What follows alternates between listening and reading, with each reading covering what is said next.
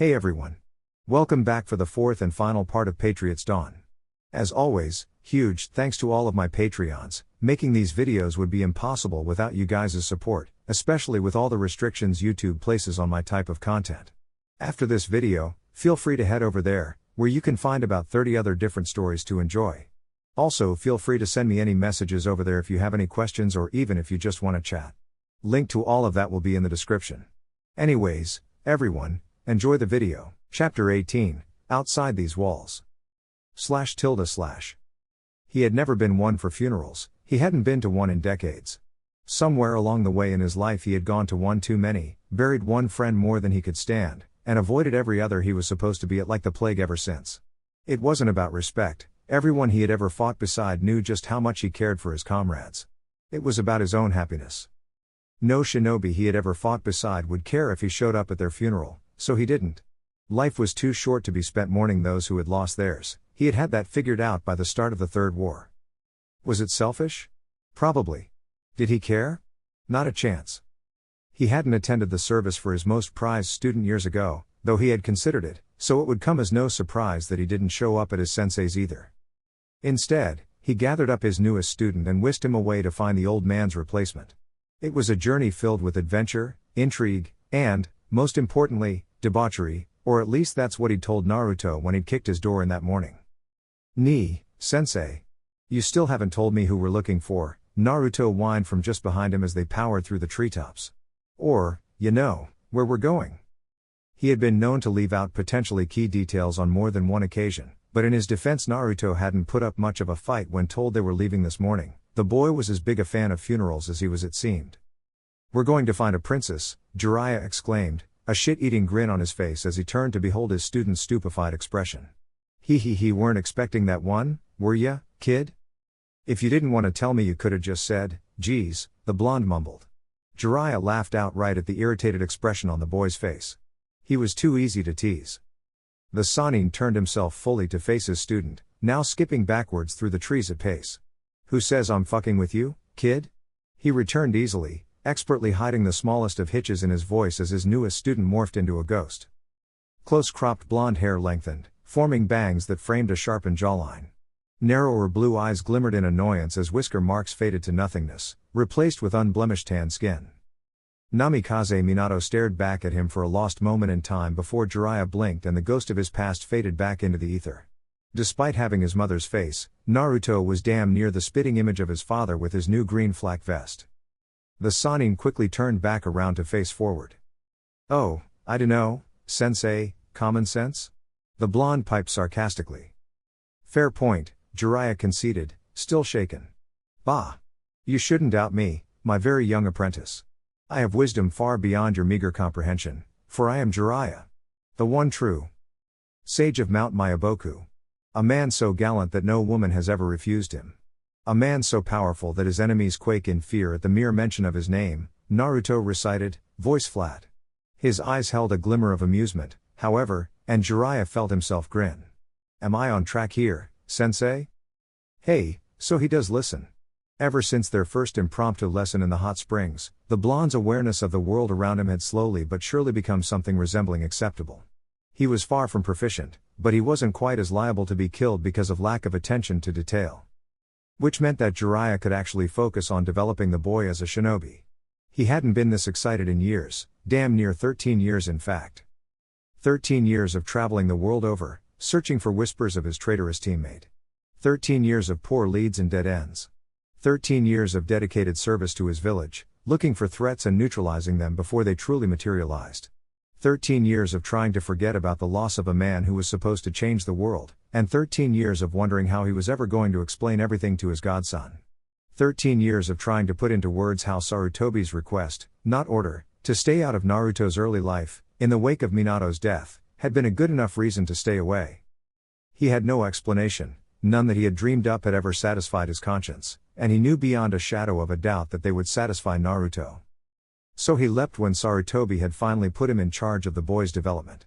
Over a decade of traipsing about every corner of the continent suddenly became worth it. He had uncovered information about an organization that was hell-bent on capturing the Bijou, their hosts be damned, and knew that Naruto would soon be hunted. And not just by the Akatsuki. Not even he had predicted that Naruto would ever get caught up in Orochimaru's twisted machinations, which only heightened the pressure he was under. Naruto needed to be well prepared to fight the coming darkness, and the task had fallen to Jiraiya. Perhaps 13 years was too conservative of an estimate. He hadn't been this excited since the end of the Second Great War. He had had 2 students prodigiously talented in the shinobi arts, either of whom he had been certain would change the world as the child of prophecy.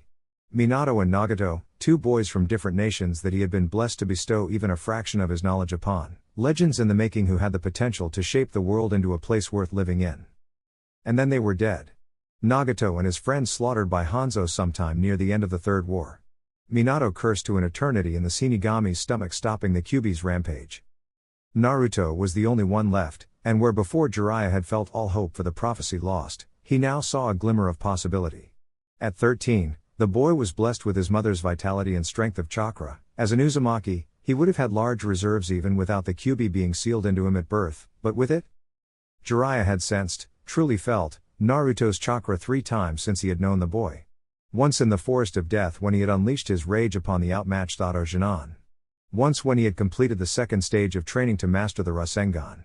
Once when he had let loose a fraction of the Kyuubi's power in his fight against Gaara.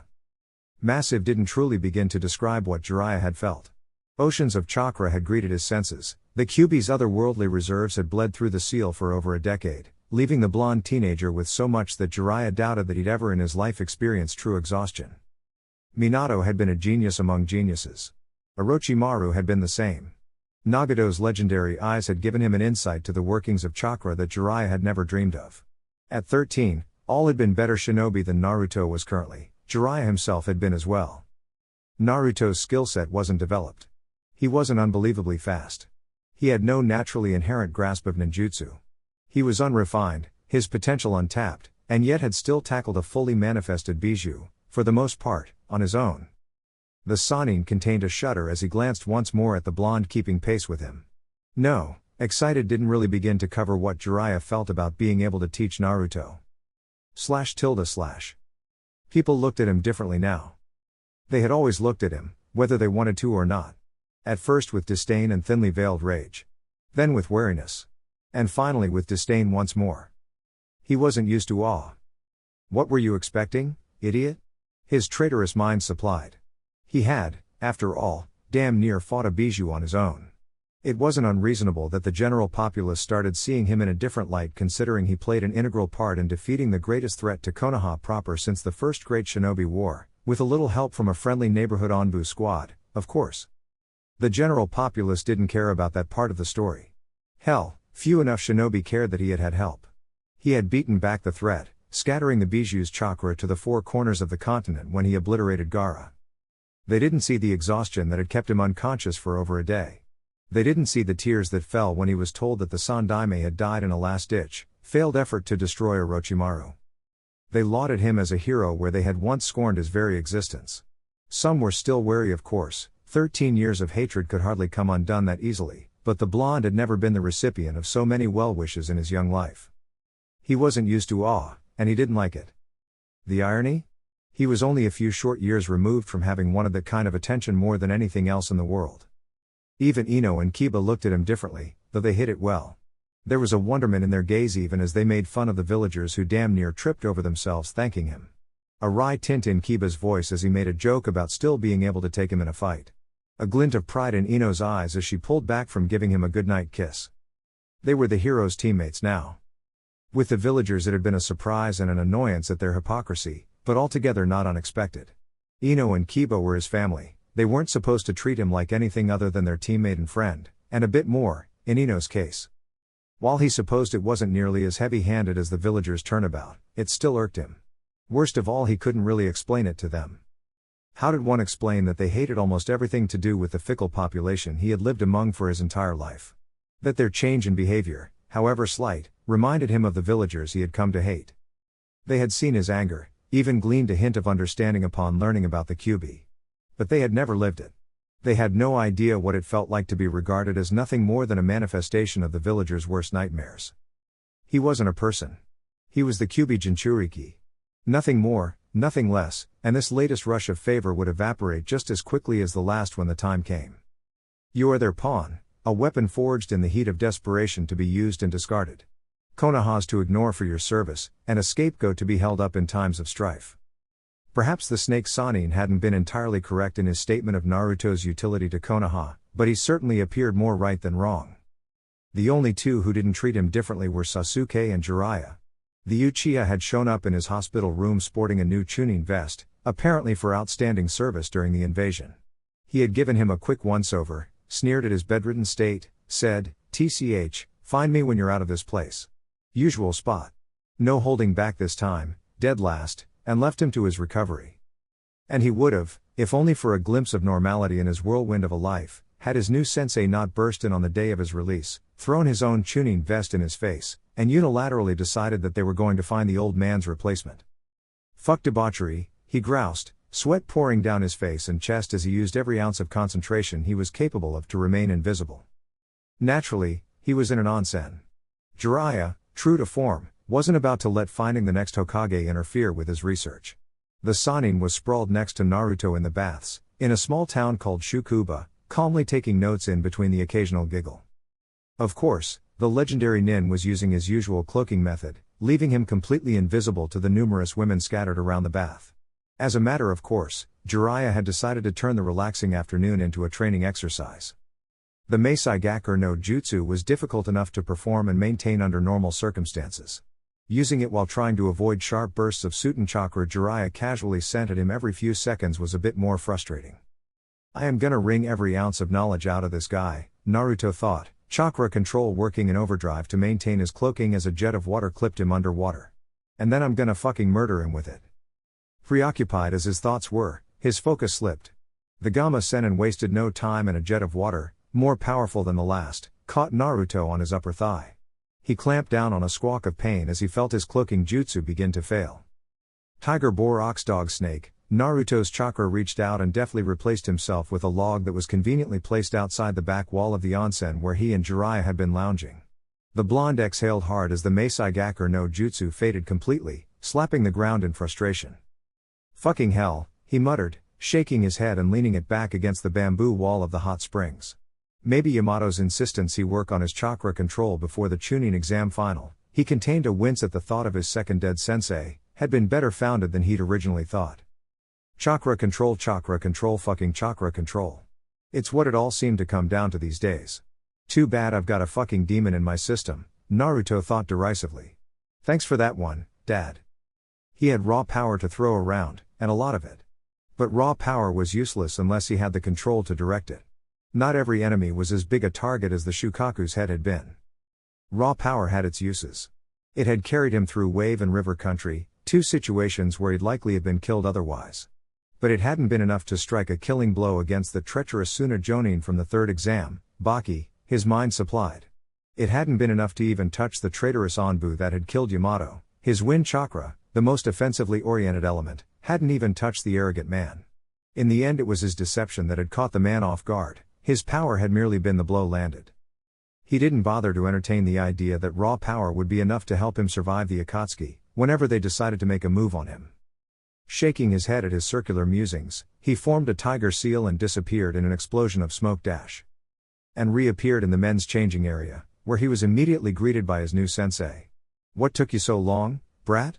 the Sannin asked, already changed and flipping casually through the pages of notes he had collected in the hot springs. Naruto blinked in surprise. Jiraiya always took his time before leaving the onsen if Naruto had been cast out first, for research purposes, of course. Thinking, "Sensei." The white-haired man snorted. "Didn't hurt yourself, did you?" Naruto felt one of his eyes twitch. This guy. Skillfully ignoring his immature sensei, the blonde quickly changed into his standard attire, now complete with his brand spanking new Chunin vest, and led the way out of the onsen. Jiraiya swiftly overtook him, still flipping through his notes in earnest. Shukuba town wasn't quite a city, but it was unlike any other place Naruto had been in his admittedly limited travels. It was a place designed entirely for the pleasure of those who were within its walls. Inns, restaurants, bars, and, most notably, brothels lined the main streets. It had a small casino that Naruto and Jiraiya had scoped out upon their arrival the day before, and the hot springs they had just left. Even though Jiraiya insisted that this was the first, entirely legitimate stop on the way to finding the Sandaime's replacement, Naruto had his suspicions. Jiraiya sighed from in front of him, tucking his notes into a seemingly non-existent pocket of space. He turned to Naruto, eyes serious. "Alright, kid, look, I'm no good at all this touchy-feely emotional crap you've had going on since we got here, but I'm gonna try anyway. What's eating you?" The blonde started, but before he could even open his mouth in protest, Jiraiya had cut him off. "And don't feed me some bullshit line about thinking. You can't bullshit a bullshitter, brat. I'm the best there is at what I do." Naruto glanced away, a frustrated sigh escaping his lips. "Dunno where to start." "Some say the begin." "Yes, the fucking beginning, sensei," Naruto snapped, pointedly ignoring Jiraiya's self-satisfied smirk. I need to be stronger." The Sannin paused in the street and Naruto halted just behind him. Jiraiya pondered his statement for a long moment before dash. "That's what you're going all angsty on me for, kid?" He was going to kill him. "Seriously, kiddo, you're 12. 13. Same shit." Jiraiya waved him off. "My point stands. This isn't the type of shit you need to be worrying about right now." The older man sighed heavily. "You're young. You'll get plenty strong in time." "I don't have time," Naruto bit out, nearly spitting the words. The Chunin exams had shown him his limits in extensive detail. Nearly ineffective against the two treacherous shinobi in the arena, powerless at the whim of Orochimaru. Now, picture yourself standing alone, against an organization of my near equals. No, raw power wasn't going to be nearly enough. Jiraiya sent him a measuring look that the blonde returned with equal measure. The Sannin huffed, closing his eyes in apparent exasperation before focusing back on his student. "Look, Naruto, I get where you're coming from," he said. "You've seen a load of strong shinobi these past few weeks, never mind the Shukaku. It's intimidating, it's mind-boggling, and it's scary seeing that kind of strength thrown around," he continued. "But you can't let that change you. You can't let that glimpse of power alter how you live your life, it's not worth it. Trust me on that one." The Sannin trailed off, gazing outward and upward for a moment, seemingly lost in some memory or another. Naruto was silent as he watched his teacher. "I remember one day, I wasn't much younger than you are now, me and the rest of my Jinan team were coming home from a mission and ran into an Iwa kill squad. 4 elite Jonin, went by the name of the Senten Butai, they were pretty well known back in the day too," Jiraiya said. "Wanted Sarutobi sensei's head, of course. Well, the old man just told us students to stand back while he took care of business." He shook his head with a wry smile. "Sensei made quick work of them, but 3 managed to survive the first few seconds of the fight. I just remember thinking that they were 3 tough-ass shinobi to be able to do that, real elite Jonin." Jiraiya snapped back to the present in an instant, taking Naruto off guard with the sharpness of his gaze. "None of the 3 of us were the same after that. We had seen Sensei show off before, but to dispatch 3A-ranked shinobi without blinking an eye? It was unfathomable. We all wanted a slice of that cake, so we went out and got it." The Sannin sighed, rubbing his temple tiredly. "I guess what I'm trying to say, Naruto, is that it's easy to fall into the trap of constantly chasing power. It's there for the taking, but it demands a sacrifice. Me and Tsunade? We sacrificed a lot, and we got a lot stronger for it. And Orochimaru? That day changed him more than any of us. And, well, you know how he turned out." He pinned Naruto with a searching gaze once more. "I've seen a lot of shinobi go the way he did, kid. Good shinobi. Good men and women twisted by their need to get stronger. I've had to cut a few of them down myself." Naruto's stomach dropped to his feet. "I don't want to see that happen to you too, kid," Jiraiya finished quietly, turning to resume their walk back to the inn. Naruto, shell-shocked, followed in his wake. I understand, sensei," the blonde ventured after a few moments of silence. His lack of time, however, remained. But you've still got my crazy ex-teammate interested in you," Jiraiya cut in. "Never mind, others." The hairs on Naruto's arm stood up as a swooping sensation passed through his stomach. Could he mean others, sensei? He asked quietly. The large man sighed, and he had done a lot of that today, lips quirking into a mirthless smile as he looked at his student. It's all about power in the end. Ever since the time of the Rikudo Sennin, people have been obsessed with the bijou. That hasn't changed in centuries. There are always going to be people trying to claim the power of the tailed beasts, and the Kyuubi especially. My old teammate is one of them, and he's far from the only one, Jiraiya said. He sighed once more. I'll get into them with you soon enough, Naruto. For now, just trust me, okay? He offered the silent Naruto a reassuring smile. I'm not about to let guys like that get their hands on you, and I'm a pretty good guy to have watching your back. It was Naruto's turn to sigh. I just want to be able to take care of myself. I don't want you to have to watch my back, sensei. He nearly started as Jiraiya clapped a hand to his right shoulder and squeezed. Course you don't, kiddo. Gotta give it time, though. I'll have you whipped into something resembling a decent shinobi soon enough. Hell, you already don't suck nearly as much as you did a month ago. Naruto swatted at the hand on his shoulder good-naturedly, managing not to bristle at the casual insult to his skills. Sensei, with all due respect, please go fuck yourself. Ha! You should know by now, brat, there's always a willing woman waiting for me just around the corner. The blonde rolled his eyes, smiling in spite of himself. Sure there is, you perv. Super pervert to you. I told you not to sell me short, Jiraiya chastised seriously. And would you look at that, he whispered fiercely. Naruto followed his gaze and immediately felt his eyebrows shoot toward his hairline. A buxom brunette sashayed toward them from the front of one of the many pleasure houses they were passing. She wore a tight, strapless blue dress that left little to the imagination.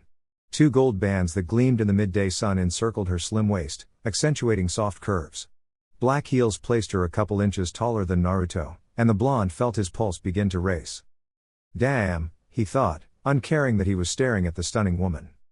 The smallest upturn of full lips belied her awareness of the attention she was being paid. She surveyed the two of them for a moment before her eyes, as dark as her inky hair, settled on Jiraiya. A wink so quick Naruto wondered if he imagined it was tossed the Sanin's way. The blonde ruthlessly quashed a flare of envy for his teacher, and she turned slowly to walk toward the storefront she had come from.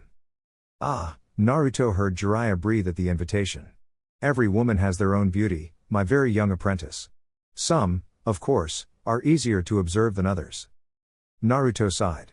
Lucky bastard, he thought uncharitably, still staring at the retreating form of the woman. The room key, sensei? Hey, you catch on quick, kiddo. Jiraiya tossed him the key and spared him a glance far sharper than the blonde had expected. Go work on your meditation back at the room. Focus on your awareness of the here and now. His face was relaxed, as befitted a man about to greatly enjoy his afternoon, but Naruto's eyes, slowly but surely learning to truly see, noticed a slight tension in his teacher's bearing. He exhaled, immediately on his guard. Yes, sensei. There's a good student, Jiraiya said, swiftly ruffling Naruto's hair before the boy could react. He strode off after the woman in blue, hastening to catch up to her. I'll be back before too long, kiddo, he tossed over his shoulder. A promise. Naruto nodded silently. He didn't know what had suddenly set Jiraiya on his guard, but he knew to be wary. Anything that would set the Sannin on edge was definitely worrisome. For now, just trust me, okay? Doesn't look like I have much of a choice, Naruto thought, Jiraiya's request from just minutes ago ringing in his ears. He formed a single sign and disappeared in sunshine. // The door locked with the click of the tumbler. Naruto wasted no time creating 3 cage bunshine. One immediately hinged into a chair next to the door that the second sat on. The third took a seat on the bed, legs crossed under it, and began to meditate. Naruto, the original, formed a tiger seal with his hands. Taking a deep breath, he pushed his chakra to the surface of his skin on the exhale. The feeling of eggs breaking broken over every inch of his skin was familiar now as the Meisai Gakur took effect. Precautions taken, he plopped down against the wall facing the door of the small room, the window looking out into the street just above his head.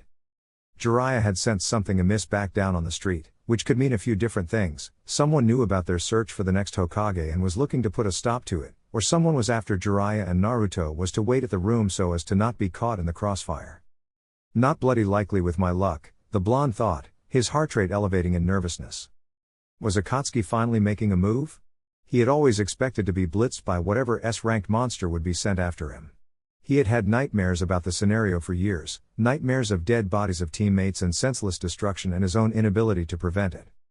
He hadn't expected to be waiting for the assault, sitting in a hotel room while the clock ticked away in the corner, possibly spending the last moments of his life wondering when the other shoe would drop.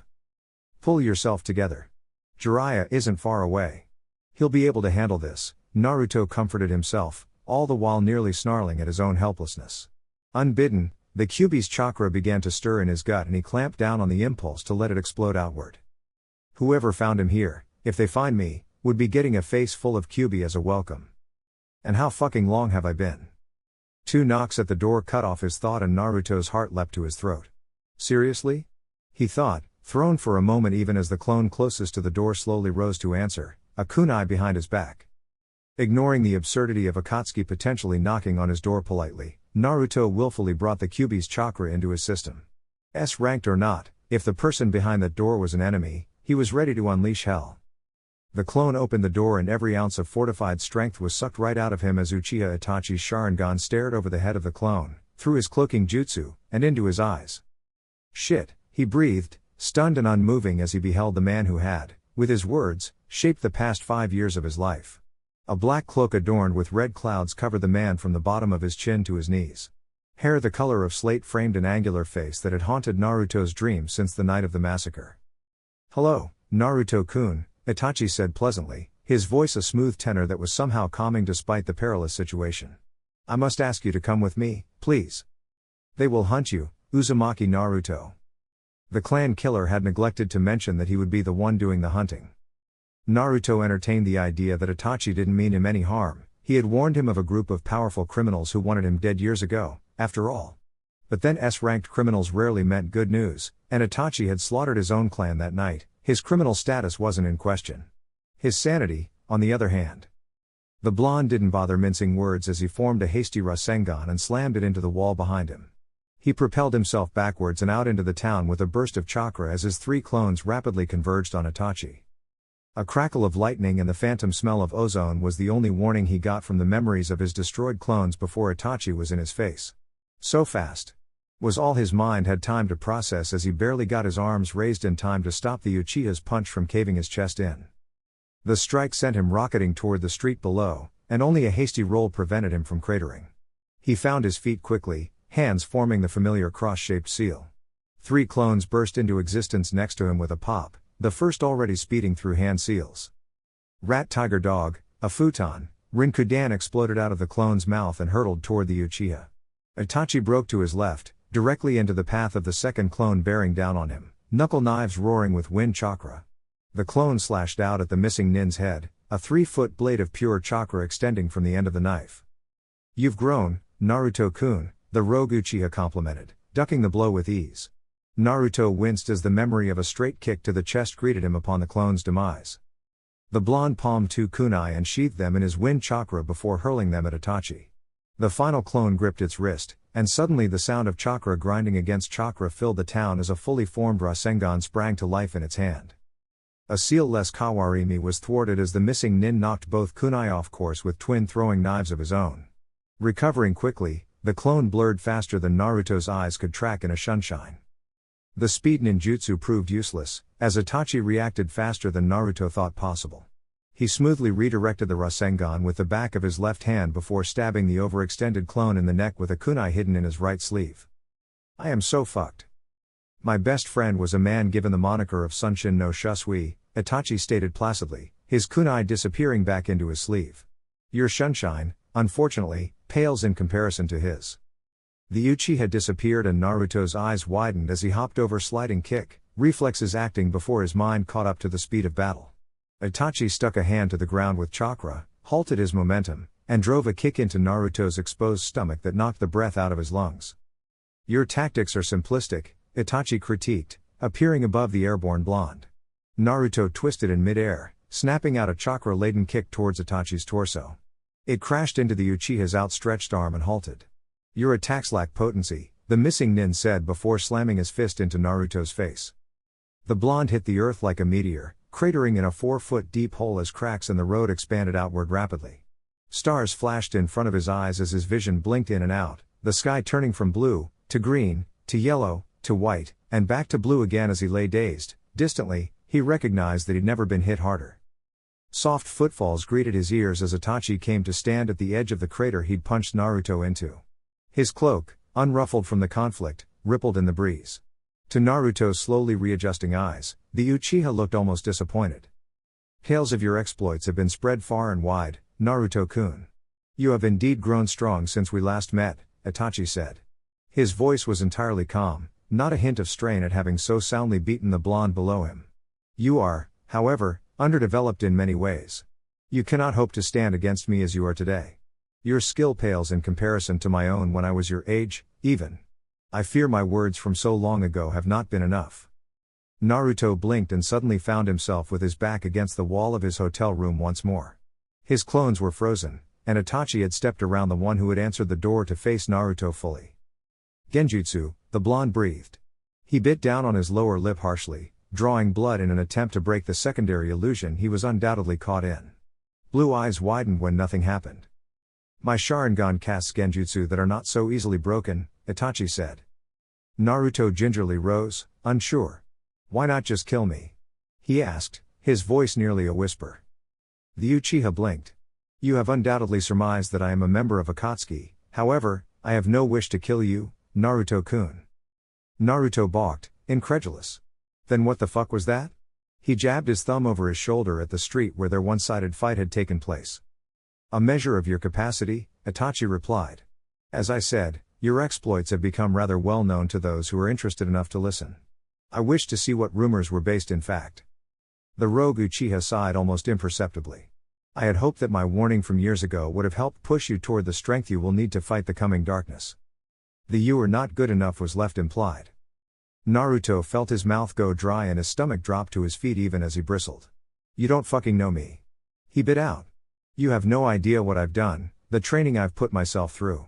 The words tasted like ash in his mouth even as he said them.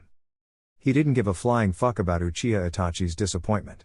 What that disappointment meant, however, was significantly more terror-inducing. I doubt neither your training nor your dedication. Merely your skill. Itachi regarded him impassively, Sharingan eyes seeing everything, perceiving everything about him. Naruto averted his gaze, clenching his fists at his side.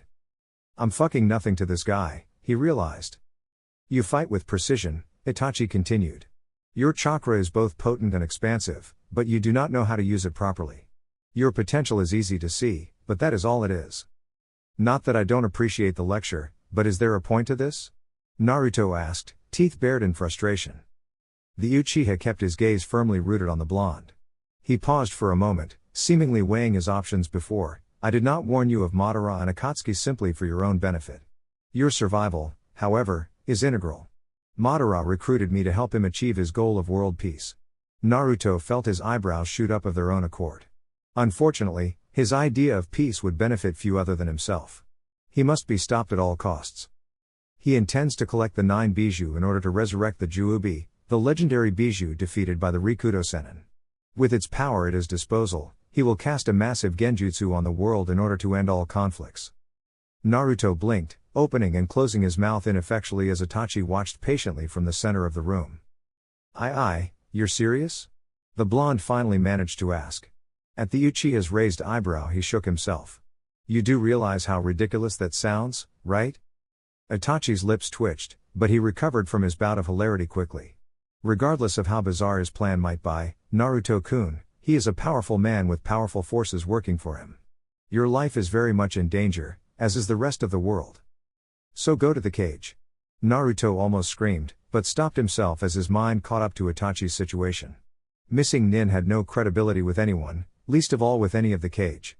The story he had just told Naruto was flatly ridiculous in all aspects. The only reason the blonde hadn't rejected it out of hand was because Madara's continued existence had been confirmed by the Kyuubi. Any of the 4 sitting cage would laugh off the story before calling their Anbu or attacking Itachi themselves. The renegade Uchiha was short on potential allies, but the possibility forming in Naruto's mind was still far-fetched to the point of being ludicrous. So, what? You told me about Madara and Akatsuki years ago, and you're telling me more now. What do you want from me?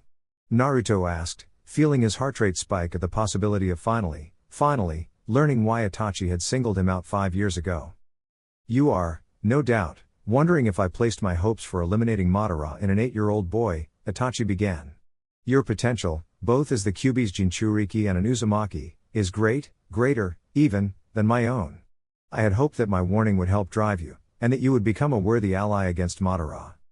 It seems my words were not enough, he finished, and Naruto felt the cold edge of failure pierce him. He didn't care about Itachi's hopes and expectations. But he did care about his life. Excuses could be made easily enough, but they could just as easily be dismissed. He was 13, but Itachi had been 13 when he'd murdered his clan. He was hampered by being in a team, but Itachi had been in a team and simply blew past them in the ranks. Every obstacle to strength that Naruto struggled to overcome in Konoha was one that Itachi had surmounted with ease. So what now? Naruto asked, voice quiet. His knuckles turned white as he clenched his fists at his sides. The renegade Uchiha cocked his head to the side, surveying the blonde. Are you so easily cowed by the idea of your own failure? He asked, a true note of confusion in his voice. I thought you would be more determined in the face of death, Naruto-kun. His knives were in his hands, wind chakra obliterating the room around him before he even processed his reaction. What the fuck do you want me to do, Itachi? He all but screamed. I've trained day and night for years.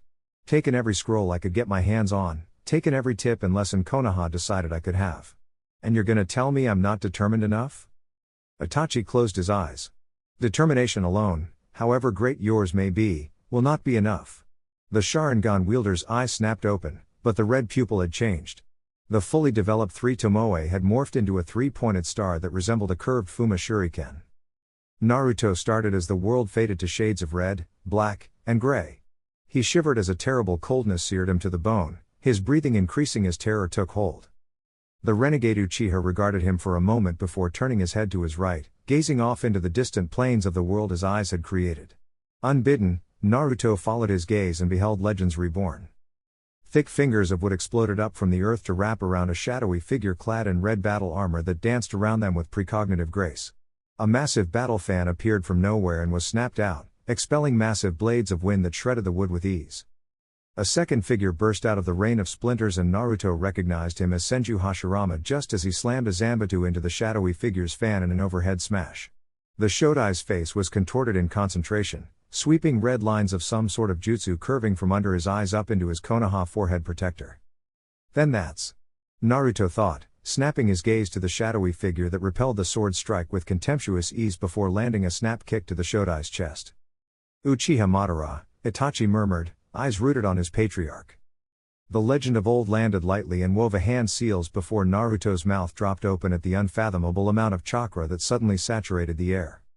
This is our enemy, Naruto-kun, the younger Uchiha stated, but Naruto was scarcely paying him any attention as a meteor rapidly descended from the atmosphere and obliterated the earth where the Shodai had stood. Even before the dust had truly begun to settle, a deafening groan split the air before crashing rock gave way to a titan of pure wood that pulled itself from the rubble. Hashirama stood calmly upon its head, arms crossed and eyes searching for his enemy. Madara wasted no time, and chakra that made Naruto's skin crawl filled the air once more. A gaping hole split the air between the two combatants, air even colder than that which had descended with the vision bringing the blonde to his knees. A roar of primal fury echoed from the tear in reality, foreshadowing killing intent that Naruto knew all too well. No, he breathed. That's not possible. He was proven wrong less than a second later as the Kyuubi ripped its way out of whatever hell Madara had opened, its fury shaking the very earth it stood upon. And just as suddenly as it had appeared, the vision receded. You now understand just what you are facing, Naruto-kun, Itachi said, somehow just as calm as ever despite the vision of immeasurable strength he had just conjured. Just who your enemy is.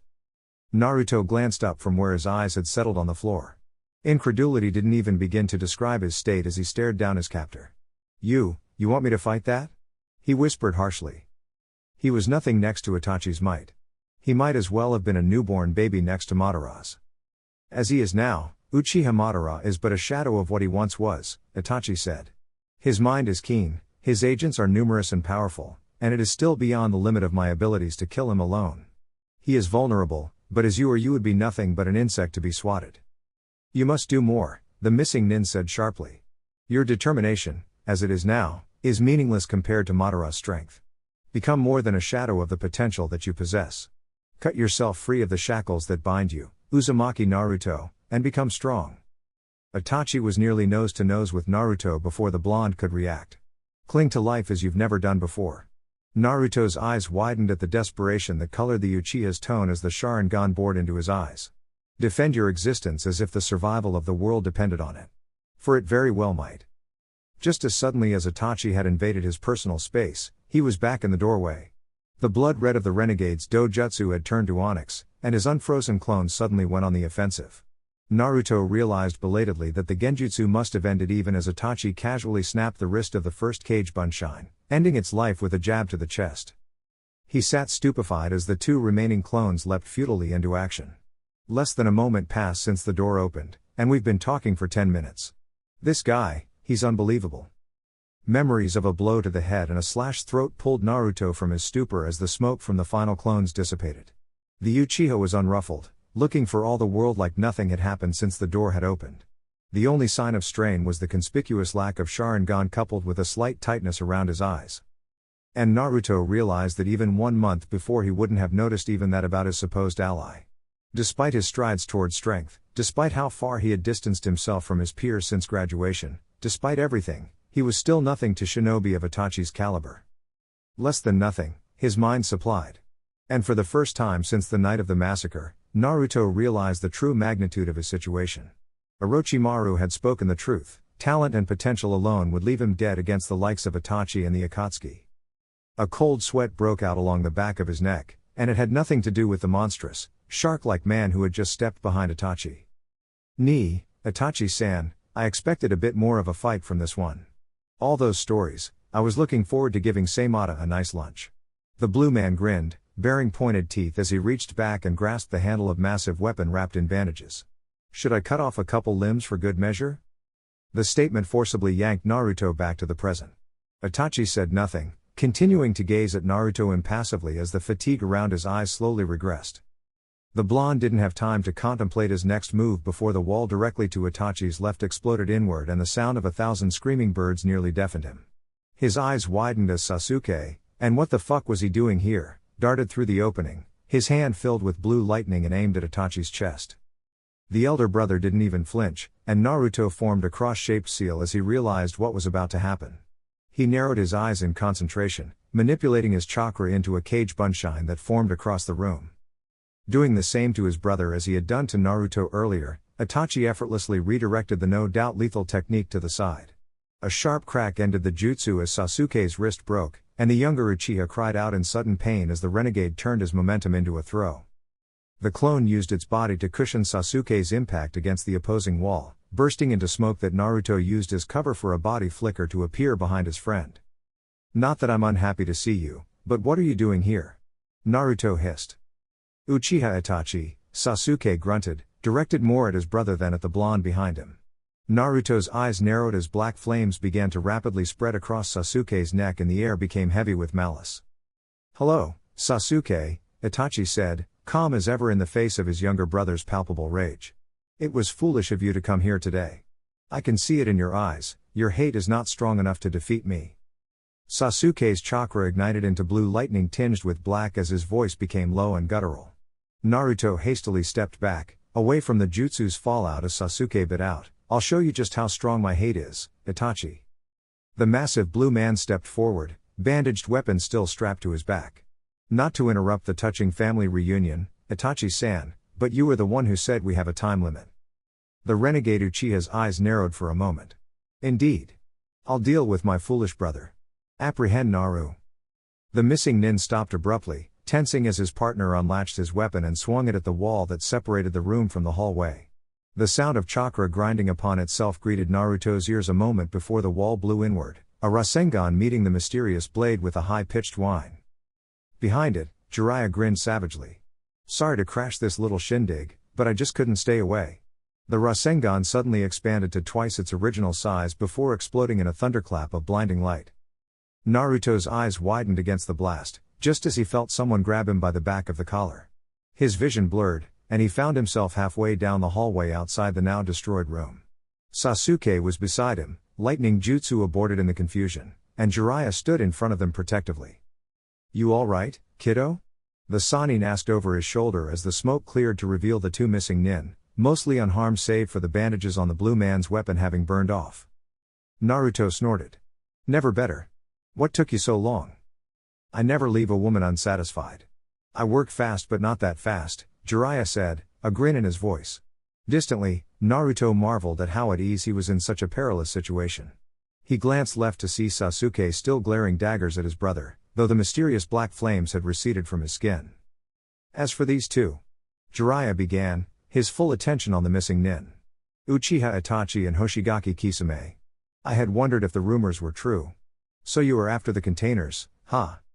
The blue man, Kisame, grinned as Itachi surveyed the Sannin. You are the source behind Kakashi's knowledge, the Uchiha stated. Got it in one, kid. Your organization is really something else, what with high-profile scum like you guys being members. Jiraiya turned slightly to glance backwards. Get to a safe distance with you friend, Naruto. I'll deal with these guys. Don't. Sasuke burst out. Itachi is mine to kill. The Sannin regarded the young Uchiha impassively. Revenge, eh? Can't say you don't deserve it, but these guys are a bit out of your league at the moment, kid. Kisame brought his scaly sword to bear. That's big talk, old man. I wasn't all that impressed with the other one of you Sannin that I met a couple years back. Naruto stared as Jiraiya actually chuckled. Met Orochi-chan, did you? Surprised he didn't feed you to one of his snakes, what with manners like yours. He might be a bastard, but he and I were kicking trash like you around for years before you were born. Enough of this, Itachi cut in.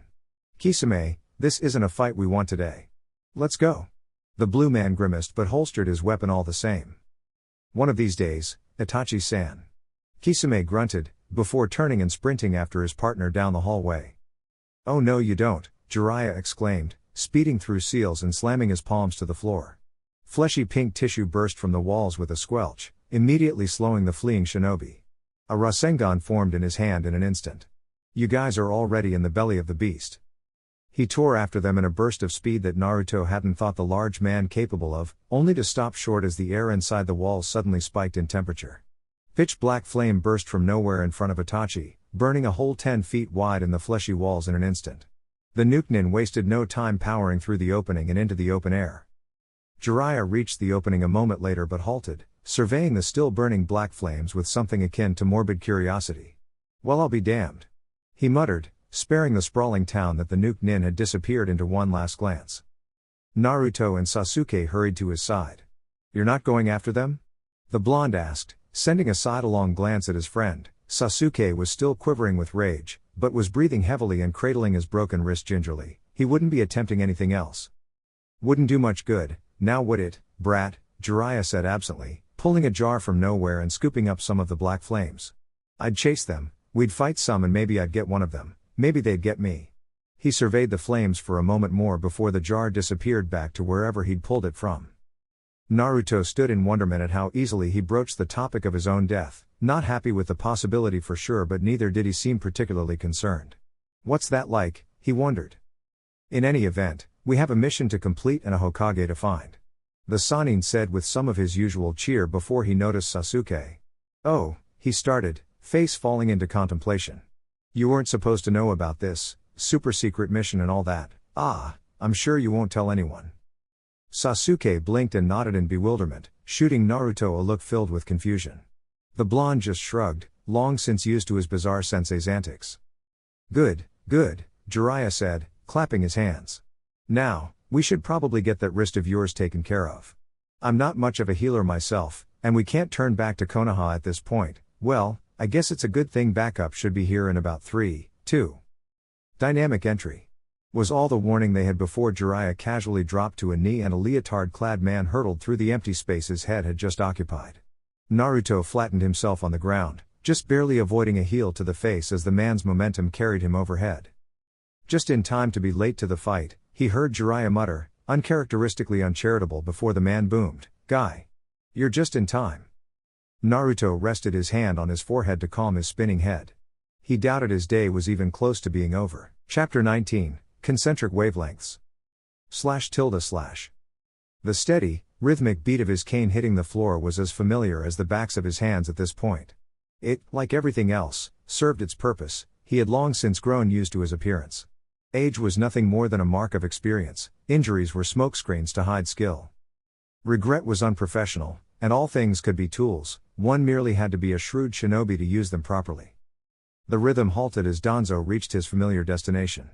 A lone Anbu with a cat mask stood guard and let him pass without a word. The familiar small, windowless room greeted the elder as the door swung open, revealing a rectangular table in the middle, equidistant from all of the walls, and his company for what was likely the rest of the afternoon waiting for him. Danzo, Yutane Koharu greeted with a nod that he returned as he sat across from them without fanfare. Koharu, Homura, he greeted in turn.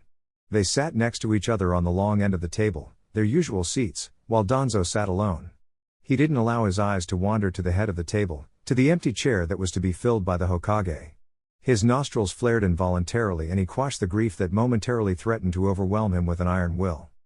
"It doesn't smell right in here," Homura commented idly, and Danzo chastised himself for being so easily read. Hiruzen had always suffocated them with his damn pipe. Regret is unprofessional, he reminded himself.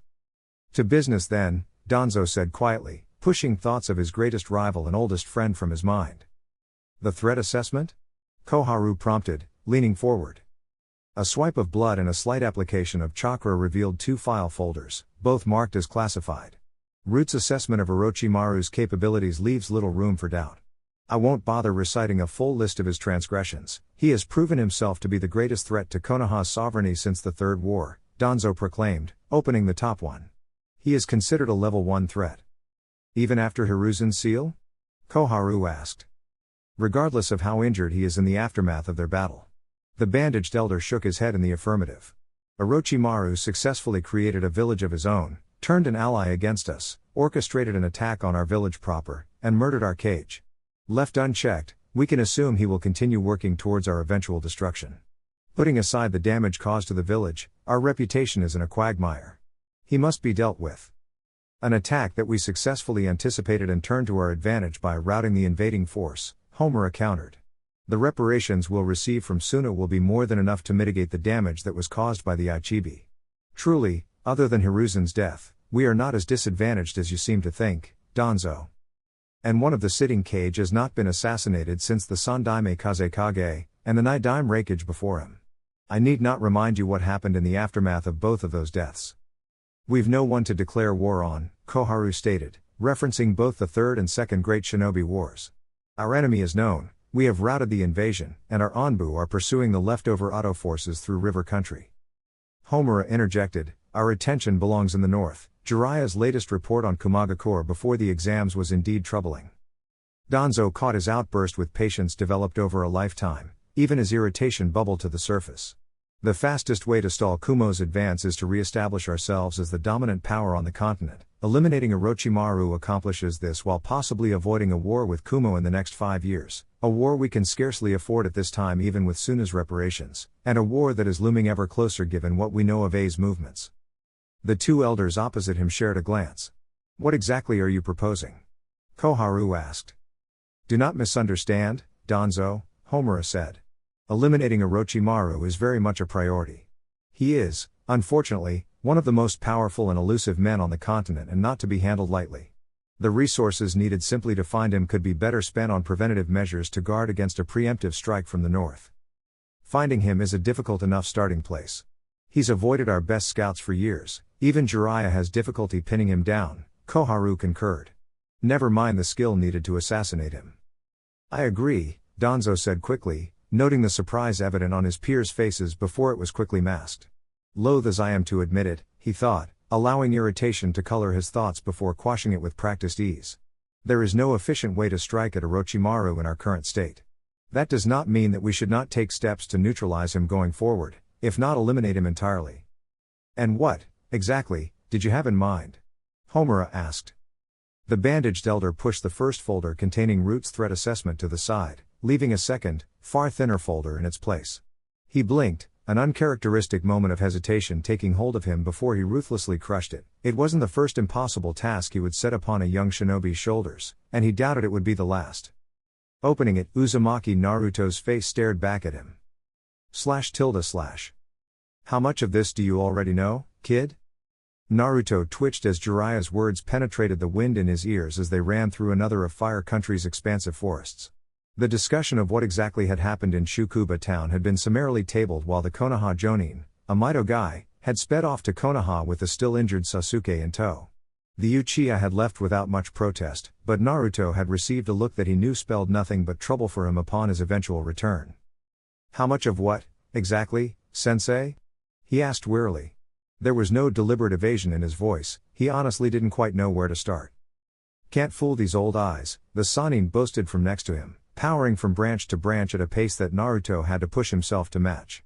You were off your game back in that hotel, but not nearly as much as a kid who just learned he's got a couple of S-class criminals after his head.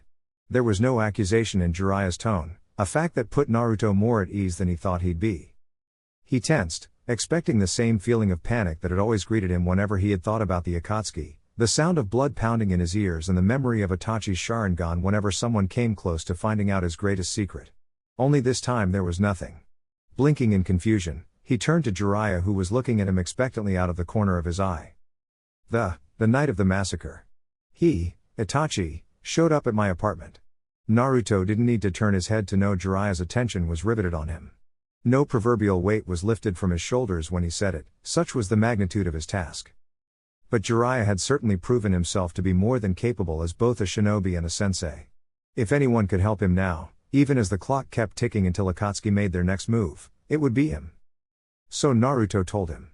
From Itachi's proclamation to his mastery of the henge, from his first fight with Sasuke to the ill-fated mission to Wave. The Toad Sannin was silent for a few minutes after Naruto finished his tale, leaving Naruto to his thoughts. He had never told anyone of the night of the massacre. Originally, he had wanted to approach the Sandaime. He contained a wince at the thought of the now deceased old man, but had refrained. Itachi himself had said that Sarutobi wouldn't be able to protect him forever, and he had figured that he might as well get used to fending for himself if he'd have to do it anyway. It rarely came up, after that initial reasoning.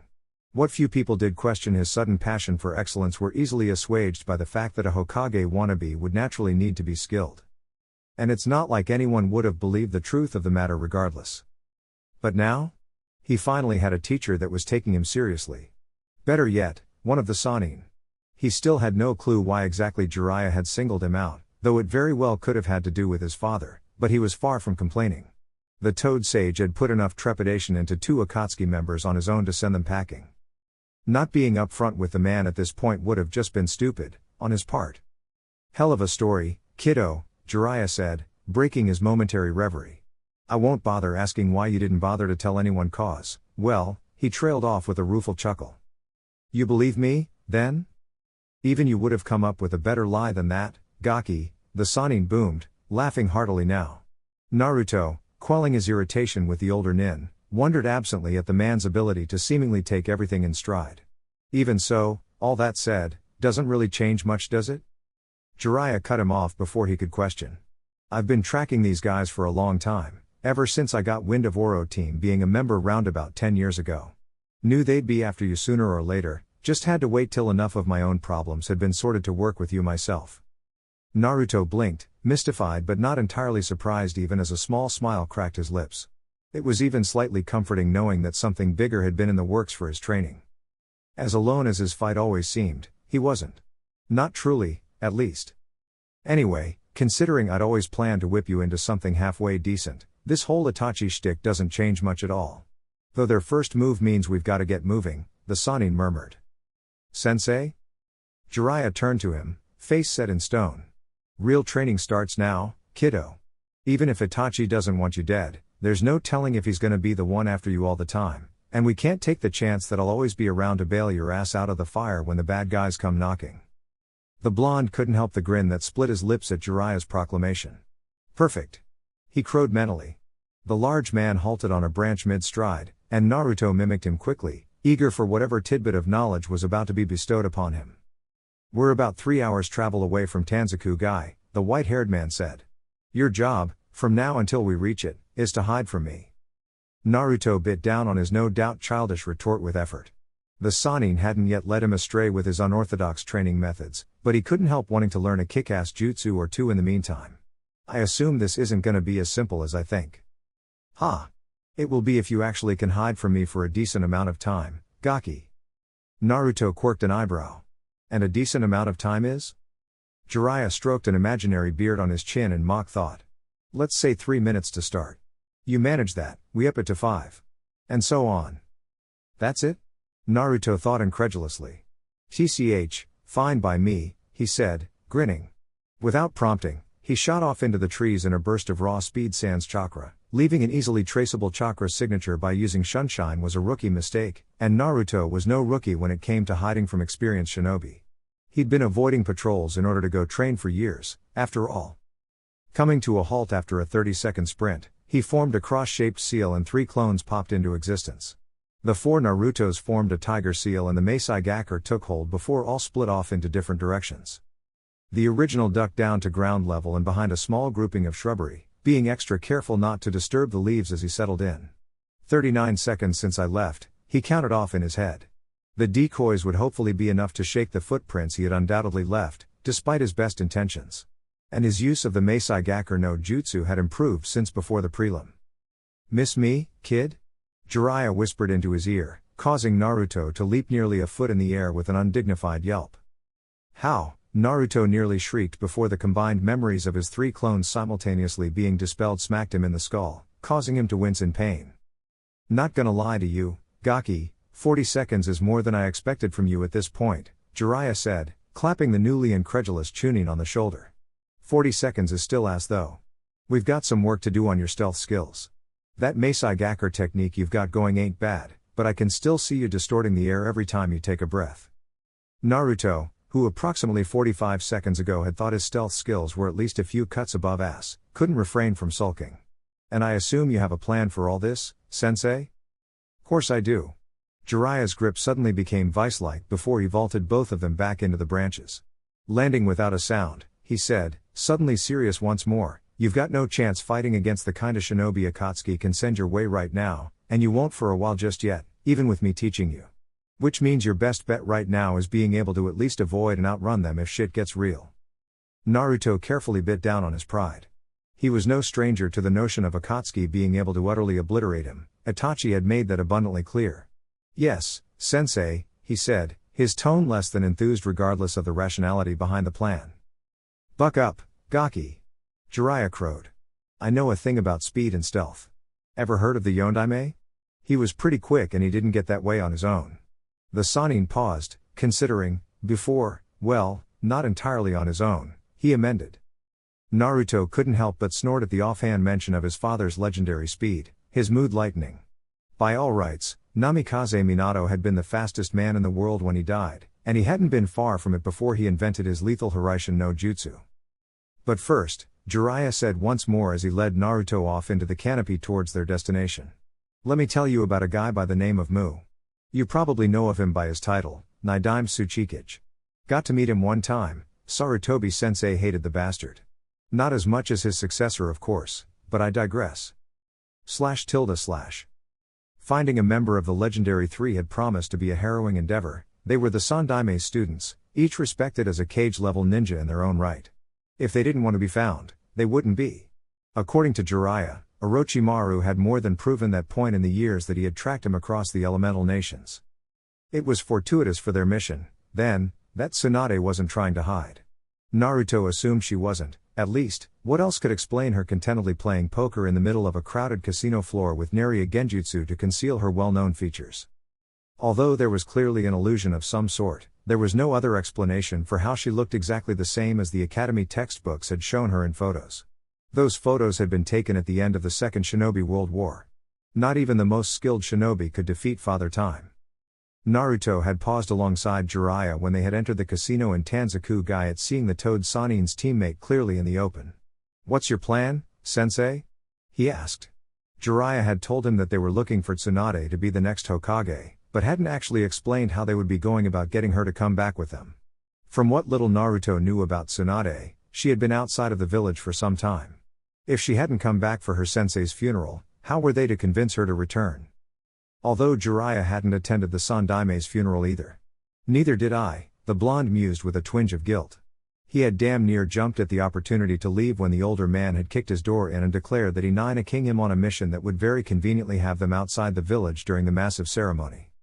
"We're gonna talk to her, kiddo," Jiraiya said, as if Naruto was the dumbest person in the world for asking. "Come on. She should be losing by now, which means she'll be on her way out sooner rather than later." "Losing?" Naruto questioned. "She's a kunoichi. Shouldn't she be able to wipe the floor with these guys?" He knew that any overt jutsu was banned from gambling halls and casinos, a rule strictly enforced by shinobi, usually jonin, hired by casino managers to keep people in line. Even so, Tsunade was far more skilled than even the elite shinobi wealthy casinos could afford to hire. Simple sleight of hand augmented by a subtle genjutsu would be all it would take to make her a winner in most cases. Jiraiya chuckled lowly as they moved onto the casino floor. You'd think, wouldn't you? Tsunade's always been a by-the-book gambler, though. Unfortunately, because she refuses to cheat, she relies solely on her skill at cards. And she, how do I phrase this, well, she's god-awful, legitimately terrible. And that bad luck of hers certainly doesn't help, the Toad Sanin said. It's gotten to the point that she's earned herself a nickname, the legendary sucker. Naruto blinked and looked up into Jiraiya's face, surprised to not hear even a hint of his sensei's familiar lecherous tone present. He's actually serious about that nickname. We sure we want her in charge of the village's finances? He asked dubiously as they neared the table in question. A young woman with dark hair and a loose-fitting purple dress sitting behind Tsunade had noticed their approach but said nothing, contenting herself with watching them near. A small pig in her arm squirmed. Tsunade only gambles with her own money, kiddo, don't you worry. Isn't that right, Haim? Jiraiya addressed the back of his old teammate's head as they stopped behind the table. I'm not sure why I bothered to hope you were in town on some other business, their quarry spoke in a voice that Naruto could only describe as husky. It was lower than most female voices Naruto had heard, and not simply due to the obvious annoyance that laced it. Bet, 50,000, she told the dealer, tossing a pile of chips into the pot that made Naruto's eyes bulge. Jiraiya laughed lightly. Not slipping in your old age, I see. And here I thought you wouldn't see us coming. TCH. I saw you at the inn where you checked in today, with the attendant you hit on, 4 blocks from here. I saw you before you even got up this morning. The river card was drawn and Tsunade flipped her 2 cards over casually and turned to face the interlopers fully. What do you want, Jiraiya? She asked before catching sight of Naruto. Her eyes narrowed and her brow wrinkled around a small diamond on her forehead, but she said nothing to the blonde. I was going to offer to take you and Shizune-chan out to dinner, but it looks like you're the one who should be treating, Jiraiya said in a careful tone that confused Naruto even as Tsunade whirled around to see the dealer depositing an extremely large amount of chips in front of her. Your winnings, Tsunade-sama, he said blandly. The Sanin, for her part, simply looked at the chips in askance for a moment before rising abruptly. Shizune, we're leaving, was all she said as she turned from the table and began striding out of the casino. Yes, Tsunade-sama, the dark-haired woman said, deftly sweeping the chips into a small bag with one hand and rising to follow the older woman. The pig was still tightly clutched. Jiraiya fell into step with the woman, named Shizune, apparently, and Naruto hurried to keep up. You've grown up since I last saw you, Shizune-chan, he commented lightly. How long has it been? Over 15 years, Jiraiya-sama, Shizune said as they exited the casino into the busy streets of Tanzaku-gai. Tsunade was still leading the way, powering through the crowd gracelessly. What is your business with Tsunade-sama? She's been very agitated these past 2 days. And winning now won't help. My cute student and I have a few questions for her, is all, the older man stated, causing Naruto to bristle from behind them. I resent the term cute. He piped, causing Shizune to giggle and shoot him a smile over her shoulder. Now, Naru-chan. I thought we worked on your manners, Jiraiya chided with all of the exasperation of a beleaguered parent scolding their child. I'll show you manners, you old perv, the blonde mumbled petulantly, doing his best not to rise to the man's bait. Any reply from the Sanin was cut off as they were led into a small restaurant off the main drag. Ignoring the host at the door, Tsunade simply walked to the back and dropped into a circular booth. The 3 others, plus Pig, followed her lead, with Jiraiya muttering something to the stunned host that elicited a vigorous nod and the man hurrying off. A bottle of sake and 3 glasses were set down less than 5 seconds after Jiraiya took a seat. What the hell do you want, Jiraiya? Tsunade asked harshly as the liquor was placed on the table. Her eyes were roiling with an emotion that Naruto couldn't truly identify but could guess at. She looked panicked. But that makes no sense, he thought, knowing to keep silent and let his sensei do the talking here. Jiraiya, for his part, simply poured out 2 cups of the steaming liquor and sat one in front of his teammate. Raising his own cup he said, to Sarutobi-sensei. Naruto felt his eyes prick slightly at the immediate thought of the old man, and he cast his eyes downward. Tsunade stiffened noticeably at the toast. Her eyes clouded over with another unidentifiable emotion before she picked up her own cup. To Sarutobi-sensei, she whispered, and drank the rice wine. News travels fast, I see. Didn't know you were still in contact with people in the village, Jiraiya said as he poured another 2 cups. Would you like some, Shizune-chan? The dark-haired woman shook her head, opting to favor her master with a closed look. I have my sources, Tsunade responded, taking a second cup of sake. You still haven't answered me, she accused, though the heat had gone out of her voice. Jiraiya cut right to the chase. We need a new Hokage, he said. You were always the most organized of the three of us, and the best at dealing with all the clans. You're the last of the Senju and renowned across the continent, a face that would let the world know that Konoha is still strong. The blonde woman blinked, turned her eyes to the sake still in her cup, and brought them up to meet Jiraiya's steady gaze again. She barked a laugh that rapidly devolved into a fit. You must be joking, she managed to get out around her laughter that was rapidly escalating in volume and decreasing in rationality. Jiraiya said nothing as she laughed hysterically to herself, content to sip his sake and stare at his teammate. Naruto, confused, tried to catch his gaze only to give up after a minute and glance back and forth between a steely-eyed Shizune and the hysterical Tsunade. You always were an idiot, Jiraiya, she began after her laughter had abated a minute later.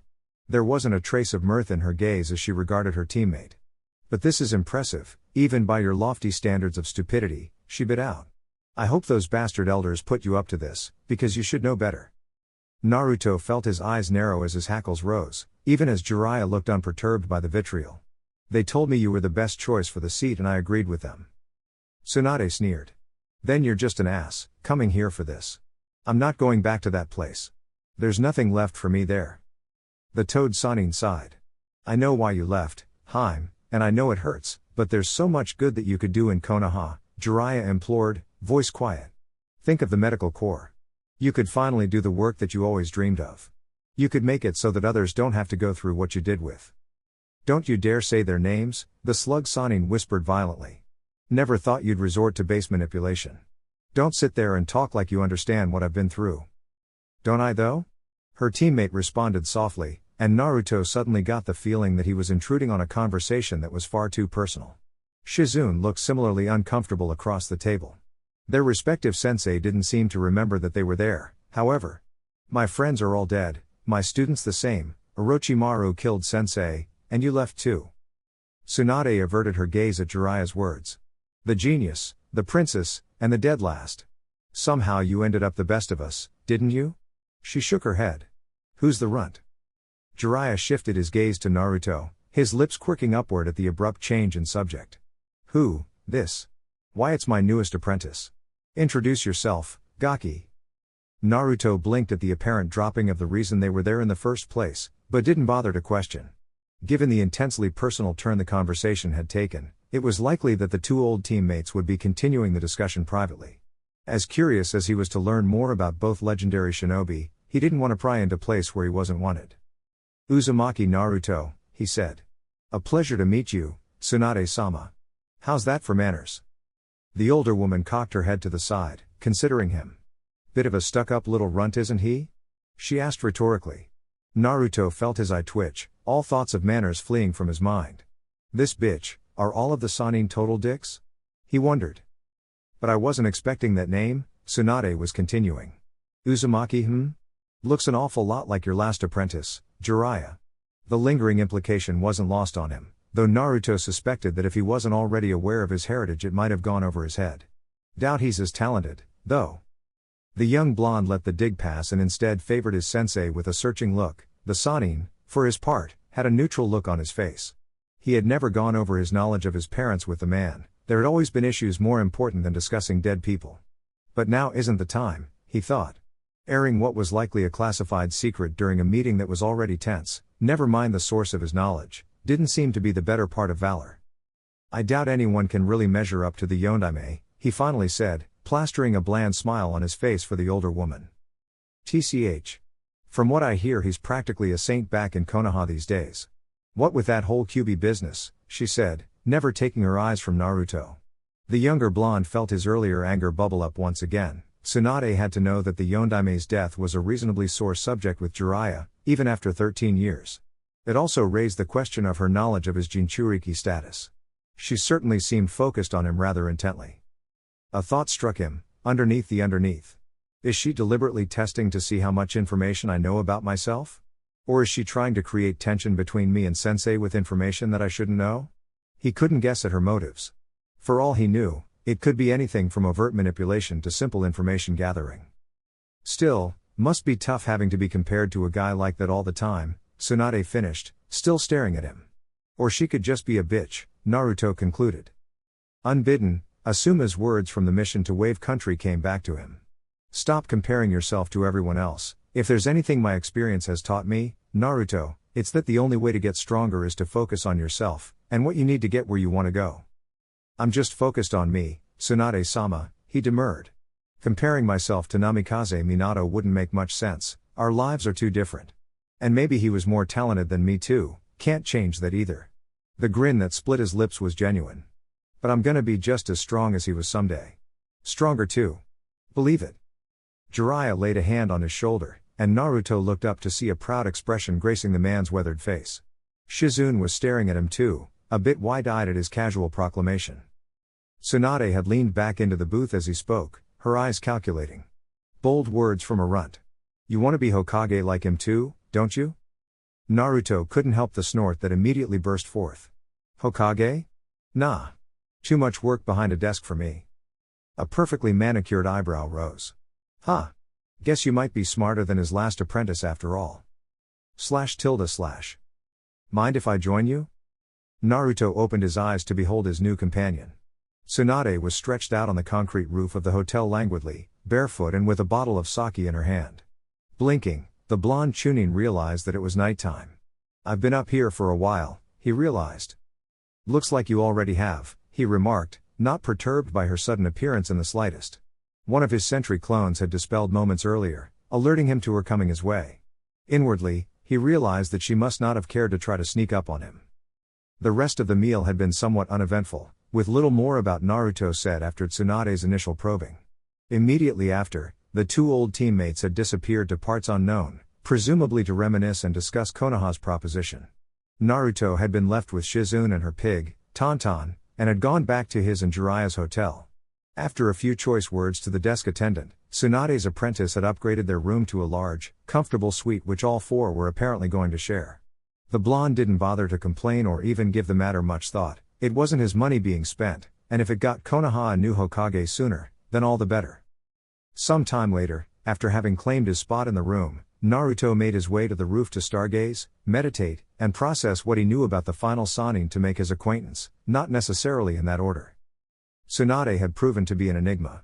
He knew a bit about her history from the academy and his personal digging on the Sannin, both after Orochimaru had revealed himself in the Chunin exams and when Jiraiya had taken him on as a student. Little in his research could help him guess at what exactly was driving the legendary woman, however.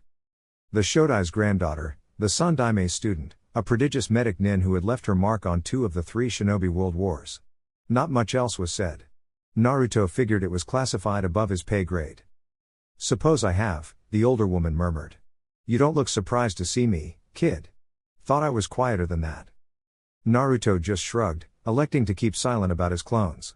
They were all practicing the Meisai Gakur while serving as his lookouts, which meant that either they had managed a breakthrough that allowed them to escape Tsunade's notice, she wasn't paying attention, or she was probing like he suspected she had been at lunch. Betting on the last one, he thought with mild irritation. Thinking underneath the underneath was both annoying as fuck and more mentally taxing than he liked to admit. You're also drunk, he said, taking note of a slight red hue tinging her youthful face.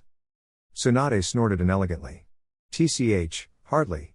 When I'm drunk, you'll know about it, kid. I'll make note of that.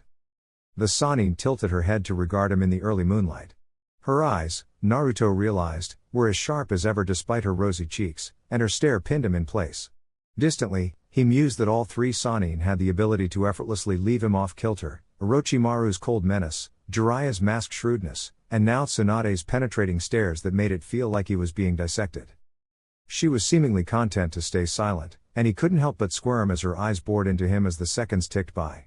Her eyes were a honeyed brown, he noted, with little flecks of gold that he was certain would gleam in the proper light. Unbidden, his eyes were drawn slowly downward to the soft curve of her neckline as her pale skin seemed to glow in the early moonlight. Further down his gaze slid, from her neckline to her exposed cleavage, and he felt himself lean forward ever so slightly. Naruto jerked his head back with a snap, disrupting the internal flow of his chakra with a gasp. Genjutsu. Across from him, Tsunade returned her gaze to the night sky without a word. This woman, The Sannin, Naruto thought, they're unreal. He wasn't the best when it came to genjutsu, and likely never would be, but he knew the signs of one, how to detect them, and how to dispel them quickly. Ino and Asuma had made sure of that. And yet Tsunade had waltzed up and ensnared him for nearly a minute without so much as a hand seal. She isn't even known for her genjutsu. He shook himself, anger at himself for being easy prey clawing at his thoughts. Another test? He growled hoarsely. He recognized his sensei's influence when he saw it. Tsunade shrugged. Jiraiya asked me for a favor. Naruto snorted and shook his head. Course he did, he muttered under his breath. That the only one he asked you for? He snarked, leveling a raised brow at the Sannin. Ha! The old perv wouldn't dare if he knew what was good for him. The blonde woman chuckled to herself. Though I suppose he doesn't, now does he? Naruto turned his eyes skyward as his companion trailed off. It would be just like Jiraiya to test his capacity to handle subtle genjutsu by sending a gorgeous woman to distract him. The man was apparently the master of devious training methods. Their stealth game of cat and mouse on the way into Tanzaku-gai was just one example. One more thing to work on. He was certainly grateful that his sensei was clearly taking his training seriously, frustrating as it was at times. Jiraiya knew what he was up against better than most, having tracked Akatsuki for a few years back when Orochimaru had been a member. And he certainly had a proven track record of powerful apprentices. The thought of the Yondaime brought Naruto's musings to a halt. Blue eyes flickered over to Tsunade briefly, considering. Jiraiya had undoubtedly been talking to her for much of the day about their mission, but damn if he wasn't curious himself. Why'd you leave? He asked bluntly. He doubted his abilities at extracting information from people extended to legendary ninja. The honey-brown eyes were locked on his before he could blink, and the gaze was far less inviting than it had been the first time. That's a pretty personal question, kid, she said quietly. And you walked up here and put a genjutsu on me without prompting, Naruto thought. Beauty aside, he had no desire to have sexual thoughts about his sensei's teammate. She was old. Just curious, he said instead. You haven't been in the village for at least 15 years. Didn't think that was standard for future Kages. Tsunade snorted. And who says I'm a future Kage? The Chunin felt his brow furrow. Well, I mean that's why we're here. Feel like your village asking you to come back and be Hokage isn't something that you can, well, ignore, he said, entirely confused. TCH.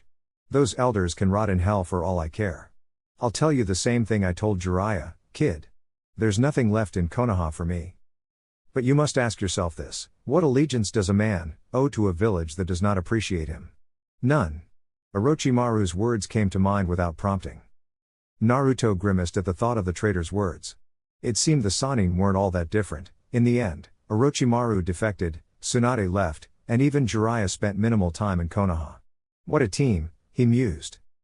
That's it, then? He asked, intrigued. I didn't think Jiraiya-sensei would let it go that quick.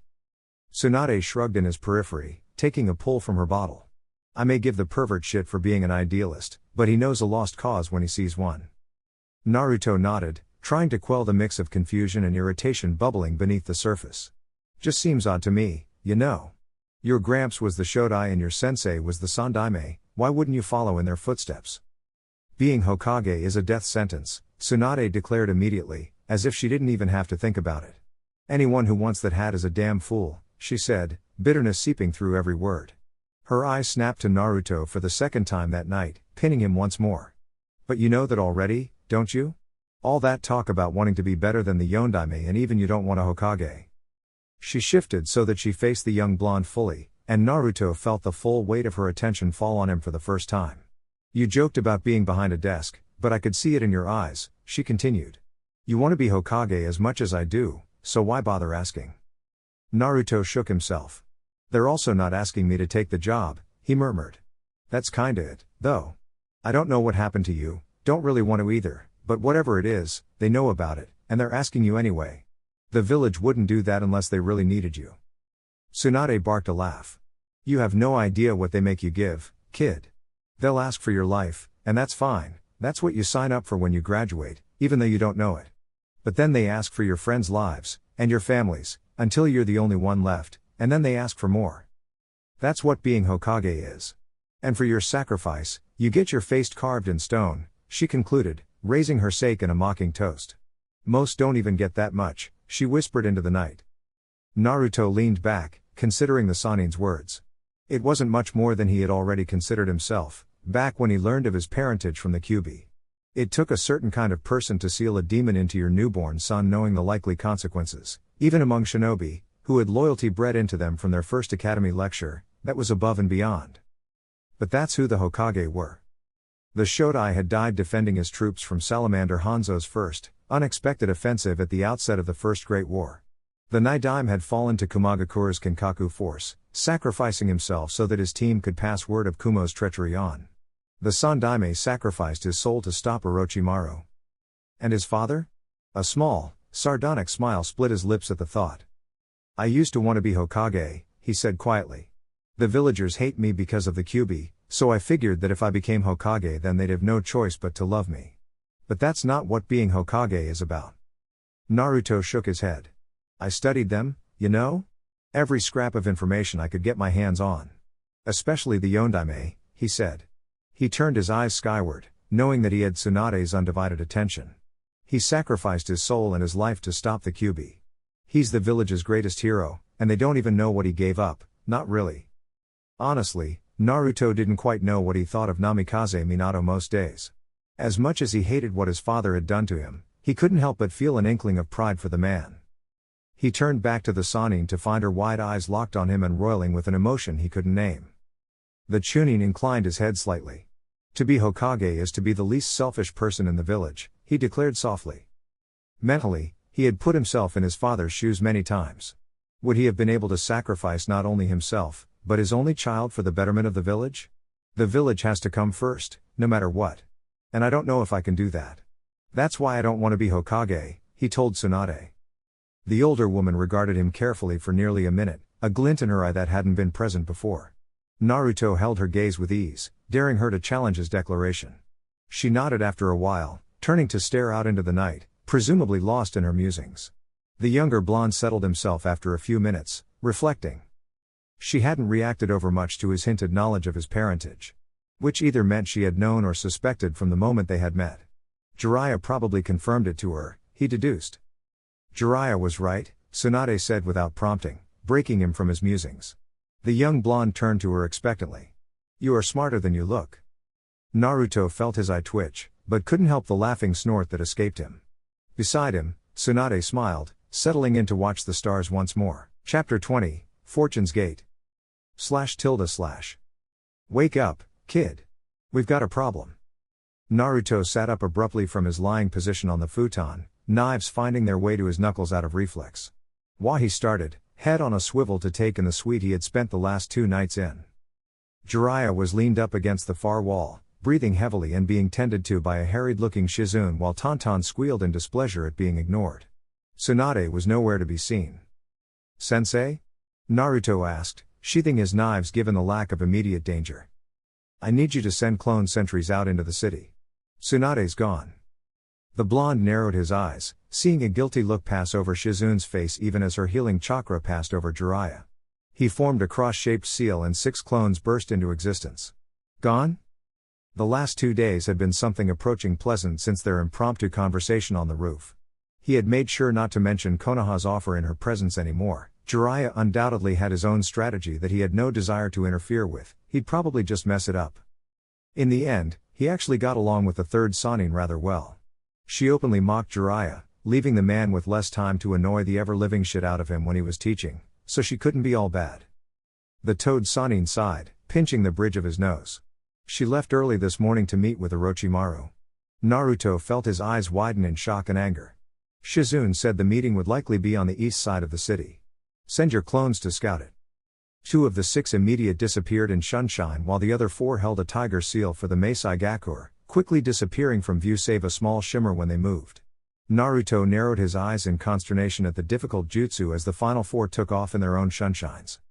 She's meeting with him? The blonde bit out, addressing Shizune directly. What is he even doing here? Shizune dropped her eyes to the ground as she took her hands off Jiraiya's back. Orochimaru and one of his subordinates approached Tsunade-sama early in the week, asking her to heal his arms that had been damaged in his fight with the Sandaime.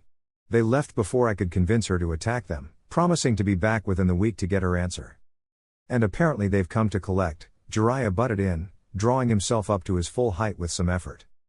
Why the fuck would she heal his arms? Naruto asked, incredulous. He attacked Konoha. He killed her sensei. There's no guarantee that she will. Tsunade was always pretty guarded in her motivations, Jiraiya chuckled darkly. And ruthless in her execution. She slipped something in my drink that fucked my chakra up pretty bad. Whatever she's planning, she doesn't want anyone to interfere. Naruto processed the bad news quickly, trying to wrap his head around the delicate situation with some of the equanimity Jiraiya always managed to display. Motivations don't matter right now, he told himself. Focus on the here and now. Why she was doing what she was doing meant little in the face of the potential fallout. Worst case, she healed Orochimaru. Second worst case, she turned on him and ended up dead in the process. What did the subordinate look like? He asked Shizune quietly, not missing Jiraiya's small smile at the pertinent question. Average height, grayish-silver hair, and glasses. Blue eyes narrowed. Kabuto, he declared. The one you ran into during the exams, Jiraiya confirmed. What do we know about him? Naruto shook his head. Not a lot. Definitely an infiltration specialist. Went to 7 Chunin exams as a Konoha nin and had at least B ranked information on members of multiple villages. No idea about his combat abilities. Jiraiya hummed as he stretched lightly in the middle of the suite before taking a deep breath. Naruto shifted as the feeling of a warm blanket washed over him as Jiraiya's chakra suddenly filled the room. Sounds like a slippery one. If he was carrying around B-ranked info, then he's got some skill to protect it, he said, echoing Naruto's own thoughts from back in the exam. He sighed, shaking his head as the chakra receded. Assume we have an A-ranked threat on our hands. And me without full use of my chakra, lovely. The toxin should take at least a few more hours to run its course, Jiraiya-sama, Shizune said quietly. I've sped your metabolism as much as I could without risking permanent damage to your body. Ah, don't worry about it, Shizune-chan. It'll take a bit more than a spiked drink to keep me down, for I am Jiraiya.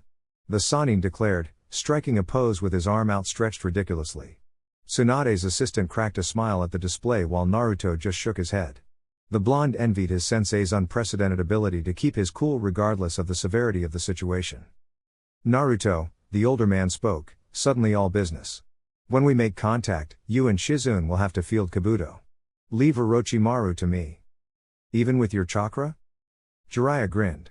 I've had worse odds. And if his arms are still fucked when we show up, it might actually be a fair fight. The blonde nodded hesitantly before wincing in pain as 2 sets of memories shoved themselves into his head simultaneously. I hate it when they do that. We've got something, sensei. 2 of my clones found wreckage on the southeast side of the city. A wall and half a building have been completely destroyed. Hey! Sounds like our girl. Lead the way, Gaki. Naruto spared the 2 ranking shinobi a glance before performing a seamless shunshine that left him on the roof of the hotel. The others joined him less than a second later, and the blonde wasted no time in speeding away in the direction his clones had found the disturbance in yet another body flicker. Blue eyes strained to stay completely open despite the rushing wind and blurred surrounding that the shunshine naturally led to. The jutsu was fast, too fast in some ways, and Naruto wasn't proficient enough with it to make much use of it in full combat, something Jiraiya apparently had half a mind to fix at the earliest opportunity, or so the man had said on their way to Tanzaku-gai. An idea for wind manipulation struck him in the moment, but he quickly shelved it for later. They had arrived in seconds at what looked to have been, perhaps as recently as minutes ago, a reasonably affluent quarter of the city. Civilians were crowding the rubble frantically, searching for anyone who might have been unlucky enough to get caught in the crossfire. Yup, that's Tsunade's work all right, Jiraiya declared, taking in the destruction.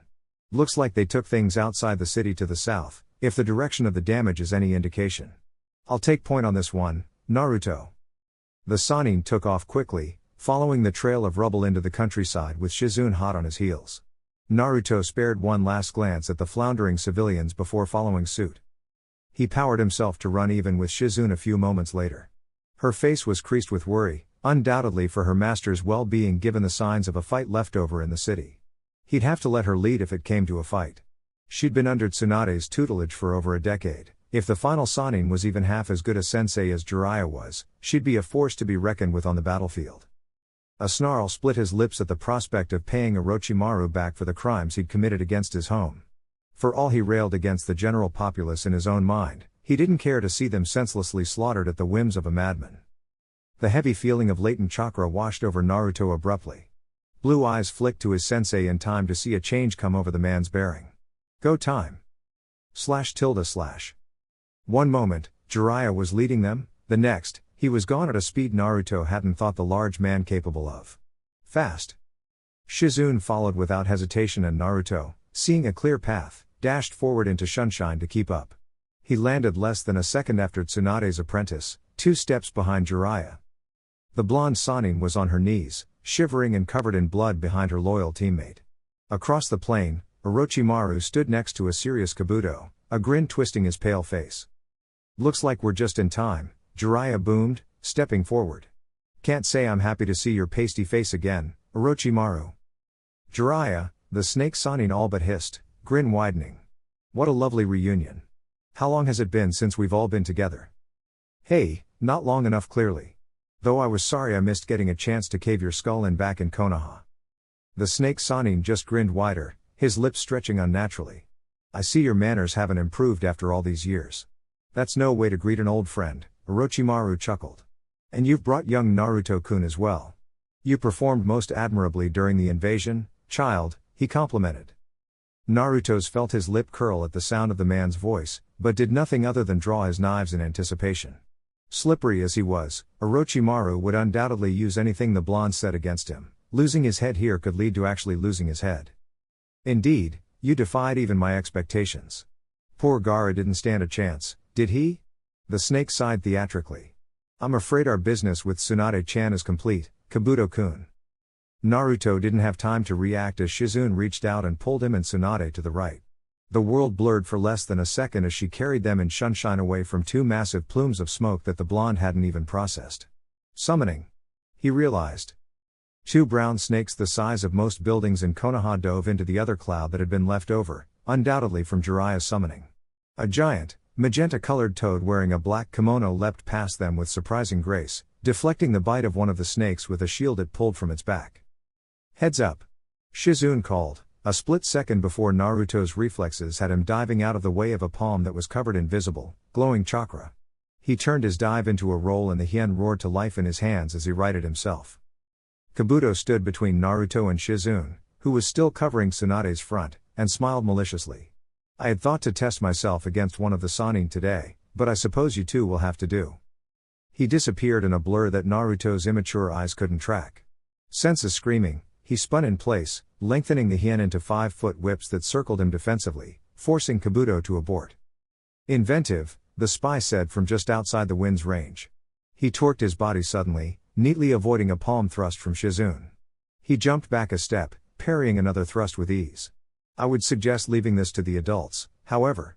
This is no place for you, Naruto-kun. The spy leapt backwards to avoid a flurry of Shizune's blows. The black-haired woman ran through seals and spit a hail of tiny needles from her mouth at Kabuto, forcing him to the left. Come now, Naruto-kun. Leave this business to the adults, he heard the masked enemy say, voice dripping with condescension.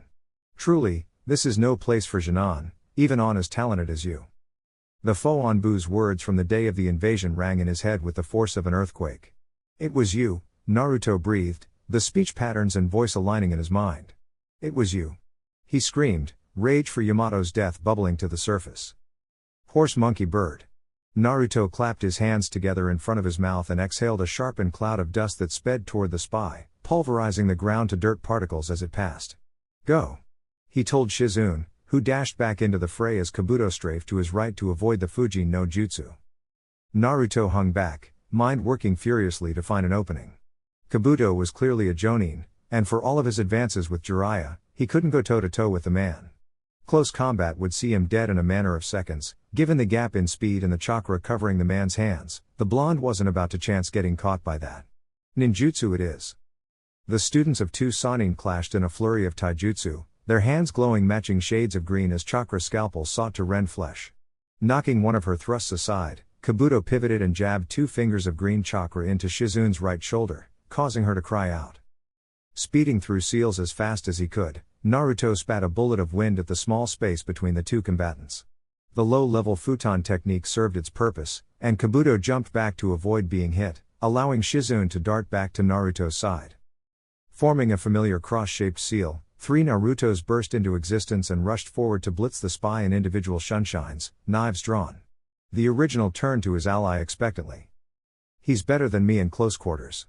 We need a coordinated assault to take him out, Shizune declared as she healed whatever damage Kabuto had inflicted to her shoulder. My clones can flush him out, Naruto said, forming 6 more as the memories of his now dispatched clones made themselves known. They disappeared in body flickers to engage the spy once more. My ninjutsu can keep him out of range for a while, but I can't keep up with his speed long term. In a contest of raw speed, Naruto could probably go toe-to-toe with Kabuto, the man wasn't that fast. But the blonde's reflexes weren't good enough to allow him to battle it out in sunshine given the lack of sight that the jutsu left him with. Luck wouldn't carry him far in this fight. Am I interrupting something? Kabuto's smooth voice spoke from behind Naruto and Shizune, a moment before one of Naruto's clones managed to dispel itself in a warning. He didn't dispel them. Naruto realized too late. They spun in time for Naruto to catch a heel to his chest that sent him flying towards the still-down Tsunade. He hit the ground hard and rolled, finally finding purchase with his hands and vaulting himself into a defensive stance in front of the incapacitated Sannin. Blue eyes shone with renewed rage as he looked for an opening. The spy parried Shizune's point-blank senbon thrust with a kunai, a deft twist of his wrist divesting the black-haired woman of the weapon before he jabbed his chakra-covered palm into her stomach hard enough to send her sprawling. She rolled to a stop some distance away, breathing harshly, but didn't move to stand. Kabuto turned from her downed form to regard Naruto, cocking his head to the side and pushing his glasses further up his nose. A slow, mocking smile spread across his face as he beheld the beleaguered blonde, almost inviting in its condescension. If only the arrogance wasn't warranted, Naruto grimaced and turned his head to regard the blood-covered Tsunade with a sneer Sasuke would have been proud of. Blue eyes locked with honey brown for a moment before he turned back to face Kabuto. Some Hokage you'll make, he growled. 2 Kage Bunshine formed in response to his cross-shaped seal. Cover me. He bit out, and rushed forward toward Kabuto's waiting form. Naruto covered the distance in less than a second, but was still beaten to the spy by a wind-sheathed kunai thrown by one of his clones. Kabuto ducked the thrown knife with ease, but was immediately forced to leap over a sweep of his legs by the original. Naruto dropped to the ground and pushed off with his hands, moving to take advantage of the spy's momentarily airborne state. Crossed arms blocked his plyometric thrust kick with ease, though it succeeded in knocking the glasses-clad man higher in the air where he was immediately met by a second Naruto, who had substituted with the thrown kunai. A two-handed smash, blocked yet again, brought the spy back down to earth where he immediately rushed forward in a seamless shunshine toward the original. Naruto avoided a chakra-covered palm with a shunshine of his own, and only had time to catch a glimpse of Kabuto's grin before the world was reduced to a blur of high-speed motion. The blonde blurred to the left, towards a spot instinct and chakra senses told him Kabuto would appear in less than a moment. He appeared a split second before the gray-haired spy, but his chakra-enhanced hook was neatly redirected by the back of Kabuto's forearm. Naruto channeled chakra to his feet, sticking himself to the ground in order to pivot hard and spin a devastating elbow at the man's face, but Kabuto was no longer there. The gray-haired spy reappeared at Naruto's flank in yet another body flicker, chakra scalpel moving to eviscerate the blonde, forcing Naruto to perform a shunshine of his own to avoid it, and the chase was on once more. Naruto chained 3 body flickers together to evade Kabuto's deadly hands, eyes tearing up as he battled tunnel vision. I can't keep this up, he thought desperately, ducking a swipe at his head on instinct and nearly overextending himself in an immediate counterattack that was late by as much time as it took to blink. I have the chakra to do this all day, he knew, disappearing in another shunshine to avoid a strike at his heart. But I'm damn near running blind. It was a minor miracle that they were fighting on an open plain. Were they in a forest, the blonde suspected he'd have plowed headfirst into a tree by now. In the back of his mind, he realized that Kabuto was likely toying with him on Orochimaru's orders. The thought didn't offer much comfort. His luck finally ran out as Kabuto appeared out his body flicker a moment before he did, and the blonde was forced to perform the fastest kawarimi of his life to escape the worst of the damage. He reappeared 5 meters behind Kabuto, holding his chest, and watched detachedly as the large rock he had substituted with was pulverized to dust by the man's strike. The spy turned to him languidly, the mocking smile returning to his young face as he pushed his glasses up the bridge of his nose in what looked to be a habitual tic. Not bad, Naruto-kun, he complimented. I didn't expect you to last quite so long at such speeds. The blonde spat blood and sneered. You'll find I'm full of surprises, he said. Kabuto's eyes widened in sudden realization, and the spy deftly leapt over a thrown Fuma shuriken one of Naruto's clones hurled at his back. Why would I use a shuriken instead of ninjutsu? He wondered even as a second shuriken appeared from the shadow of the first, causing Kabuto to roll right to dodge it. The first angled through the air and implanted itself in the ground directly to Naruto's left before exploding in a puff of smoke to reveal another one of his clones. "Try to keep up, boss," the clone on the left told him, turning to face Kabuto, who was evading the other Cage Bunshine's hail of weapons with seeming ease, and running through hand seals.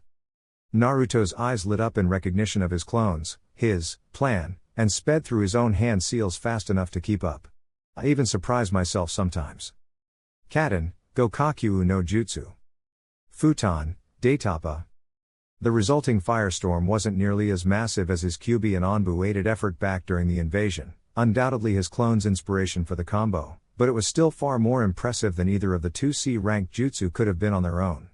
The wall of flame covered the distance between the two Narutos and Kabuto in the blink of an eye, obscuring the spy from view. The memories of the clone that had thrown the shuriken hit Naruto's mind, alerting him to Kabuto's movements. 4 seals found Naruto dropping into the earth beneath his feet using the first Doton technique Jiraiya had bothered to teach him. Being beneath the earth was an odd feeling, but he could easily make out each footfall. Jiraiya and Orochimaru's summons were clearly still clashing some distance off, and the rapid footfalls indicative of a Shunshin were quickly approaching his remaining clone.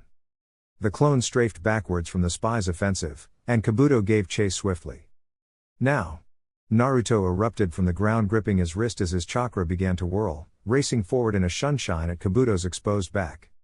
The spy whirled around at the last moment, eyes wide, and Naruto relished the momentary surprise on the treacherous man's face as the Rasengan impacted his chest. The blonde felt a light tap above his heart but paid it no heed as the spiraling sphere ground into Kabuto before detonating in a blinding flash that sent the man hurtling backwards and into a boulder some meters away. He grinned as the final clone dispelled itself, spitting blood from Kabuto's earlier strike to his chest. "Get up from that one, fucker." Naruto turned from the form of the down spy to face the ongoing battle of summons some distance away, taking in the devastation with a glance. Jiraiya's horned toad looked to be locked up with the twin brown snakes Orochimaru and Kabuto had summoned, one pinned beneath its Sasumata while it fended off advances from the other with its shield. Plans of how best to help his laboring sensei had only just started to form in his mind before Naruto felt a sharp pinch in his chest, right where Kabuto had tapped him upon being hit with the Rasengan. What did he, was all Naruto had time to think as the world spun abruptly and he saw no more. // He had always been a patient man, but this weakness couldn't be abided for much longer. He ducked his old teammate's thrust kick with contemptuous ease, and a quick application of chakra saw his body wrapped tightly around Jiraiya's, squeezing the life out of him in seconds, only to have him replaced by a log in a seamless kawarimi. How utterly predictable, Orochimaru mused, having gotten bored with the fight nearly from the outset. Truly, it wasn't even an enjoyable fight, the two of them reduced to this level. He knew Jiraiya well enough to know the man agreed with him on principle, though he'd never admit it. Stubborn fool, he thought without vitriol. Indeed, the only redeeming factor was Naruto-kun's clash with Kabuto just inside the fringes of his awareness. "Your spy is competent," Jiraiya complimented, swinging a fist that normally would have had the strength to tear his head from his shoulders. As it was, he managed to maneuver his dead, useless, left arm into its path in a block. Had the arm been receiving any blood flow, it likely would have only bruised. "You noticed," Orochimaru simpered, swinging his other dead, useless, arm at his old teammate before twisting himself into a kick that had Jiraiya skidding backwards on the head of the pinned snake upon which they fought. Above them, Jiraiya's toad was locked in combat with his second summon. Kabuto-kun could give Sakumo's boy a run for his money, old friend. On a good day, of course. And yet Naruto isn't dead, the white-haired man returned, voice dripping with suspicion.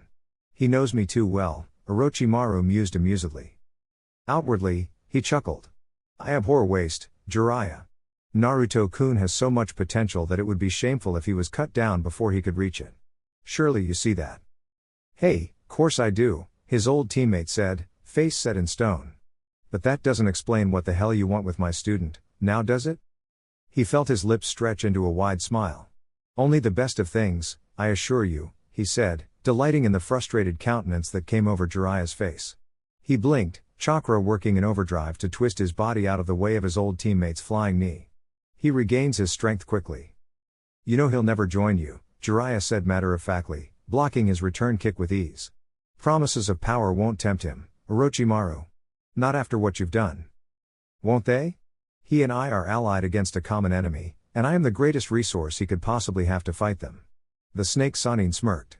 I know the Akatsuki better than anyone else, Jiraiya. Far better than you. They're all old friends, you see. Jiraiya grimaced, fighting his own body as it rebelled against Tsunade's toxin. That doesn't change what you've done. He blurred in a shunshine, sweeping Orochimaru's legs and landing a knee to the long-haired man's back that sent him skyward. You attacked Konoha, and that's not easily forgiven, team. Kaden, Enden. His Kawarimi left nothing but ashes falling on Jiraiya's white hair. Orochimaru rose from the skin of the snake languidly, unbothered. You overestimate the boy's patriotism.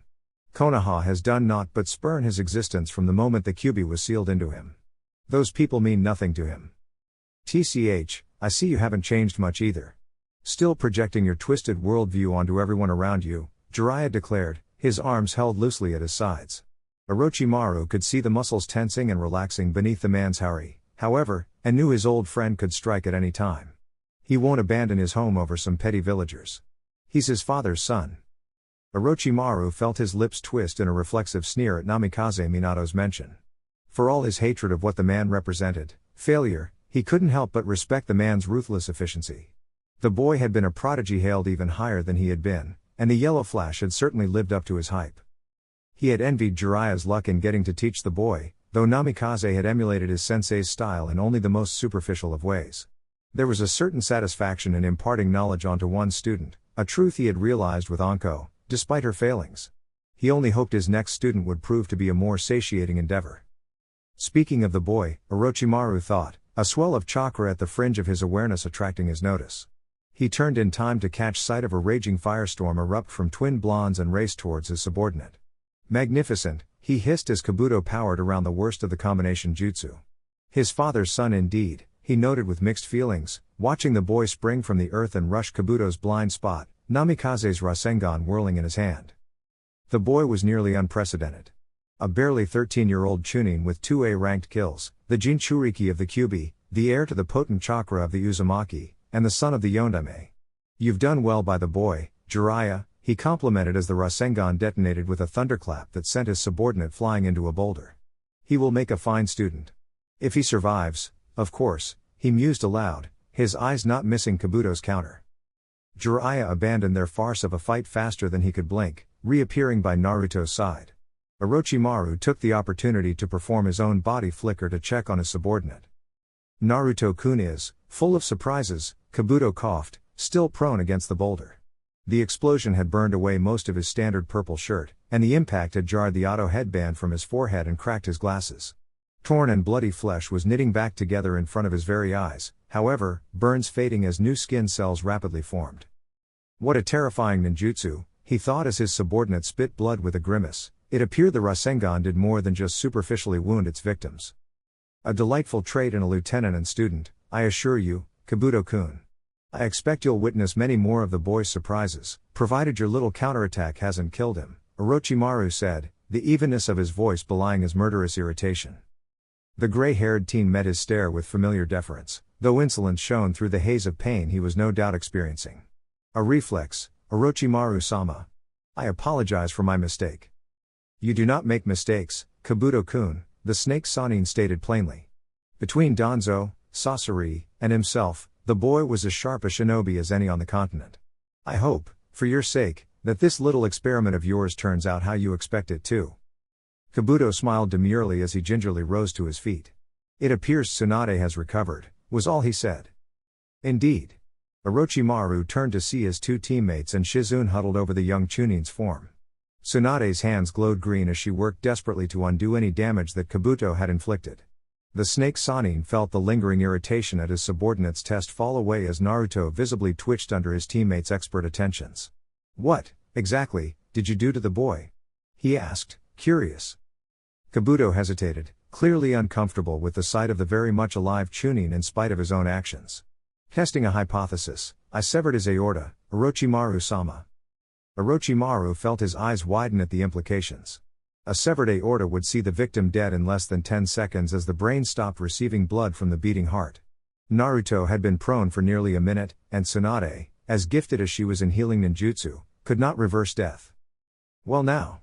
He started, lips parting in a smile that hurt his cheeks to sustain even as his teammates turned as one to face him, wrath written across their faces. I think, Kabuto-kun, that things are about to get interesting. // He came to as if he had simply been awoken from sleep in the morning. Electric blue eyes blinked open calmly to behold the similarly blue mid-afternoon sky, interrupted only by white clouds floating peacefully across his field of vision. Shikamaru might be onto something. All too soon, the familiar sounds of combat reached his ears, snapping him from his serene reverie. He sat up quickly and gasped, reaching a hand out to the ground to steady himself as exhaustion viciously asserted itself in his body. Bracing himself, he gingerly rose to his feet, careful not to move too quickly and topple over. The Sannin weren't far from him. Jiraiya and Tsunade stood next to each other, and behind them stood their famed boss summons. Gamabunta towered even higher than the toad Jiraiya had summoned earlier in the fight, pipe clenched in his mouth as he glared balefully down upon Orochimaru and an injured-looking Kabuto. Katsuyu was arrayed in what Naruto assumed to be an offensive position, coiled behind Tsunade with her antennae swaying agitatedly. The traitor's infamous summon was nowhere to be seen. Signs of their battle were abundant. Massive craters where the summons had no doubt clashed littered the formerly peaceful plains. A hole that was 5 times as wide as Naruto was tall gaped, signifying some measure of subterranean transit. Gotta be Manda, the blonde concluded. His eyes narrowed as he picked up the feeling of someone using Shunshine, swiftly palming a kunai, only to relax as Shizune appeared a moment later. What did I miss? He asked hoarsely. The black-haired woman surveyed him with something approaching wonderment, prompting Naruto to raise his eyebrows in question. She shook herself slightly. Tsunade-sama and Jiraiya-sama engaged Orochimaru and Kabuto for a few minutes, she said, turning back to regard her master. Naruto quashed a swell of annoyance. He couldn't rightfully expect a full play-by-play account of the fight. His eyes shifted to the gray-haired spy, narrowing in cold fury. How's Kabuto still alive? I got him dead center of his chest. His skill in medical ninjutsu allowed him to preempt your attack, apparently. The damage was already healing when your jutsu struck him, Shizune said tentatively, as if she was still wrapping her head around such a technique. You gotta be kidding me. First Gaara's ultimate defense and Shukaku manifestation, now a guy with the ability to heal wounds that hadn't even happened yet? Blue eyes surveyed the destruction of the plains and turned to regard the now conversing Sannin with no small amount of trepidation. How do I keep ending up in these situations? The fight looked to be over, the 3 Sannin content now to hurl verbal barbs at each other. He measured himself for a moment, considering. A moment later he appeared in a body flicker in between Jiraiya and Tsunade, blue eyes as cold as ice locked on Orochimaru and Kabuto. Ah, awake at last, I see. Orochimaru chirped, clearly pleased at the blonde's reappearance. You had us worried. The blonde's scowl deepened even as he felt Jiraiya lay a hand on his left shoulder. Yeah, I'm sure you were terrified for me, he snarked. Glancing up at his sensei, he received a pleased, if tight, smile that filled him with pride. Regardless of Kabuto's arcane medical knowledge, he had done his job. Orochimaru clucked his tongue, drawing the Chunin's attention, yellow eyes glittering with an emotion Naruto couldn't place. You know that I have no wish to see you dead, child. Naruto scoffed. You tell him that? He asked, tipping his head at Kabuto. He didn't know what the hell the spy had done to him, but anything related to his chest and suddenly having the world go dark couldn't have been all that harmless. The snake Sannin's lips split into the unnaturally wide smile that was becoming far too familiar for Naruto's liking. Certainly. There's only so much Kabuto-kun can do when faced with the Rasengan, however, isn't that right? Quite, Orochimaru-sama, the teenage spy said with none of his usual smugness. It appeared the fight had taken its toll on him. A truly terrifying technique. Minato was quite the genius, wasn't he, Jiraiya? Orochimaru asked rhetorically. The white-haired Sannin tensed noticeably at the mention of his student. To think that his son would have even a fraction of his potential must have surprised even you. Naruto felt his eyes widen at the same moment Jiraiya's grip on his shoulder suddenly became painful. Beside them, Tsunade visibly flinched. How does he know? Across from them, Orochimaru chuckled cruelly. Did they not tell you, Naruto-kun? He asked, clearly taking the blonde's reaction for astonished disbelief upon the revelation of his father's identity. Sly fucker, Naruto thought, Jiraiya's teachings about looking underneath the underneath rising to the surface even as he remembered the snake Sannin's offer of allegiance.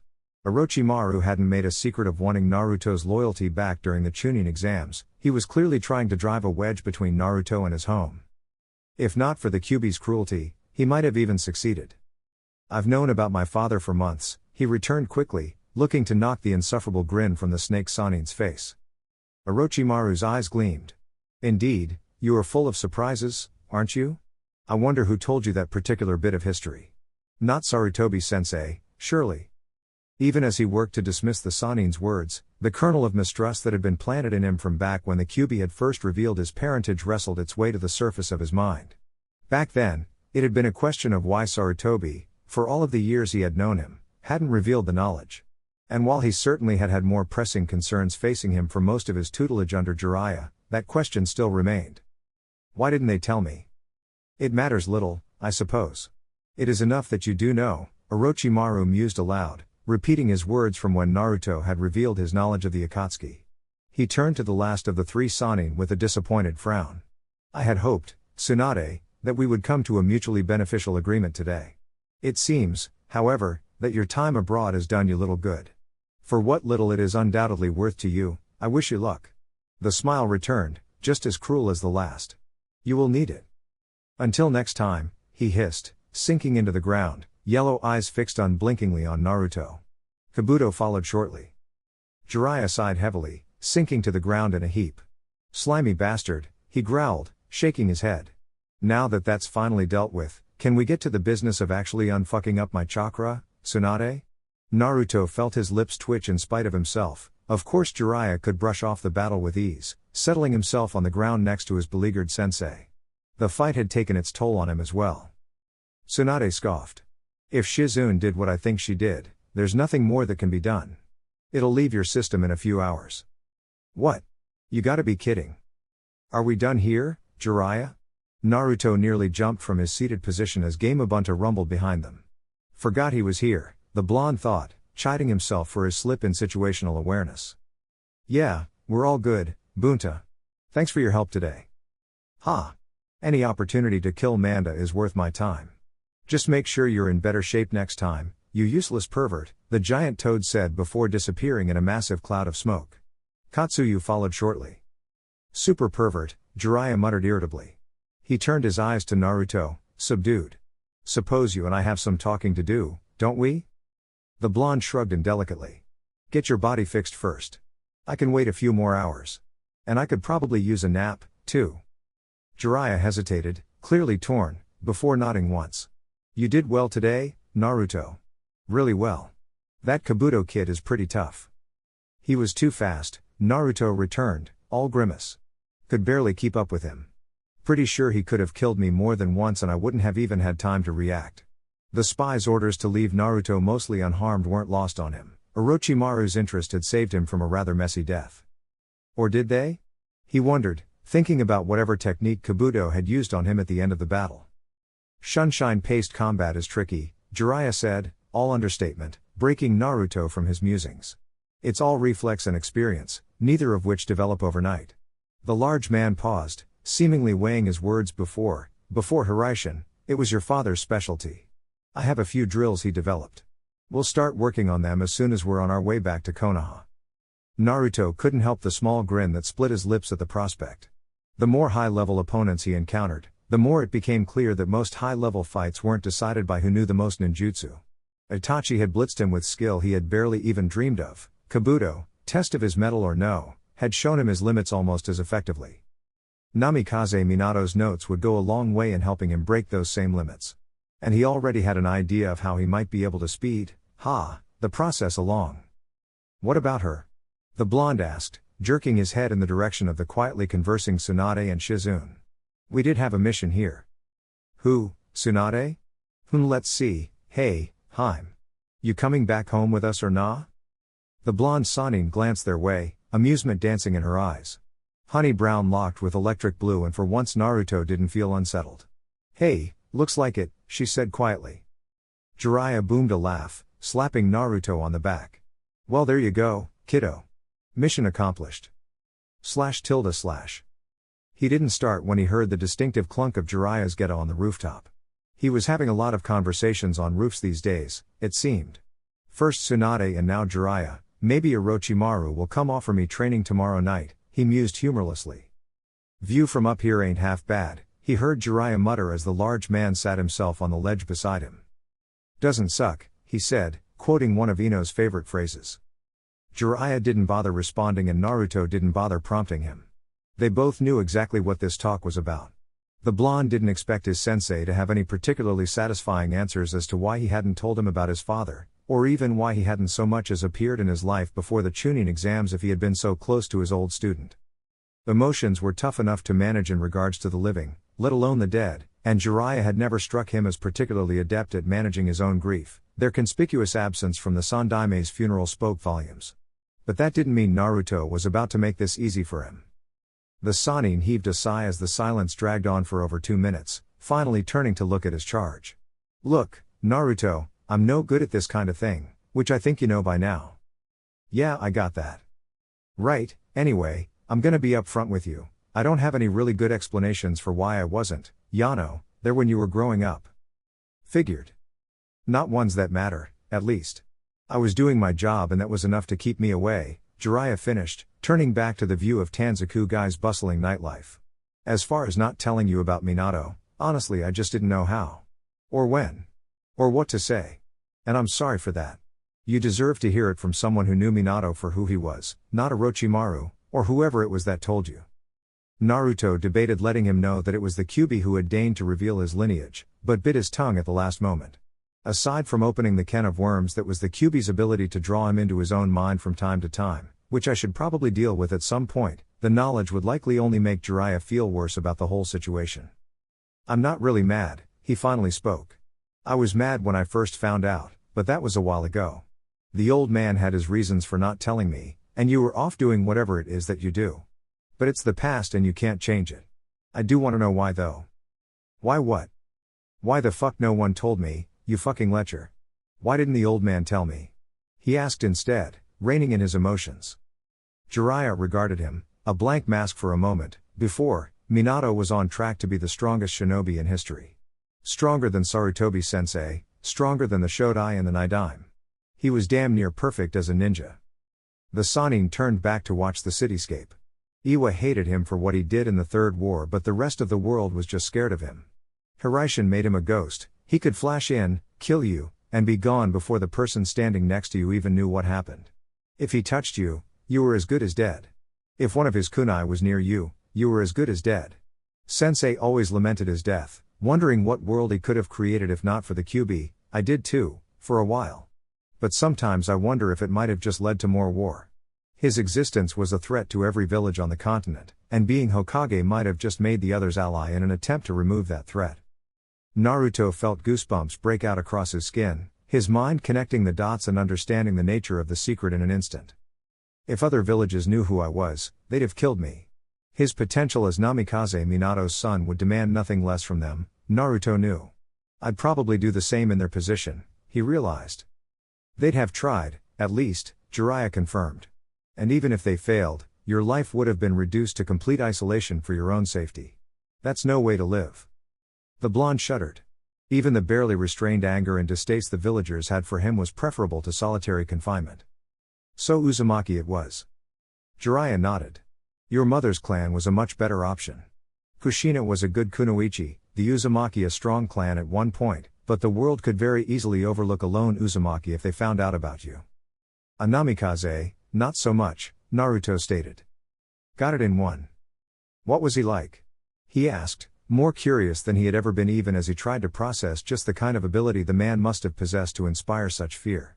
No wonder Orochimaru is so dead set on me working for him. If I can be a fraction as good as he was, I'd want to train me too. Focused, the Sannin said without hesitation. I've never met someone who had his drive. Not even Orochimaru. He had his light-hearted moments, don't get me wrong, but they were few and far between the older he got. I think he knew just how talented he was and wanted to reach that peak more than anything. It's about finding and breaking your upper limit. Asuma's words in Wave Country rang loud and clear in Naruto's ears. The blonde cocked his head to the side. And my mom? If he was that focused, I can't see him really settling down and having a kid. Unless he was like Sasuke, he thought with some distaste. His friend spoke often enough about wanting to restore his clan, but Naruto knew well enough that was a tangential goal. It was all part of the plan, but held little true significance. Hey, Minato saved her life when they were around your age now. Kushina barely let him out of her sight after that. As he got older, your mom was the only one who could calm him down. Jiraiya shook his head fondly. Pretty sure she was the one who kept him sane all during the Third War. A foreign warmth spread through Naruto at the idea of his mother, a smile taking over his face. Jiraiya, noticing, clapped the blonde on his shoulder. She was a hell of a woman, he said quietly. Naruto nodded, basking in the warmth of thinking about his parents for a long moment before he forcefully withdrew himself. He knew from personal experience how easy it was to get lost in fantasy. He'd have time enough for that back home in Konoha. "And what were you doing all those years when I was a kid?" he asked, refocusing on the reason why he was having the conversation at all. "Espionage," Jiraiya returned with some of his usual swagger. At Naruto's deadpan expression he elaborated, "A lot of what I deal with is classified A rank and above, but I've been primarily in charge of Konoha's foreign intelligence since the early part of the Third War." It didn't reek of his usual bloviating, and Naruto felt both eyebrows rise. He had known Jiraiya was a well-respected shinobi for his combat prowess, but running a network that kept an entire hidden village in the loop about the rest of the world was a big ask. Any lingering anger at the man not being present in his childhood vanished as the scope of his sensei's job was made apparent. Being in charge of that and trying to take care of a child in any way, shape, or form would have made life infinitely more difficult, and duty always came first. And doesn't it always, Naruto thought. His father was likely the greatest example of that. "How'd you get that job?" the blonde asked, curious about his sensei's past. "Hatake Sakumo killed himself." "Ah. That'll do it, I guess." "Yeah, so you're sure you're not mad?" Jiraiya pleaded. Naruto snorted. "Yeah, I'm sure. I dunno, I don't like it, but from what you've said both you and old man Sarutobi had pretty good reasons for what happened. And it's not like I can change it anyway. I'm glad I at least know why now." "That's a mature outlook," the Sannin commended. "It'll serve you well." "Here's to hoping." A comfortable silence settled on them for a few minutes as Naruto digested everything he had been told. He had always heard that the Yondaime was legendary, but to hear it in such plain detail was startling. All of a sudden his stated goal of surpassing his father seemed a bit more dubious. "You really were a badass, weren't you, Dad?" He'd have to find out more about what Jiraiya did as well. From what he could tell, the lifestyle looked to be nearly perfect, once one got over the responsibility of the position, of course. He traveled the world in a way that few, if any, shinobi got to. The idea of not being confined to Konoha proper was more than slightly appealing to Naruto. Being able to serve the village and protect his friends without having to deal with all the villagers on a regular basis was a tantalizing thought. Freedom. With pay. "So, if you're really not mad," Jiraiya began, snapping Naruto from his thoughts. A shit-eating grin was plastered on the man's face that immediately had the blonde on edge. "I suppose now is a good time to tell you that your parents made me your godfather." "I'm gonna kill you, sensei." Chapter 21, What Fates Impose. // TCH, find me when you out of this place. Usual spot. No holding back this time, dead last. He wasn't kidding, was he? Naruto thought, spinning out of the way of a hail of kunai. His right hand found a brace of shuriken within his weapons pouch that he quickly hurled at his foe. The raven-haired Uchiha refused to be moved, parrying the 4 shuriken with a drawn kunai easily before chucking it towards the blonde. Naruto caught the blade before it could pierce his chest and parried Sasuke's sunshine-aided stab a moment later. "Idiot, Sasuke doesn't joke," he chided himself. He circulated his chakra to speed his muscles momentarily and slipped inside Sasuke's guard, leaving a neat slice through the side of his friend's shirt before he managed to dodge the worst of the slash. Naruto's eyes flickered down to the still unmarred throwing knife, clean. He reined in a smile despite the lack of blood. "I'm faster than he can react to," he concluded. Given the scowl on Sasuke's face, deeper than his usual dour expression, he had reached the same conclusion. "Well then." Naruto breathed. A moment later, Sunshine carried him forward in a textbook low kick to sweep his friend's legs, but the Uchiha had leapt over it. Only faster in close range, the blonde mused as he dashed out of the kill zone in time to avoid an explosive tag-laden kunai. The tag detonated with a boom that filled the clearing with smoke and falling earth, immediately obscuring Naruto's vision. Crafty bastard. 4 seals later, boar, ram, ox, snake, he dropped underground. The Sharingan, being able to see chakra, was uninhibited by smoke and debris. He'd have been a sitting duck waiting for Sasuke to pounce on him above ground. It was, of course, possible that his friend could pick up the minor fluctuations of chakra that would result from Naruto using any jutsu below ground, But he was willing to take that chance in the short term. The only other way to flush him out would be to pepper the entire training ground with enough explosive tags to kick up enough earth to expose him. It had become a favorite tactic of Konoha ninja back during the Third Great Shinobi World War. It also usually left the unfortunate souls below ground in less than wholesome condition. While he doubted that Sasuke would take their spar to such great lengths, probably shouldn't give him time to think about it, Naruto concluded. He formed a snake seal with his eyes closed in concentration, taking note of how deliberately he had to move whilst underground, need to work on that, and focused his chakra. The sandy grains that he had changed the hard earth into multiplied outwards, making space around him. He formed a cross-shaped seal a moment later and 3 cage bunshine formed in the newly created space underground. The blonde smirked at his small success even as the first clone exploded upwards into the training ground. It didn't make it more than 2 steps before a thrown kunai split its jugular.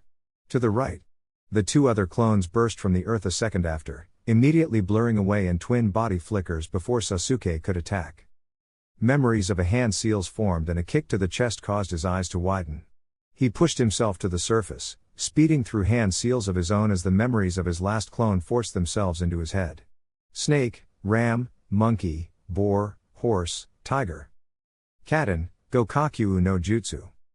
His great fireball formed in time to counter Sasuke's own that was racing towards the earth he had been buried in. He disconnected his chakra from the jutsu, eyes squinting against the heat. Naruto palmed a kunai with a swipe at his weapon's pouch and sheathed it in wind chakra before hurling it through the battling fireballs. Sasuke strafed into his periphery a moment later, fingers to his lips. A volley of fireballs the size of Naruto's face burst from the Uchiha's lips in quick succession, forcing Naruto to his right. Blue eyes widened slightly as the first fireball impacted the ground where he had stood, but the next 3 followed him as surely as if directed by ninja wire. He leapt back to avoid the second, spying Sasuke across the clearing, face contorted in concentration. I'm being forced somewhere. The final 2 fireballs were dodged with a roll to his left, and his senses told him his back was now only a foot from a tree trunk and left flank was blocked by a rock outcropping. Only one way out and, alrighty then, he murmured as Sasuke sprung his trap, a Katen, Ryuka no Jutsu closing the distance between them at speed. Naruto's lips twitched at the well-crafted trap. Well played, Sasuke, he thought, his chakra latching onto the kunai he had thrown through the great fireballs to flush his friend out. He grit his teeth as the Kawarimi placed him clear on the other side of the small training ground, excess chakra slamming back into his coils. Fuck that hurts, he groused, shaking himself. Not sparing a moment more, he burst forward in a body flicker towards Sasuke, who was moving hastily to cover the one avenue of escape he had left open.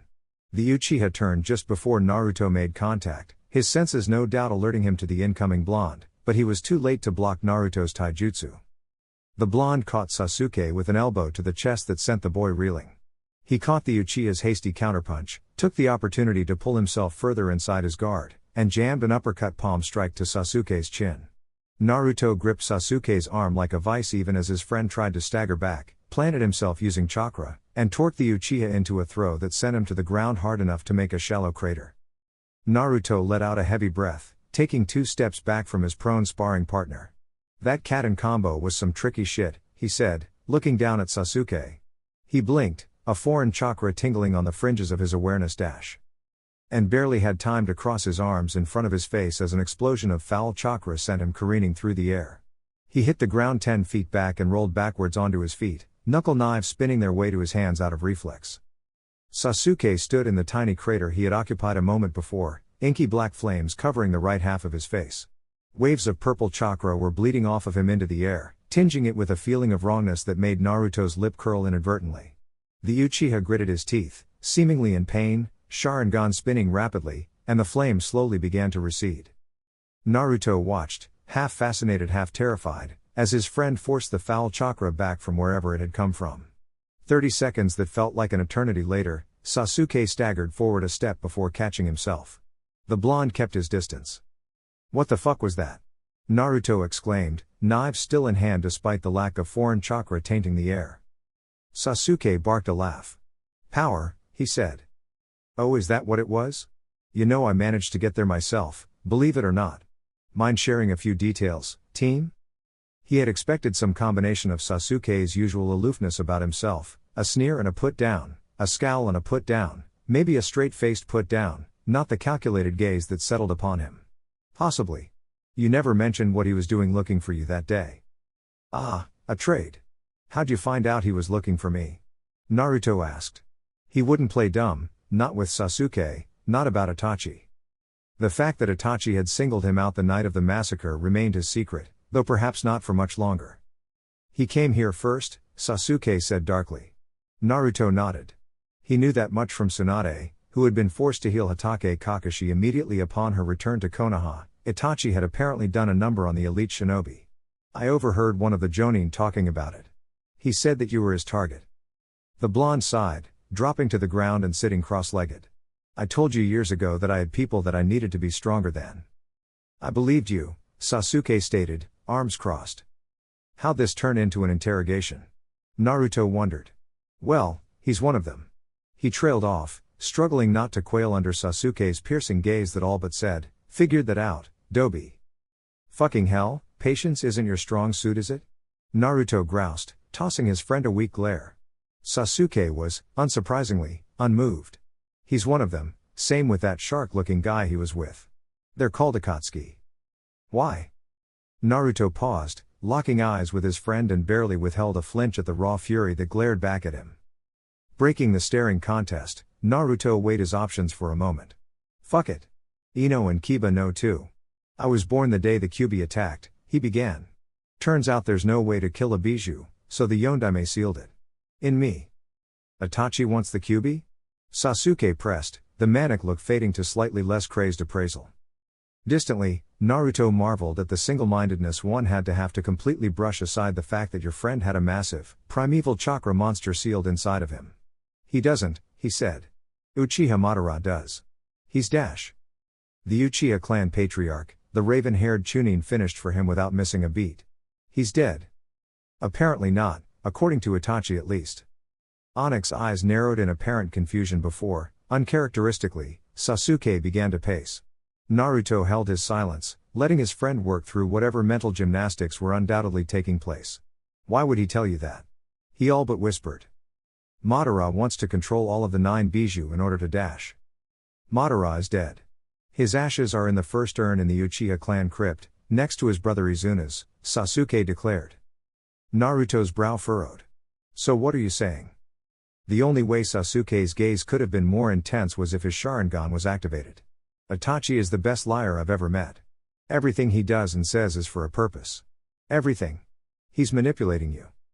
To what end, though? In the years since Itachi's first declaration of Akatsuki's goals, Naruto had often wondered at the missing nin's motivations.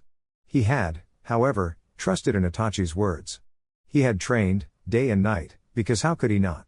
Ignoring the idea that there were people who wanted him dead had never been an option. For better or worse, Itachi's words had become gospel in his mind. And the trust Naruto had placed in that first meeting years previous had carried over to their most recent encounter. He hadn't stopped to consider the possibility that Itachi was lying. And the story itself was, quite frankly, unbelievable. Like Sasuke said, Madara was dead, confirmed so, apparently. Even you would have come up with a better lie than that, Gaki. And yet Jiraiya's words from when Naruto had confided in him rang true in his mind.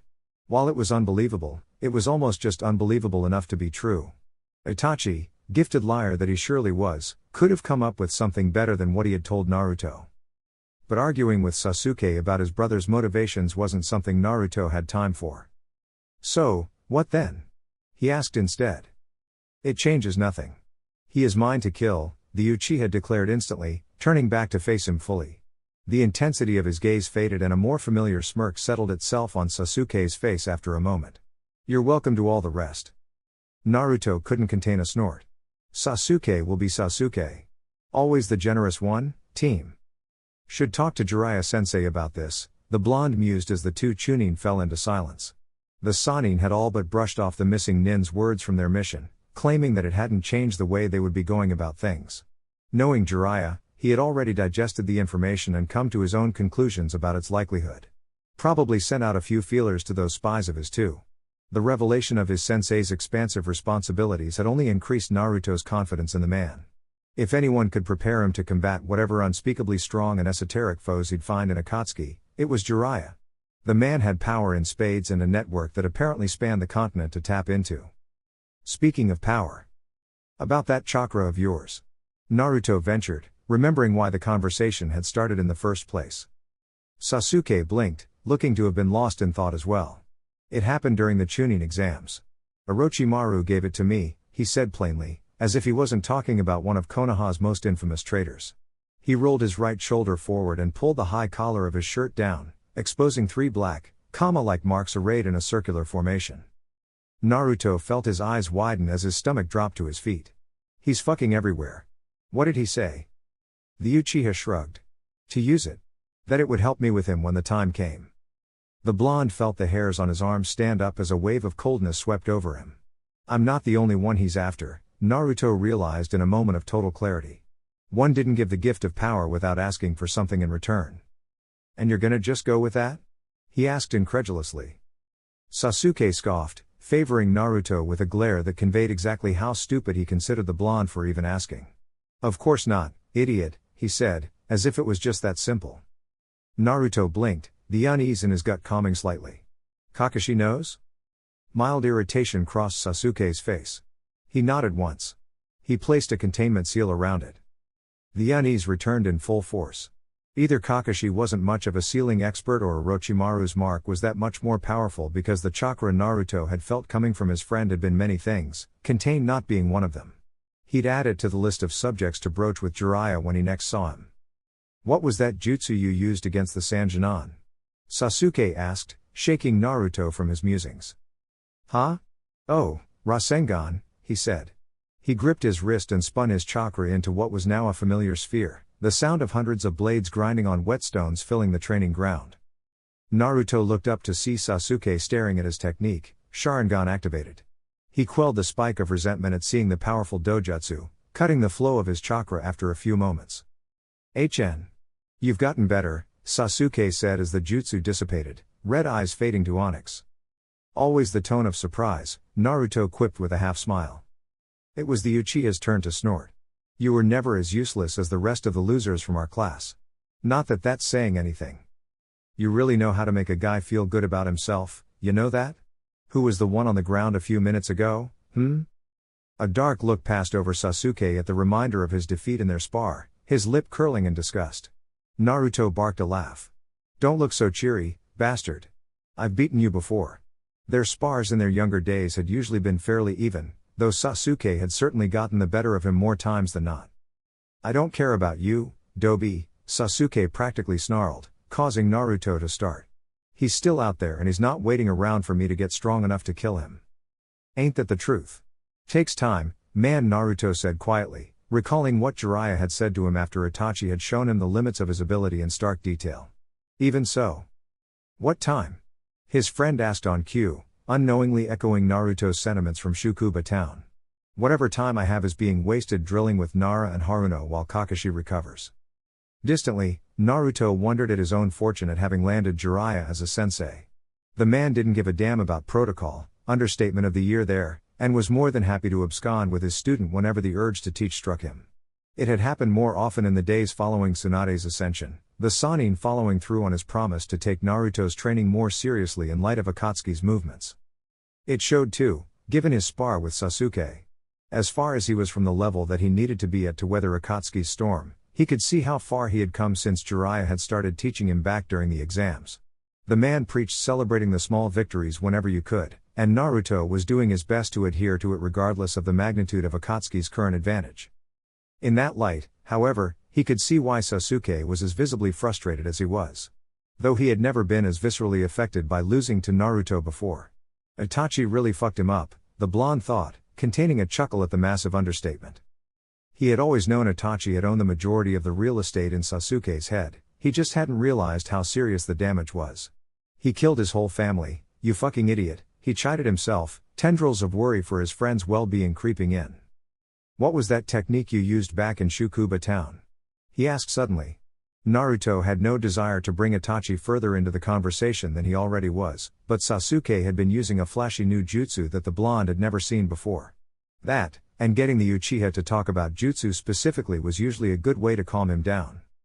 HN. Chidori, Sasuke said dismissively. Kakashi's original technique? Naruto asked, curious in spite of his friend's attitude. He had heard of the copy nin's single, well-known original technique, but didn't realize he had taught it to Sasuke. Mind showing me? Sasuke sent him a withering look before smirking. Know a superior jutsu when you see it, I wasn't going to bring it up, but since you asked. It took a moment for Naruto to process the slight against the Rasengan, and by then Sasuke had risen to his feet. 3 seals later, the sound of 1,000 chirping birds damn near deafened him. It's definitely louder, he thought with a wince. White lightning crackled and sparked around Sasuke's outstretched palm, the occasional bolt arcing in Naruto's general direction, forcing the blonde to scoot back. Without prompting, Sasuke broke left in a body flicker that Naruto couldn't follow, reappearing with a crash as he thrust his outstretched arm into and through a tree trunk. The lightning-natured chakra crackled for a few more seconds before the Uchiha ended the jutsu, strolling back to the still-seated blonde with a grin. A-ranked?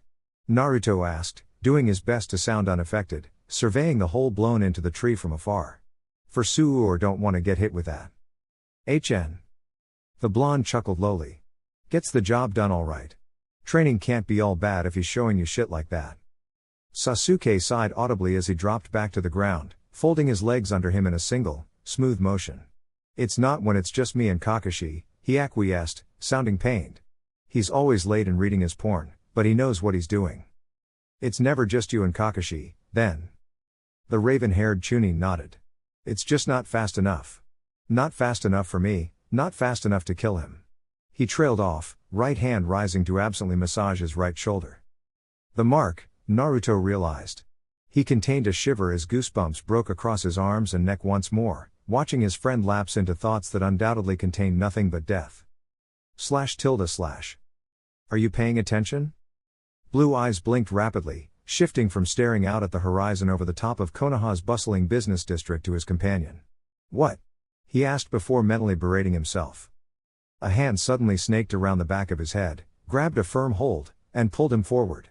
Stunned as Naruto was, it took him a moment to react as Ino mashed their lips together. He closed his eyes instinctively, reaching out to draw her closer, but she pulled back before he could.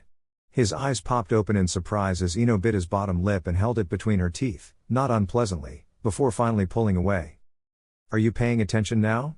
She asked, looking far too pleased with herself in Naruto's opinion. Think I might need a bit more help focusing, he said, swelling lips breaking into a smirk. Ino rolled her eyes, playfully swatting his shoulder. Well, we'll have plenty of time for that later if you just listen. She trailed off, raising a single eyebrow at him. You have my undivided attention. Boys, she huffed in what was undoubtedly supposed to be an exasperated tone. Her small smile belied her irritation, however. What's she like? Naruto shook himself briefly. What's who like? He asked. Tsunade, Ino stated in a tone that almost made Naruto roll his eyes. She knows I wasn't paying attention earlier. You were on the mission that brought her back, so you must have talked with her at some point. Oh, yeah, he said, all eloquence. Kind of a bitch to be honest. Drinks a lot, gambles a lot. Really strong though. Smart as shit too, he said, withholding a shiver as he remembered her stare that had so easily pinned him in place. Ino was staring at him with narrowed eyes. Of course she's strong, dumbass. She's the Hokage now. What's she like though? She pressed. Like, what makes her tick? Why is she so strong? Naruto blinked, cocking his head to the side. Why the sudden interest? He queried. His companion shifted slightly next to him. You remember that talk we had before the Chunin exams? Ah. I gotcha, he said quickly, recalling her insecurities about becoming a strong kunoichi coupled with the lack of support her parents were giving her. He exhaled heavily, calling up his memories of Tsunade from the mission and after. Talent, obviously, but it's more than that. Having old man Sandaime as a sensei couldn't have hurt either. From what I could tell, she just seems really focused, he finished, rather lamely in his own opinion. Pinpointing what made a person strong wasn't all that easy, apparently. Now that he thought about it, pretty much every strong shinobi he had met recently could be described, in some way, shape, or form, as being intensely focused. Orochimaru certainly was, Jiraiya as well. And apparently his father had been too. Focused, Ino repeated slowly, incredulity marring her face. Naruto reached up and scratched the back of his head bashfully. She scoffed, some help you are. What, did you expect me to write you an essay? I've known the woman for like 3 weeks. The blonde Chunin said defensively. I expected, I don't know, some actual insight. Aren't Chunin supposed to be critical thinkers? She huffed. Naruto rolled his eyes, knowing better than to take Ino too seriously. At the same time, the prickling of unease that nagged him relentlessly whenever S-ranked ninja were discussed tickled the back of his neck. Being able to get a good read on such shinobi was tremendously important. High-level fights were more often than not decided within the first moments, advantages and disadvantages catalogued and exploited almost immediately. Ino's fingers snapped in front of his face. You're doing it again. The blonde shook himself. Doing what? He asked. Ino shook her head. Zoning out. You're here but you're not, she said, and as much as he couldn't get a read on S-ranked shinobi, the disappointed and hurt undercurrent in his girlfriend's voice was unmistakable. I'm sorry, he said immediately. I'm just focused, Ino said with a bitter smile. I get it, Naruto. It's just not always fun watching from right next to you. Naruto couldn't help the pang of guilt that coursed through him, even as it was quickly overshadowed by the oh-so-familiar specter of Akatsuki. He opened his mouth but closed it a moment later. How did one explain that his life depended on his focus? That every break, necessary as they were, filled him with anxiety. Slim arms wrapped around him as Ino leant into him, resting her head on his shoulder. I'm just worried about you, you know? She said quietly. You're always someplace else. You don't have to worry about me, Ino-chan, he said quickly. She only snorted. I can't help it, you idiot. You're my boyfriend, you're my best friend. She tilted her head up at him from his shoulder. You barely smile anymore. Ever since you got back from getting Tsunade-sama. I just wish you slowed down, you know? There's more to life than just being stronger than the rest of us. Even as he felt heat creep up the back of his neck at Ino's words, even as he peeled his lips back to favor his girlfriend with a wide grin before dropping a kiss on her forehead, he couldn't help the thought that rattled through his brain like a siren. Not for me. // Chunin Uzumaki. Naruto shifted his eyes from his father's face on the Hokage monument to the Anbu who had just appeared at his side calmly. The message, delivered by Messenger Hawk to his apartment an hour before, had said he was expected at the administrative building. Anbu-san, he returned levelly, appraising the masked shinobi. He hadn't sensed the man until he had appeared, but he wasn't about to let that on. I assume you're gonna tell me where I'm supposed to go. The blonde barely had time to hold the vague written message out before it was swiftly removed from him in a blur of gray cloth. Impatient much? He thought with a frown. Follow, was all he got in response as the Anbu turned on his heel and strode in the direction of the Hokage's mansion. Are all you Anbu this uptight? He asked under his breath, not caring if his escort heard. The team that had bailed him out back during the invasion had been clipped and hurried, but he had thought that simply a matter of the situation at hand. He certainly hadn't cared in the moment. Unsurprisingly, the masked man held his silence as the duo walked in a side entrance. The Anbu led him up 3 flights of winding stairs that Naruto hadn't even known existed. They were entirely unmarked, unlike the main stairway that led to the Hokage's office through the front entrance, and blonde eyebrows made a steady climb skyward as they passed no one the entire way. Where are the shinobi? They exited on an unmarked floor and predictably walked to a door that was similarly bare. The masked man knocked on the door once and disappeared in a puff of smoke before enter, was stated clearly from the other side.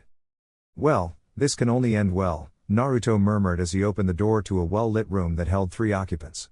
They sat around a plain, rectangular table that had a thick file folder upon it and faced him expectantly when he entered. He shut the door behind him quietly. There were no windows. He felt his heart rate pick up slightly as he recognized the bandaged head of the man who had given him the mission to kill the Ichibi, Danzo. Uzumaki Naruto, Danzo said.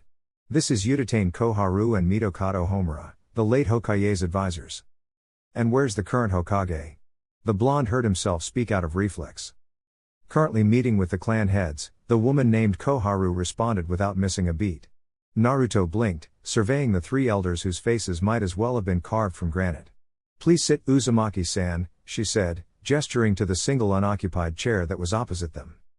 He dropped himself into the not particularly comfortable chair as Homura declared, You're nervous. I'm not nervous. Yeah, Naruto confirmed, not bothering to try to hide his emotions, for all the little good it would have done in this room.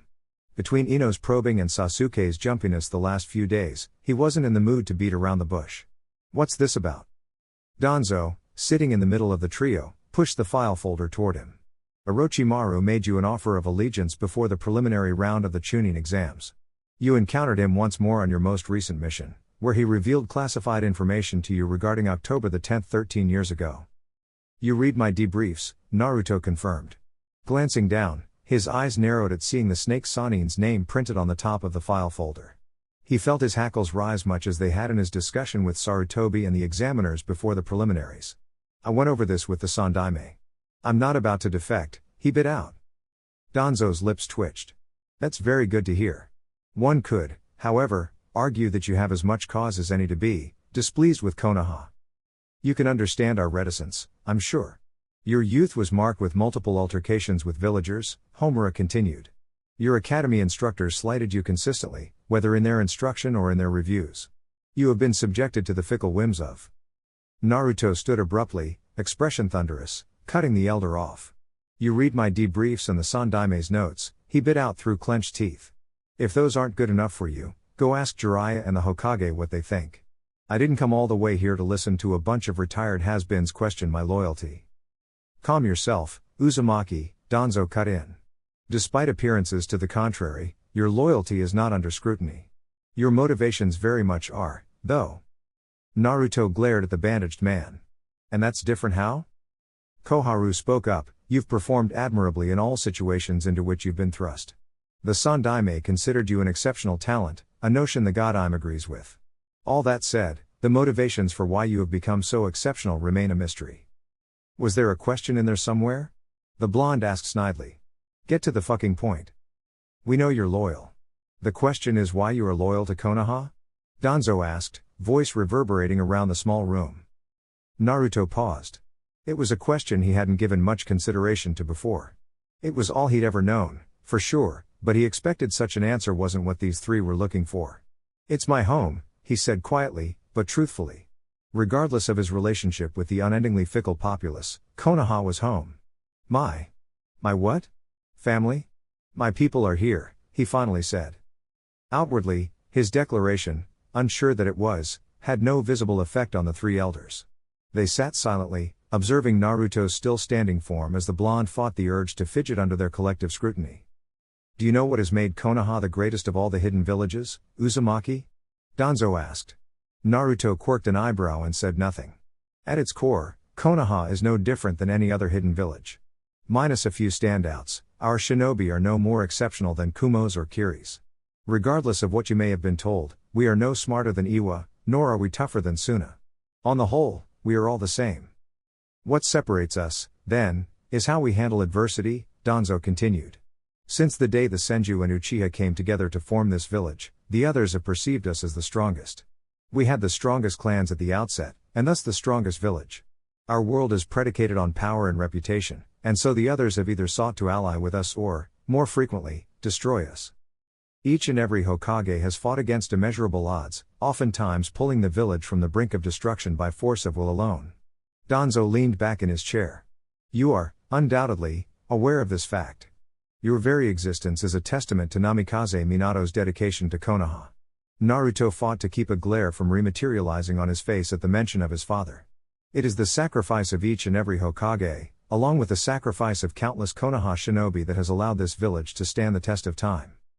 More often than not, that sacrifice is acknowledged by the general populace, shinobi and civilian alike, and then forgotten, replaced by contented complacency, the elder stated calmly, but with an unmistakable edge in his voice that belied his true thoughts. I, along with Koharu and Homura, have dedicated ourselves to not letting those continued sacrifices go to waste. The Hokages, first through fourth, gave their lives for Konoha. Those sacrifices will not be in vain. Naruto, only partially taken aback by the vehemence in Danzo's soliloquy, leaned forward against the chair he had stood from. He reined in his desire to dismiss the man's impromptu history lesson out of spite. So, Konoha is at a crossroads, Danzo declared, his lone visible eye narrowed. Naruto couldn't tell if it was because of the subject or his impatience. The Sandaime sacrificed his life to stop Orochimaru, and yet he is still the greatest threat to the village. He must be dealt with, Homura stated. He gestured to the folder in front of him. That is Orochimaru's personnel file. It contains all relevant information on him from his time as a loyal shinobi, as well as what it known about his movements after he defected. Naruto slid the folder toward himself hesitantly with trembling fingers, the ever-growing sense of foreboding that had gripped him since he had entered the room exploding into barely contained panic. He wasn't so dense as to not be able to put the pieces laid in front of him together. "What do you want from me?" he breathed. The elders were silent for a moment, the only sound the echoing drum that was Naruto's heartbeat in his ears. "Orochimaru made you an offer of allegiance. Your mission, should you choose to accept it, is to accept that offer. The time frame is 3 years. You will pass information about Orochimaru's movements to Konoha for the duration of the mission, and at the end of the scheduled time, assassinate him." The blonde leaned back in his chair, entirely sure that the elders could hear the gears spinning frantically in his mind as he processed Danzo's words. He opened his mouth but no sound emanated. The pieces weren't hard to put together. He was in an unprecedented position to gain access to the snake Sanin given the man's clear interest in him. And the man's interest, not to mention everyone else's, spoke clearly enough about his potential, regardless of how far he was from achieving it. "If I choose to accept it?" he finally asked, voice weak. "All S-class missions outside of wartime are accepted voluntarily, not mandated," Koharu said calmly, as if she wasn't asking him to infiltrate the organization of one of the most dangerous shinobi on the continent. "Ah. The importance of this mission cannot be overstated," Chunin Uzumaki, Homura said. "Our position atop the ranks of the shinobi villages hangs in the balance. Kumo does not yet have the strength to challenge us openly, but their growth coupled with the losses we sustained in the invasion have closed the gap. Open hostilities are a very real possibility in the near future. Orochimaru's continued existence is a blight on our reputation, never mind what actions he may take against us in the future," Danzo continued. "Beyond recompense for the invasion, eliminating him will restore our reputation internationally." Naruto nodded, lips pursed and eyes wide as the elders presented the situation. "Kill an S-ranked criminal, stop a war before it starts, anything else?" he asked. The noticeable squeak in his voice likely dampened the effect of his sarcasm. "You have 48 hours to decide your course of action," Homura said, stone-faced alongside his counterparts. The blonde Chunin pushed himself up from his chair, idly making note of the sweaty imprints his palms left on the wooden table. He turned, breathed, and found himself focused intently on putting one foot in front of the other than he had ever been in order to leave the room while his mind whirled. "Uzumaki," Danzo's voice called. Naruto froze, hand on the doorknob, and turned his head to face the 3 shinobi who had torn the proverbial rug from under his feet. "It goes without saying, all information discussed is classified S-rank. Above top secret. Disseminating it was considered treason, punishable by death." "Understood." The door opened without a sound, and Naruto closed it behind him with a click, stepping uncertainly into the hallway. Chapter 22, Equal and Opposite. // "I'm not even mad, I'm just impressed at your gall." Tsunade sat directly across from him, steepled hands resting on her desk as she leaned upon it. Her posture was intense, but conveyed no threat. Fitting for a Hokage, he mused, satisfied. Her eyes, however, told a different story. Jiraiya stood silent behind her, leaning leisurely against the window, arms crossed over his chest. His emotions were easier to categorize despite his fairly neutral stance, both by virtue of his prized student being very much in question, as well as the veritable storm of suffocating killing intent that was barely being restrained. It was a sobering reminder that in spite of his own formidable abilities, he was very much at risk. Either of the 2 shinobi across from him could kill him without much challenge, never mind working together. And while it was very unlikely to come to blows, he hadn't lived as long as he had without assessing the risks in every situation. He had known many legendary shinobi through the years, he had worked with some, he had killed others. While perhaps not the most perilous situation he had ever entered, sitting alone in the Hokage's office facing down 2 of Sarutobi's distinctly unhappy students certainly was a cause for treading carefully. Though not unexpected. Uzumaki Naruto had apparently wasted no time in tracking down his sensei after receiving his mission information. He had no confirmation, but he expected that both Koharu and Homura had been brought in for questioning separately as well. Divide and conquer. At his silence, Tsunade continued, "It has always been within the elders' powers to hand out missions in lieu of the Hokage. The utmost discretion is, of course, to be used in all cases. Unilateral action seems to be something of a habit of yours, Danzo. When Konoha's best interests are at stake, I've always felt it my duty to do what was necessary," he replied flatly.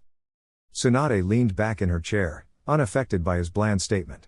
A fitting Hokage indeed, he mused, content for the first time that her lecherous teammate and his student had managed to retrieve her. As should all loyal shinobi, she demurred, and Danzo could find no mockery in her tone. Her posture changed abruptly as she leaned forward once more, placing her palms flat on her desk as if she made to stand. I don't like playing games with my own shinobi, Danzo. By all accounts, this was your plan from the outset. And it's the second time in recent memory that you've sought to rectify one of Konoha's problems by sacrificing one of our best and brightest. Danzo let the unasked question hang for a few moments, weighing his words before, I swore to protect Konoha at any cost, Hokage-sama. The same as Sarutobi, the same as your grandfather. They did not needlessly sacrifice the village's future in times of crisis. No, they sacrificed themselves, Danzo thought. The question of whether he would do the same when the time came, the question that had defined his career, rattled through his head. Things were simpler then. You seem to be under the impression that this is what I want. That could not be further from the truth. Given his pedigree and his tenant, Uzumaki is perhaps the greatest talent we've seen since Jiraiya's last student, a barely 13-year-old chunin able to not only stand toe-to-toe with other Jinchuriki, but actively lead a team of untested Jinan out of enemy territory. That type of talent should, indeed, be nurtured. However, you believe that Orochimaru is currently the greatest threat to Konoha at the moment, Tsunade interrupted. I happen to agree with you, Jiraiya does as well. That doesn't justify sending Naruto into a situation for which he cannot possibly be prepared for. Orochimaru would spot a trained plan in moments. The lack of preparation is precisely why Uzumaki is the only one who could be selected, he countered. Orochimaru has repeatedly expressed a strong interest in the boy's loyalty. Given the chance, it is highly likely he would take the opportunity to train the boy rather than kill him. Such a likelihood presents an unprecedented opportunity for us. And if Naruto turns? What then? Behind Tsunade, Jiraiya's narrowed eyes flickered to her before snapping back to Danzo. The elder paused, surprised in spite of himself at the Godheim's frankness. He felt his respect for her rise slightly. The possibility exists, of course, he conceded. Admittedly, I do not usually put much stock in character. But given Uzumaki's vehement defense against the Shukaku and his conduct on the mission to retrieve you, Hokage-sama, I find it unlikely that he would turn. Then you don't know Orochimaru, Jiraiya all but growled. Danzo turned his one visible eye to him. He's twisted beyond the most insane shinobi in Konoha. There are no limits, there are no boundaries, not when he wants something. The white-haired man shook his head.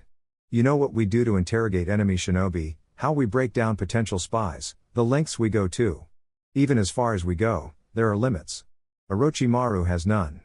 As mentally strong as Naruto is, and he is strong, he's nothing to what the snake would do to him. But he did know all too well just what Orochimaru's brand of sociopathy said about the man. He had used, nurtured, and encouraged it. The snake Sanin was utterly remorseless and always had been. It had been why Danzo had endorsed the man so vehemently for the position of Yondaime, not that Namikaze had been a bad choice. That remorseless ruthlessness, when channeled toward Konoha's best interests, would have undoubtedly kept the village on top of the proverbial food chain for years to come. Instead, it was being used against them. Danzo glanced back and forth between the legendary ninja in front of him, knowing, as he did when he walked in, that he was fighting an unwinnable battle. Your next steps, Hokage-sama? He asked tonelessly. Tsunade considered him for a moment, leaning forward onto her desk once more. Sarutobi-sensei valued your opinion, you advised him for decades. I'd be a fool to toss you aside and you know that. However, I have enough work on my plate as it is without having to fight you too, Danzo. Consider this your first and last warning. I don't condone sacrificing the village's future any more than Sarutobi-sensei did, reasons be damned. Leave Orochimaru to us. She gestured to herself and the still stone-faced Jiraiya. Valued opinion or not, try to pull this shit again and our next discussion will be planning your immediate retirement. Danzo lifted his chin, not in defiance but in acknowledgement. He rose, recognizing the tacit dismissal as easily the not-so-veiled threat in Tsunade's words. Hokage-sama, he said, bowed, and turned to leave. He was at the doors when the Hokage's voice called, Danzo, and he turned. It should go without saying, but I'll make it explicit for you, Tsunade said, voice hard as tempered steel. Whatever plans you have for your knee, leave Naruto out of them. He's off limits. Period. Yes, Hokage-sama, he acknowledged, and opened the double doors. They closed behind him and he allowed himself a smile. He had taken the measure of the Godheim and she had, surprisingly, not been lacking. Tsunade knew what she didn't know and recognized the value in having different opinions as sounding boards. She was pragmatic enough to see his usefulness as an ally, but firm enough that Danzo had no doubt she'd dispose of him in an instant if she felt he was moving against her wishes. He allowed himself a moment of contentment with the outcome of his gamble with Uzumaki. It was less than ideal, Orochimaru remained, of course, but he knew he could at least work with the god Im instead of having to work around her the way he had in Sarutobi's second tenure. He would make the best of this as he had with everything else in his career. The feeling passed as quickly as it appeared, and he strode into a concealed entrance to Anbu headquarters beside the Hokage's office. You were soft on him, Jiraiya said the moment Danzo had moved back into the depths of Anbu headquarters. I need allies, Jiraiya. Like it or not, he's a good one to have, Tsunade returned easily. She turned to face her teammate. He stood facing out the window, hooded eyes on the face of his most famous student. She felt her lingering frustrations with the morning's events evaporate at the sight. Even after nearly 5 decades of knowing the man, how much Jiraiya truly cared for people still managed to surprise her. That he had made it this far in his career with what many, herself included, would consider a debilitating weakness, was more surprising still. All shinobi had their precious persons, those they would fight and die for. It was a rare ninja that actively cared about people outside of their village. But Jiraiya had always been an idealist. She sighed, wishing, not for the first time since she took the job, for a bottle of sake and a poker table to lose herself at. I understand your qualms with his methods, but they're necessary. I get it, Haim, Jiraiya said tiredly. He favored her with a smile that didn't come close to touching his eyes. You've read my reports from the last decade or so. I'm not as naive as you and Sarutobi-sensei always said I was. Tsunade allowed his point to stand, rising and joining him by the window. Konoha was vibrant in the early afternoon sun, merchants rushed to and fro, peddling wares that customers gladly lapped up. Shinobi hopped from roof to roof, green vests flying by like leaves in a breeze as they went about their business. All mine to protect now. You know I'm not ignoring your qualms about him. We have our eyes and ears inside his ranks thanks to you. If he moves against Naruto in any way, we'll know, she soothed. Jiraiya's sigh brought her eyes back to him in time to see him lean his forehead, lacking its usual Hittite, against the window. Can't help worrying about the kid. Even in my wildest nightmares I didn't think he'd get caught up in all this shit. Internal village politics he can deal with, he'd have had to no matter what. But between Akatsuki and Orochimaru, Danzo is just one more schemer trying to control him. Where is he now? Training grounds. Doing speed drills with a clone of mine. He calmed down once I told him he wasn't, under any circumstances, taking a suicide mission. A blonde eyebrow rose. We both know Orochimaru wouldn't kill him. Not after Tanzaku guy. He's too interested, she mused. She had known the treacherous man long enough to know when his interest was piqued. You know there are things worse than death, Tsunade, Jiraiya returned, voice clipped.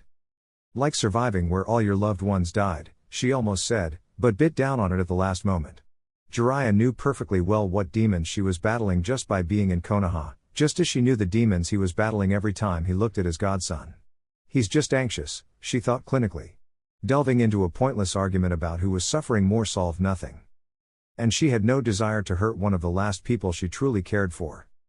Danzo does raise the point of what exactly to do about him, she said instead. They had done well to present a unified front when the elder had been in the room, but they didn't have any more of a plan to bring down their renegade teammate. He'll be in hiding for a while, Jiraiya said. He'd have already exhausted all other avenues of restoring his arms if he sought you out. He'll be forced to change bodies, and even that may not work. If it does, he'll be out of commission for a while. Tsunade withheld a shudder at the twisted methods her old teammate had created. In his own way, Orochimaru was as much a medical genius as she was. As much as she could clinically appreciate the man's skill, the utter wrongness of his quest for immortality offended her on such a fundamental level that she couldn't help her revulsion. All men must die, she thought. She knew it better than most. It gives us a small window of opportunity. It'll be closed by the time we move, her teammate cut her off. He shook his head, long white hair falling in waves over his shoulders. I have information on 6 potential locations spread across the continent. He could be at any of them by now, and sending anything less than a squad of elite Jonin is just a waste of lives. A spike of annoyance shot through Tsunade. She was a problem solver by nature, and this problem had no easy solution. You know his tendencies better than anyone, she conceded. What's our best play here? A dark look passed over Jiraiya's face. Which means he's come to the same conclusion I have. We wait. Catalog and counteract his movements as best we can, and try to draw him out once Naruto is capable of holding his own against him. Orochimaru was in the position all shinobi were taught to be in, Even weakened, his enemies couldn't reach him without recklessly overextending themselves. Their only option that wouldn't leave them exposed to unacceptable loss was to make him come to them, and there were precious few things the snake wanted badly enough to leave himself even slightly vulnerable. "The Uchiha?" she asked. "His file says Orochimaru marked him. That's as much overt interest as he's shown in Naruto." Jiraiya shook his head again. "The only thing that would speed up the process would be using either of them like Danzo wants to. I'm not sending a child into hell for the sheer possibility of it working in our favor. And there's even less of a way to guarantee Sasuke's loyalty than Naruto's. Not to mention Itachi's reaction." Tsunade contained a wince at the holes being poked in her, admittedly weak, idea. The truth of the Uchiha massacre had been one of her first briefings upon taking power. Itachi's allegiance was contingent solely upon their protection of Sasuke. There was little doubt the man would be less than pleased if his little brother was sent on a suicide mission. And they had enough enemies as it was without making more out of their allies. Not to mention Naruto would raise hell on the home front, she heard Jiraiya mutter, breaking her musings. At her questioning glance, he allowed himself a small smile. The Uchiha is Naruto's friend. He wouldn't let him go to Orochimaru without a fight. Noted. She let the new information pass from her mind. "So we're stuck playing catch up," she declared, doing her best to keep the frustration out of her voice. Less than a week on the job and she was already losing sleep. "Do you have updates on anyone else who wants to kill us all?" Some warmth returned to Jiraiya's face at her black humor. Always tough to keep him down for long. "You want to start with the villages or the mercenary organization trying to control the Bijou?" She let her face drop into her palm as she sunk back into her armchair. "Never mind. Forget I asked," she said. "I need a vacation." "Aw, cheer up, Haim." Her teammate boomed, suddenly in good spirits. The sound of clay meeting the wood of her desk brought her eyes up, where they came to rest upon a simple bottle of sake. "The first intelligence briefing is always the worst, but I promise I'll be gentle." The snort that escaped her was anything but ladylike. "Don't rush into it, now. A woman likes when you take your time and make the moment last." She poured 2 cups of sake, smiling slightly at Jiraiya's answering smirk. "Only took 5 decades for you to succumb to my charm, who'd have thought," he laughed, taking his cup. They raised their sake in unison, eyes meeting and holding in a toast, and smiled. // The door to his apartment swung inward on well-oiled hinges. He crossed the threshold, dropping his bag lazily on the floor, and closed the door behind him. His vest was hung on the single hook with now practiced ease. "What a day," he muttered, letting his forehead fall into the Kevlar-padded back of his tuning vest. He breathed a chuckle, closed his eyes, and shook his head in tired wonderment. Unable to find Jiraiya immediately following his mission being assigned, he had retreated to his apartment to panic in solitude. At some point he had fallen into an uneasy, restless sleep. The next morning had been more fruitful, thank God, and his sensei had come to him to get him ready for some intense training. Needless to say, those plans had been tabled once Naruto had blurted out the details of the council's assignment. Jiraiya had told him to stay put, disappeared, and reappeared 2 hours later. "Your assignment's been cancelled," he said, as if discussing the weather. Naruto's heart leapt, almost unwilling to believe it. "You're sure?" he gasped.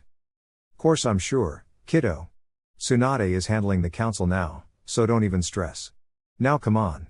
We've got skills to sharpen and research to do," Jiraiya declared easily, turning about and walking right back out the door, the blonde doing his best not to trip over himself in his haste to follow. A day filled with speed drills later, he still wasn't sure what to think. He heaved himself off the doorframe with a tired grunt and strode to the kitchen.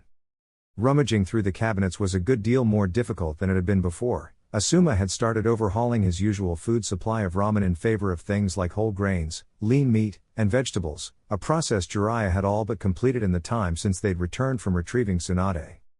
Even still, he managed to keep a small supply of his favorite instant ramen hidden just for occasions like this. Though Uro-sensei probably saw it. "Hey!" The smallest of grins split his lips as his fingers found purchase, pulling a cylindrical styrofoam container out.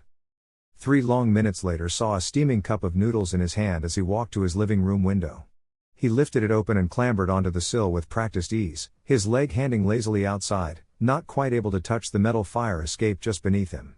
Naruto exhaled heavily, closing his eyes momentarily as he felt the night's breeze ruffle his hair.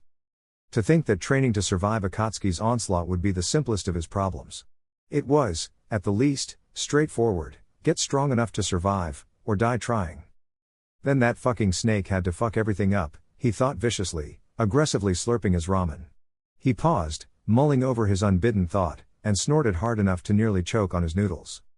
Mulling over the cosmic joke that his life clearly wasn't a particularly fun exercise, and with it came renewed memories of small, dark rooms filled with elders ready to send him to the slaughter in the name of the greater good. His original panic had dissipated, replaced instead by a cloying mist of uncertainty that hung over him. All S-class missions outside of wartime are voluntarily accepted, not mandated. The words spoken by the Sandaime's teammate rang like a bell in his head. His anxiety, however, had been that of a man walking to his death, regardless of the necessity of his willing participation. Would you have done it? He asked himself, his voice a whisper beneath the evening's breeze. It hadn't been long ago that he had walked the streets of his home, a baleful glare ready to figuratively eviscerate any civilian that looked at him funny, and look at him funny they did.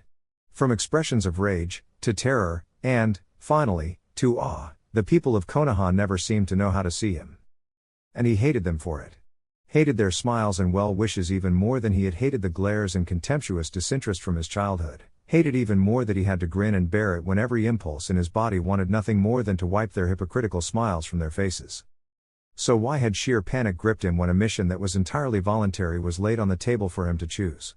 His reputation wasn't on the line, all the information was classified S-ranked, according to Danzo, not that he cared about it anyway. His hatred of Orochimaru burned hotter than any of the flames Sasuke loved to conjure, but he wasn't so consumed with rage that he was willing to leap into the jaws of death for the slightest chance of success. He was loyal to his team, to his friends who had morphed into the closest thing to a family he had ever had. He was loyal to his senseis, whose unwavering support of Konoha, in giving their lives, awed as much as it ashamed him when his conflicting emotions failed to live up to their standard. But it hadn't been some underlying sense of duty that had seen him throw himself against a Baijuu. Naruto closed his eyes, feeling the cool breeze tickle his face, and he immersed himself in memories of fury and desperation, memories of wanton destruction and shattered lives, memories of panicked, agonized screams that turned to silence as death claimed more victims, memories of impossible odds that didn't matter in the face of the need to protect his home. His blue eyes fluttered open, mind a whirl. It hadn't been just the Kyuubi's rage that had fueled him against the Ichibi. His own had bubbled forth as well, lost in the red haze of his host's malevolence. When did I start wanting to protect this goddamn village? He wondered. There had always been those he liked, his classmates, Sasuke, and, later, his team and his teachers. But that camaraderie had never extended beyond that, never to the shinobi forces as a whole, and certainly never to the civilians. Home, it seemed, was home. And despite everything he hated about it, it was the only one he had. Sad state of affairs, Uzumaki. His ramen had gone cold in his hands, but he paid it little mind as he cast his eyes out over the rooftops. Unbidden, a tiny smile split his lips. Home was home, he had protected it and would do so again, he realized.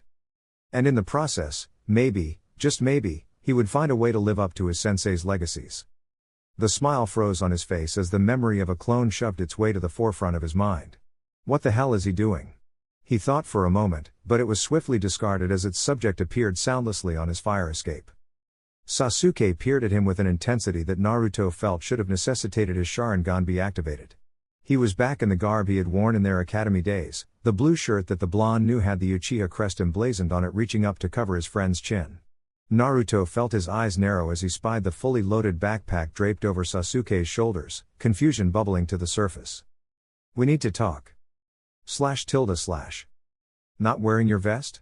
Naruto asked after Sasuke had bullied himself into his apartment. The Uchiha hadn't quite been as overtly proud of his Chunin promotion as his blonde counterpart had been, but that didn't stop him from wearing it everywhere he went. Sasuke didn't answer, electing instead to peer about the small living area with his Sharingan activated. Naruto quirked a brow but didn't say anything when his friend strode into his bedroom wordlessly, and the second joined it a moment later as he walked into his bathroom. Well, this is normal, he thought sarcastically, an undercurrent of unease settling in his gut. Looking for something? Making sure the Yamanaka isn't here. Naruto sputtered despite his unease. It's late. She's not, we don't. He trailed off helplessly. He shook himself. Focus, Naruto. The Uchiha stepped back out a moment later, eyes onyx once more, and regarded him seriously. I'm leaving the village. Naruto blinked, taking in his friend. No headband, no vest, full pack. And they don't send new Chunin on missions in the middle of the night, The pit of unease in his stomach ballooned. Orochimaru? He wondered, as if from a great distance, but he already knew the answer. Sasuke's silence only confirmed it, and Naruto only barely kept down the hurricane of emotions roiling within him. Why? He whispered. Sasuke cocked his head to the side, surveying him.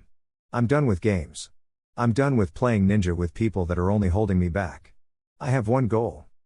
7 months worth of consistent complaints about his team, frustration at the inability to receive personal training, Orochimaru's promises of power, Itachi's manhandling of him in Shukuba town. Naruto could read it all like a book in Sasuke's eyes. The tempered insanity he had gotten used to seeing there had been fanned into an inferno. Itachi, what did you do to him? The thought rang through his head like a klaxon. Sasuke never went into detail about his brother, and he hadn't bothered asking. You think he's offering you power for free? Sasuke's familiar smirk settled in place, but Naruto felt like he was staring at a stranger's face given the gleam in his friend's eyes. Don't be an idiot. I don't care what he wants. I'll pay any price to see him dead. Overheard conversations between Jiraiya and Tsunade rushed to the forefront of Naruto's mind. Conversations of ambition and immortality and a man so twisted that he'd found a way to cheat death. What if the price is you? He wants your body for himself. Your eyes. The Uchiha only shrugged, still smirking, and Naruto knew there was no changing his friend's mind. Why are you telling me this? He burst out. You know why? Sasuke's chuckle cut him off. You have to what, Dobi? Stop me? No you don't, his friend said. You're like me. You know what it's like to have someone to kill.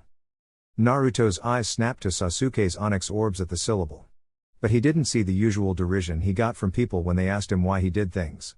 He didn't see the polite curiosity or indulgence that he got when he spoke to the Hokage. Naruto saw two eyes sizing him up, assessing him. He straightened almost unconsciously. I've got some people that what? That I need to kill? Naruto asked himself. People that I've got to be stronger than. He expected a shrug, a laugh, a put down or an insult to his skills. He didn't expect understanding in the eyes of the class genius. He didn't expect a nod. And he didn't expect. So do I. The memory of their first conversation played itself out in Naruto's mind like it had been yesterday. Why are you here? He whispered.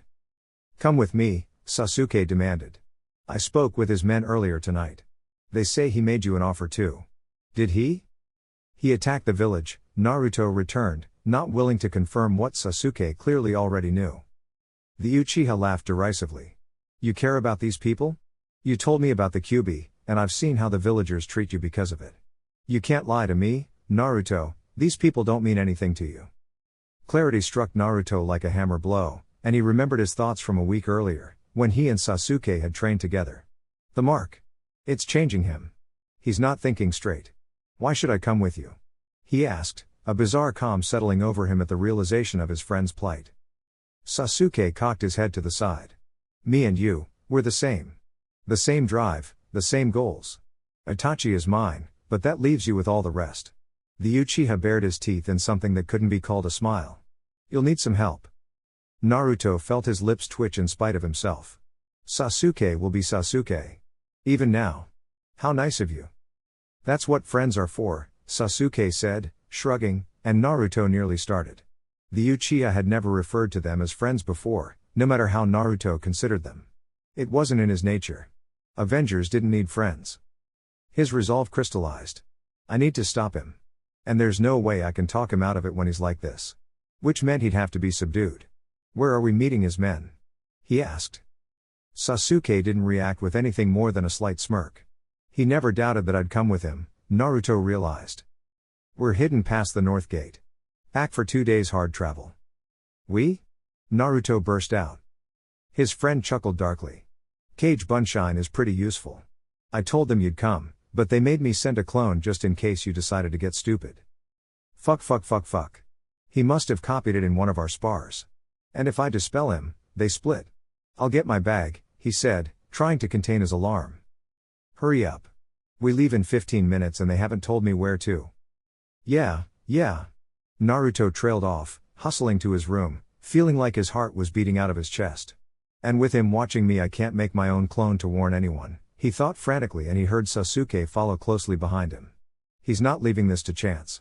And even if I make one hidden he'll still feel the chakra output. Shit. He packed his bag haphazardly, mind a whirl trying to come up with a plan. I have to find a way to take them out. But dealing with Sasuke alone was hard enough, never mind however many other men Orochimaru had sent to escort them. How many people are we traveling with? He asked casually, slinging his pack over his shoulder. 4, Sasuke answered easily. 3 weirdos and a girl who can't stop cursing, he said with distaste. Kyuubi, Naruto concluded with dread. If put out enough chakra, I'll alert an Anbu patrol even if I can't stop them myself. Conversation should be fun, he returned weakly. They slipped out of the still open window soundlessly and vaulted to the rooftop. Clinging to shadows, they hopped from roof to roof. Blue eyes flickered about, searching in vain for a hidden patrol that might happen upon them, but didn't trust the hope. Konoha was undermanned still from the invasion, patrols limited to the village walls while Anbu and regular shinobi were limited. Someone will notice, he told himself as he tried to steady his breathing, preparing to unleash hell upon Orochimaru's lieutenants. They reached the northern wall in what felt like the blink of an eye, and hopped over it without preamble. Naruto turned his head to the east and could barely spy the northern gate from their position. They planned this fucking beautifully, he marveled in spite of himself. Many of the reserves were deployed elsewhere to secure key borders with Iwa, Kiri, Kumo, and Suna. Combined with a skeleton force in the village itself, primed for an infiltration mission.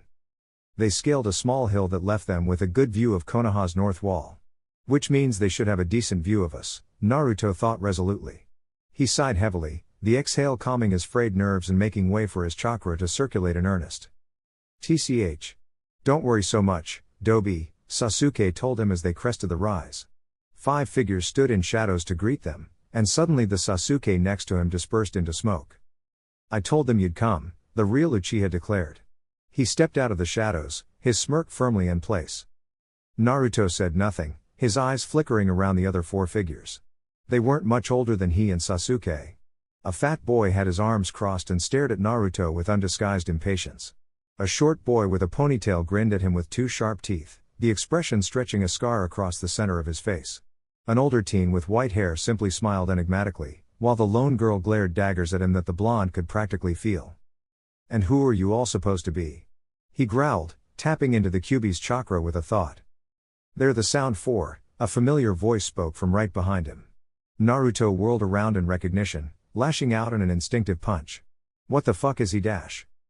Kabuto caught his wrist with ease and stepped inside his guard, iridescent purple reflecting off his glasses before he slammed 5 flame-covered fingers into Naruto's exposed stomach. The blonde coughed as the air was driven out of his lungs, and suddenly the red-hot chakra of his tenant was gone. He sank to his knees as the world began to blur.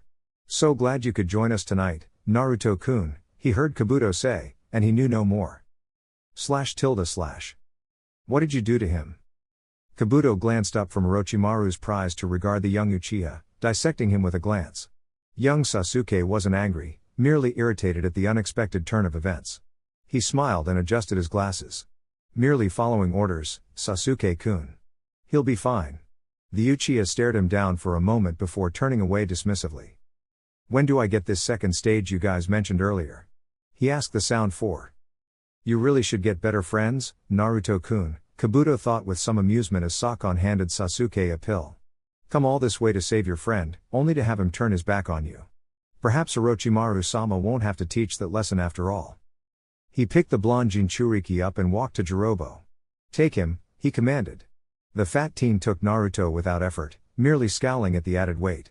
Kabuto paid him no mind, laying a hand covered with medical chakra on the blonde's forehead for a moment. He won't wake until I draw him out of unconsciousness. We'll rendezvous at the border if I don't catch you earlier. You're not coming with us? Kitamaru asked. Kabuto smiled, his eyes darting to the container that Sasuke had climbed his way into. All according to plan. I have one last task here, he told them. That was all they needed to hear, as they nodded and dispersed into the trees. The spy turned back to regard Konoha, moonlight illuminating it from above. Someone has to lay the groundwork for Naruto-kun's defection. Chapter 23, Circular Reasoning. I don't believe you. She should have known something was drastically wrong when an Anbu had knocked on her clan's door. Good news had never been delivered by Anbu. She should have known something was drastically wrong when she was escorted to the Hokage's office, and was greeted by a shell-shocked and tearful Sakura. She should have known something was drastically wrong when Hatake Kakashi escorted Kiba and Shikamaru in minutes later, his lone eye unreadable. The Hokage had sat with her back to them, facing the village until Kakashi had brought the two boys in. She had swiveled to face them, expression stony, and shattered Ino's world. Last night, Uchiha Sasuke and Uzumaki Naruto defected to Orochimaru's Otogakur, Tsunade declared. The words hung heavy for what felt like an eternity, ringing through Ino's head like a klaxon. That's not possible, she thought. We were just together the other day. They had gotten dinner and made their way up to their spot on top of the Hokage monument. He had only listened to her on and off, but he did that from time to time these days. He's always so wrapped up in his training, she thought, a familiar fondness for her boyfriend creeping up. Distantly, she could hear Kiba yelling something. At Sakura? She paid it no mind. We have plans today, she remembered. They were going to get lunch whenever he broke with Jiraiya, and she was going to do her best to draw him out of the gloom he had been in for the past few weeks. He's been so on edge since he brought the Hokage back. She glanced at the Godime to find honey brown eyes fixated on her, undisguised pity all too easy to see.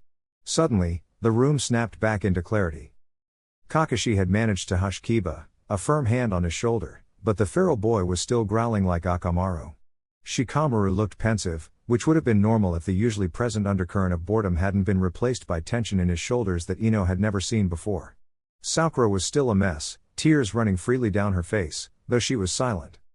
Ino returned her eyes to the Hokage. I don't believe you. Her voice was clear, belying the creeping panic that had set her heart racing in her chest at the reminder of the Godime's words. He wouldn't leave us. Leave me. She pushed the memories of his newfound distance and reticence away. He hates Orochimaru, she said, and knew it to be the truth. Tsunade's lips thinned. Our barrier core team brought us the information this morning. Sasuke's chakra signature exited the village at roughly 20 hours 30, before returning briefly. Just before 2100 hours, Naruto and Sasuke exited the village together. I followed him, Sakura said weakly. Ino spun to face her old friend. Sasuke-kun had been acting weird for weeks. Orochimaru did something to him during the Chunin exams, he wasn't thinking straight. I started keeping an eye on him a few nights ago, and last night he packed a bag and headed for the gate.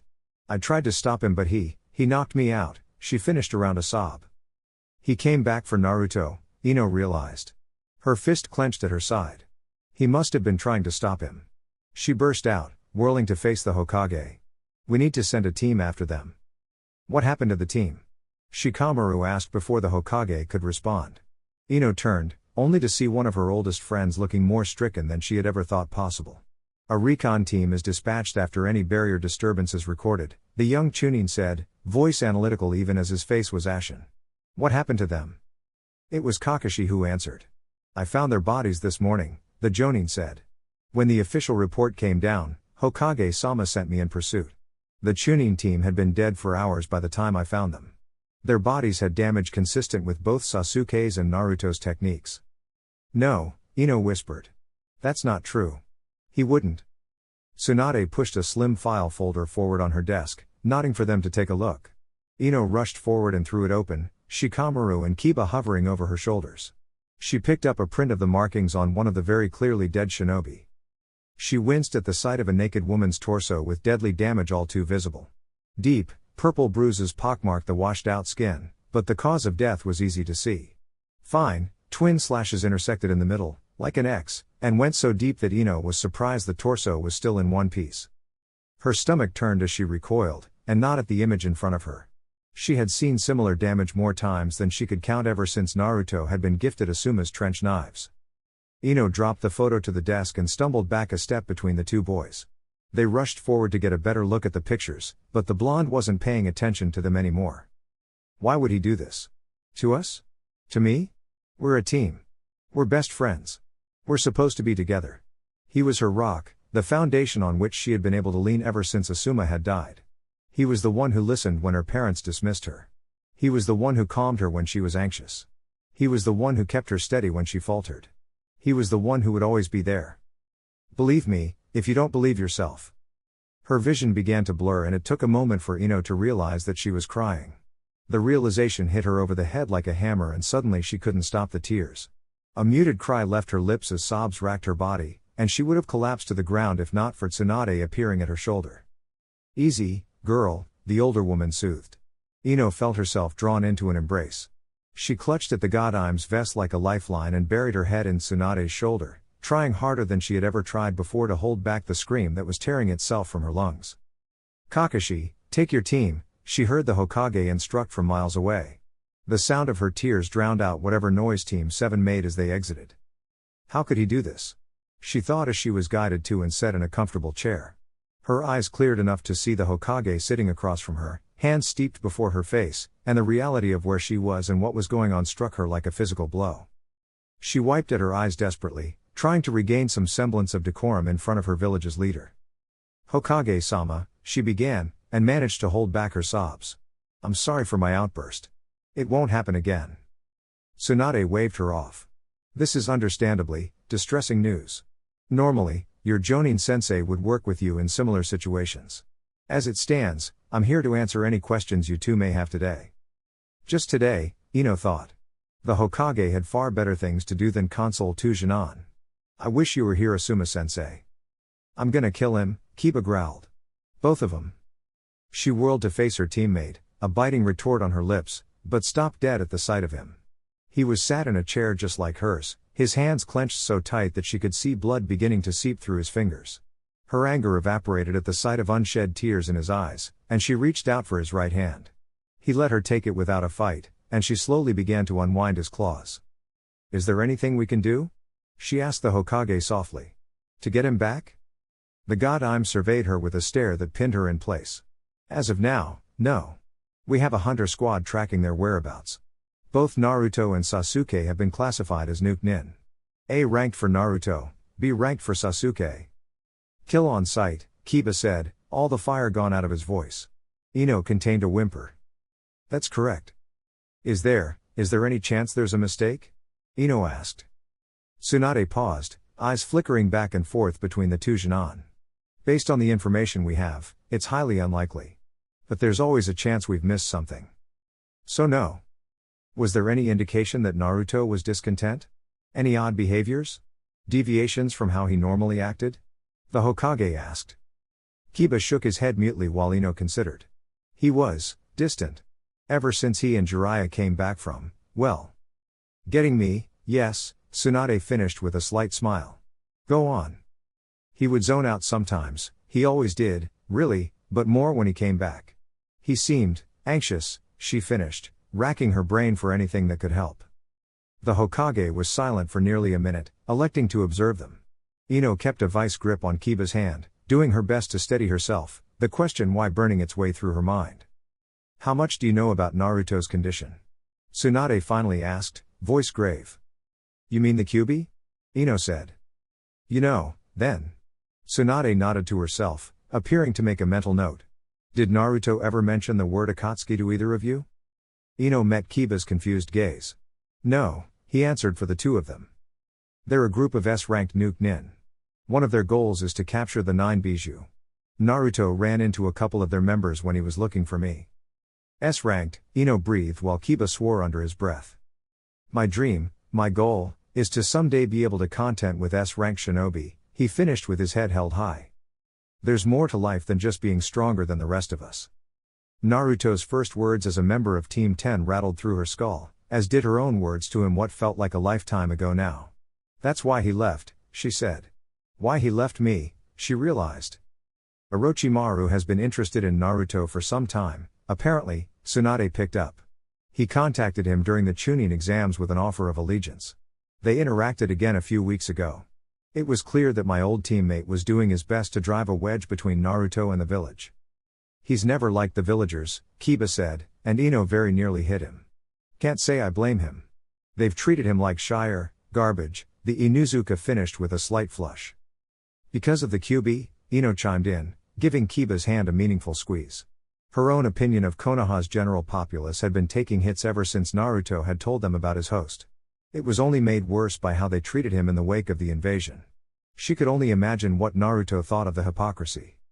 Regardless of reason, it's safe to assume that Naruto harbored some ill will toward Konoha given his childhood? Ino closed her eyes. Yes, she answered through her teeth, and was entirely grateful for Kiba squeezing her hand in support. But he was promoted because of how well he defended the village. I'm aware, Tsunade soothed. There are no easy answers here, unfortunately. The reality is that Naruto is gone, all signs point to defection, and there's a viable explanation as to why leaving would be an acceptable option for him. Your comrade, Sakura, said she spoke with Uchiha Sasuke before he left. He said he needed to cut ties with everything that had been holding him back. Did Naruto mention anything similar? Is it possible he and Sasuke think similarly? Ino squeezed her eyes shut at the very thought of Naruto telling her the same. No. We're. She trailed off as tears threatened to reassert themselves. He was my boyfriend, she whispered. Real sympathy crossed the Hokage's face at her words. I'm sorry. Him and Sasuke have been friends for years, Kiba piped up. Always used to train together back at the academy. Still did, I think. I see. Tsunade was silent again, observing them. Do I really mean so little to you, Naruto? Ino thought, and she was powerless to stop the tears that began to flow freely down her face. Unbidden, her fist clenched as a burst of anger shot through her. Did I mean nothing to you?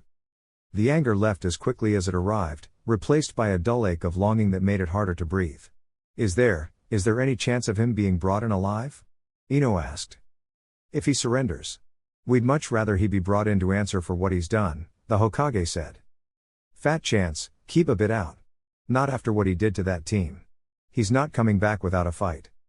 Ino squeezed her eyes shut and clenched her teeth, helplessness, anger, and soul-crushing sadness each warring for dominance. I need to get my shit together, she thought violently. I'm useless like this. It was just like it always had been. When the going got tough, she froze. He had been the one who told her everything would be alright. And now he was gone. I know you, don't I? He offered with a quirk of his lips. Blinking once, he turned his gaze outward to the village. When we first became a team, you said that Asuma talked to you and it changed something. You said you were gonna work harder and you did, right? When you say you're gonna do something you do it. She nodded against him. Well now I'm talking to you, and I'm saying you're not gonna freeze next time you get scared. I want you to say it, Ino-chan, he finished, turning his eyes back to meet Ino's burning gaze. If you have any more information you think is pertinent, contact Kakashi. As of now you've both been placed on administrative leave until we have a clearer picture of what happened. Talk to your families, they'll be there to help you with this every step of the way. She felt herself nod and rise at the implicit dismissal. Hokage-sama, she said with a small bow, and turned toward the door. Say it. I won't freeze up next time. Next time what? He prompted. The next time I get scared, she whispered, their gazes locked. Naruto nodded. Now make it a promise. I promise I won't freeze up next time I get scared, Ino said with finality. A grin broke across Naruto's face at the proclamation. I'm gonna find you, Naruto, Ino thought as she and Kiba made for the door. And I'm gonna drag you back here. And you're gonna be sorry you ever made me feel like this. He looked at her seriously, locking eyes once more. You can't break a promise, Ino-chan. It's not allowed. I promise.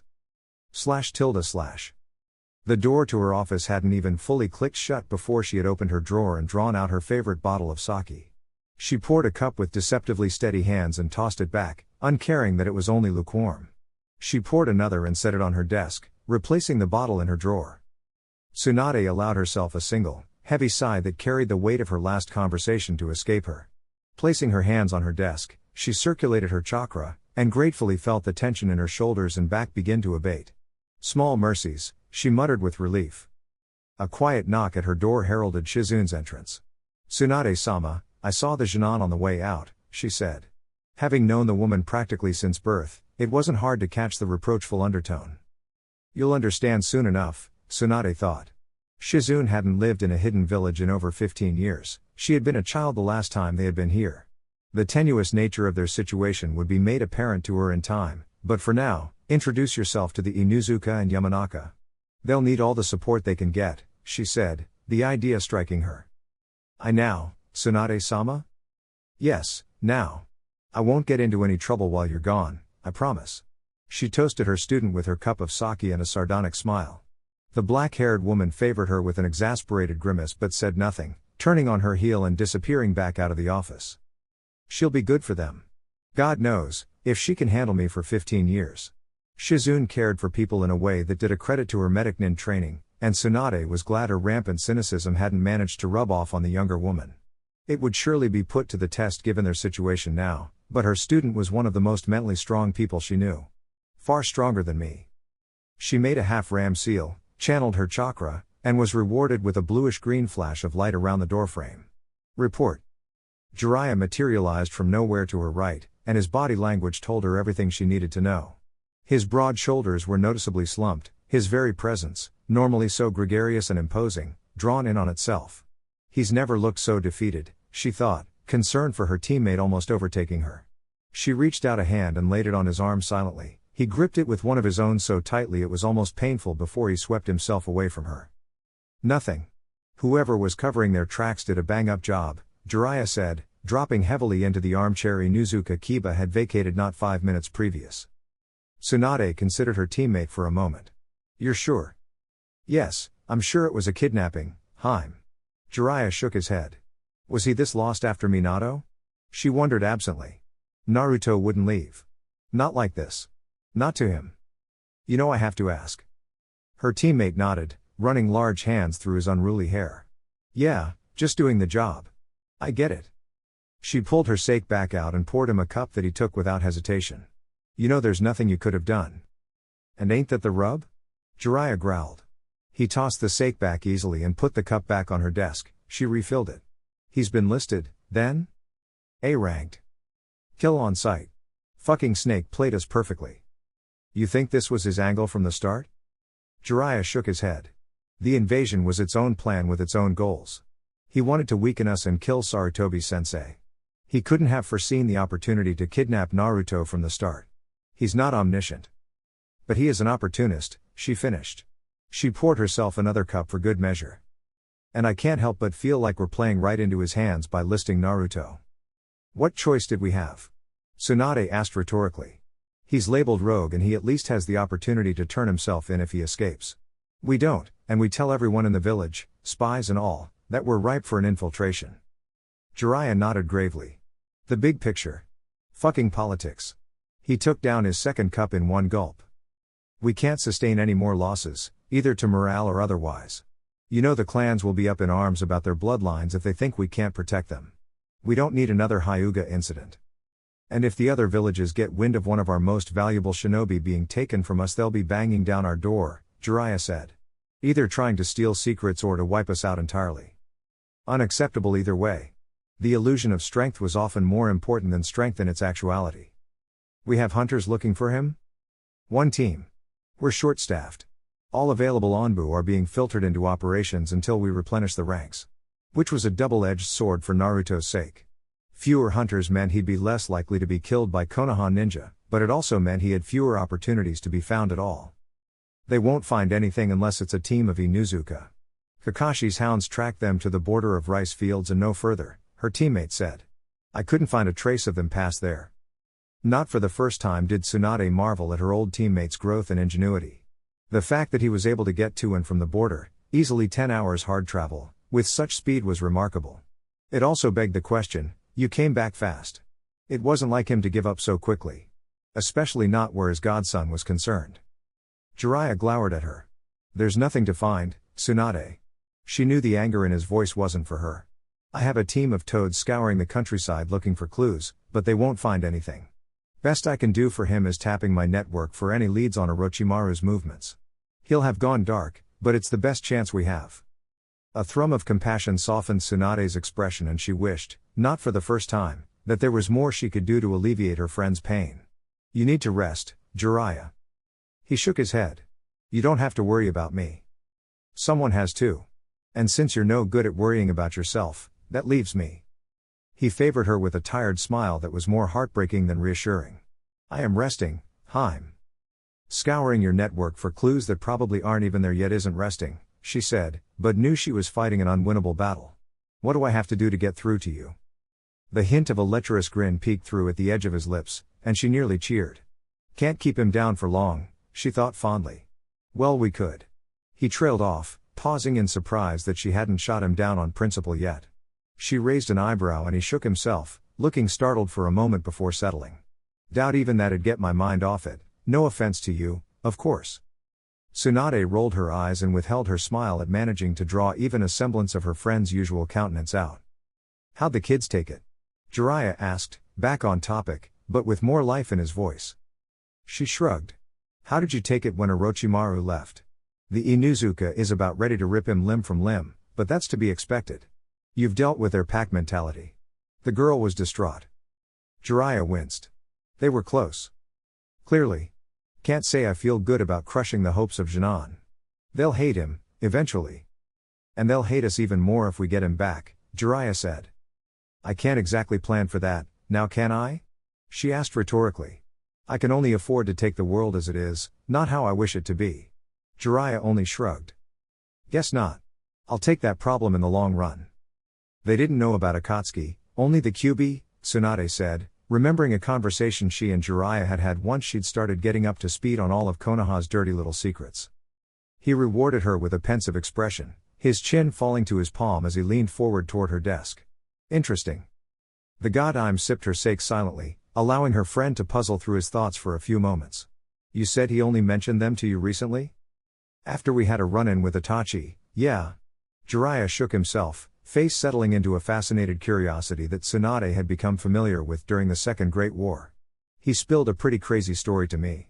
I believed it, but it raised a lot more questions. You mentioned Itachi giving him forewarning of Akatsuki's movements. It got me thinking just what the kid would be like if he hadn't been told. Which got me thinking as to why he didn't bother telling anyone before me. Tsunade frowned. He was a kid. Probably didn't think anyone take him seriously. Jiraiya grimaced, biting his lip. But that doesn't fit with Naruto. He doesn't care what people think of him if his life's at stake. He trained with Guy back in the academy to improve his taijutsu. He was badgering Sarutobi Asuma constantly enough that the man gave him elemental chakra training as a Jinan. He was clearly trying to prepare himself, but he never told either of them what for, and he trusted Asuma implicitly. He never went to Sarutobi-sensei either. What are you getting at? He only told me after he fought with Itachi, if it could be called a fight. Itachi was disappointed in his progress, apparently. Tsunade refrained from rolling her eyes as Jiraiya's just struck her. You think he did something to him? Placed an impulse with his Sharingan? Would be a good explanation for why the kid made his life significantly harder by not telling anyone who could realistically help him, he said. Itachi probably worried about his deception being exposed if Naruto blabbed to too many people. So he helped him along, gave him a warning, and covered his tracks, the god muttered. Using genjutsu to influence a person's thoughts was fairly low on the list of esoteric abilities that clan had possessed. The Sharingan's multitude of abilities really were only limited to the creativity to the Uchiha in question, and Itachi was nothing if not a creative genius. To place so subtle an impulse at so young an age. She contained a shudder at the thought of the infamous Nukenin being so calculating at 13 years old. Not for the first time was she glad to learn that the renegade Uchiha was, technically, on their side. What are his chances? Realistically, she asked, and hated herself for the dark look that passed over her friend's face. But she needed to know. Their conversation with Danzo was only days ago. Of living? Hi, Jiraiya started. Orochimaru doesn't want him dead. He wants a lieutenant and a student. Bastard always was jealous of me getting to train Minato. Worst case, he wants him as a bargaining chip if the Akatsuki comes after him, but he'd have to be far gone to give Naruto up now that he's got him. He's worked too hard for him. And of escaping? Jiraiya sighed. Not great. He's strong. You said it yourself, Tsunade soothed. He's his father's son. He'll need his mother's strength for this, Jiraiya said. You weren't around much then and never got to know Kushina. That woman, her will was something else. Her thoughts tracked back to their battle with Orochimaru on the plains. To the indomitable spirit she could see bubbling behind Naruto's ferocious attacks. To the utter contempt he had for her for not mastering her own demons enough to help. I believe in him, she declared. He needs to believe in himself, her friend told her. He's in a place where we can't help him now. // He came alive gasping for breath. Darkness greeted him, a low, flickering light the only reprieve. Blue eyes blinked hurriedly, adjusting to the dimness after a few moments of bleary confusion. With clarity, however, came panic. Kabuto, he gasped, his last memories of consciousness asserting themselves violently. Muscles firing, he vaulted himself upward, only to rapidly discover that his muscles weren't working the way they were supposed to. Naruto tumbled from the small bed he had rested upon bodily, crashing to the floor with a grunt. What the? He pushed himself to his knees, bizarrely straining to support his weight with his arms as he shoved himself upward. This isn't right, he muttered, feeling his heartbeat begin to climb. With effort, he leveraged himself back onto the bed and crossed his legs underneath him. Focus, Naruto. He commanded himself. Mind working in overdrive to piece together his situation, he steadied himself. Jiraiya-sensei had always stressed his situational awareness, and his eyes darted around the poorly lit room with fervor. The lone source of light was a candle set upon a small, round table back and to the right of where he sat. It flickered weakly, providing only enough light to cast shadows across the walls. 2 chairs sat by the table, though no one sat in them. A bookcase was nestled against the room's back wall. It was empty, looking unused, but Naruto's sharp eyes could find no hint of dust on the shelves. Which means someone's been here recently. Wherever here is. The room held no other furniture, and was only slightly bigger than his bedroom in Konoha. The walls were cast a deep brown in the low light, but Naruto could clearly see they were made of welded stones, rather than wood. He looked down and the floor was much the same, a series of much smaller stones creating the almost tile-like surface he had collapsed on. Probably not fire country, he concluded. No one would go to the trouble of shipping stone to build a structure when there was more wood than anyone knew what to do with. Doing his best to remain calm, Naruto took a deep breath, luxuriating in the cool air that filled his lungs. I'm underground, he realized. The air wasn't quite stale, but it was far from fresh. Or in a cave. He glanced to his left from the bed, the singular door that was clearly made of the same stone as the walls looming large. A prisoner's first duty is to escape. His aborted attempt at standing was fresh in his mind, however, as was the ease with which Kabuto had dropped him. Naruto centered himself with another breath, closing his eyes and drawing up memories of Yamato's chakra control exercises that had been assigned to him before the 3rd stage of the Chunin exams. He ignored the escalating drum that was his heartbeat, and tapped into his chakra. Or tried to, at least. Blue eyes snapped open in alarm at the disjointed mess that greeted him when he channeled his life essence. The fuck? He squeezed his eyes shut again, reaching for the feeling of his chakra that had been his constant companion since he had entered the academy. Oceans greeted him, but when he reached out to mold them, it slipped away from him like he was trying to grab a hold of water. He gasped at the unfamiliarity of his own chakra, his heartbeat now almost deafening him. He felt his breath quicken even as the ability to hold air in his lungs was suddenly much more difficult. His hands came up reflexively in a cross-shaped seal. Kage Bunshin no Jutsu, he gasped, pushing his chakra with all his might, willing the jutsu to work. A burst of smoke greeted his eyes and his heart skipped a beat. It sank once more, however, at the sight of the lifeless body that collapsed onto the floor before the smoke had even cleared. The useless clone looked sickly, a pale imitation of the original as it struggled for breath and writhed on the ground. It disappeared in smoke a moment later, no memories forcing their way into Naruto's mind. No connection. Breath coming in short pants, the blonde slammed his eyes shut again, haphazardly grasping at the life essence in his coils. He dove deeper through the mess, mind a whirl trying to do that which had been second nature for years. He reached deep within himself, looking for the malevolent presence that had nipped at the fringes of his awareness ever since that fateful day in Wave Country. He found nothing. No rage. No corrosive, bubbling red chakra. Nothing but an endless sea of blue. His eyes opened once more and he gripped the edge of the mattress with shaking hands. His chest heaved with each breath, but it felt like no air was coming into his lungs. His trump card was gone. Where is it? He wheezed. The Kyuubi? A smooth voice whispered from Naruto's right. The blonde jerked at the unexpected sound, eyes flying to the table. No. Not him. Still very much within you.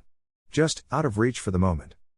The light of the candle flared, casting the room into a sudden clarity that had Naruto shielding his eyes.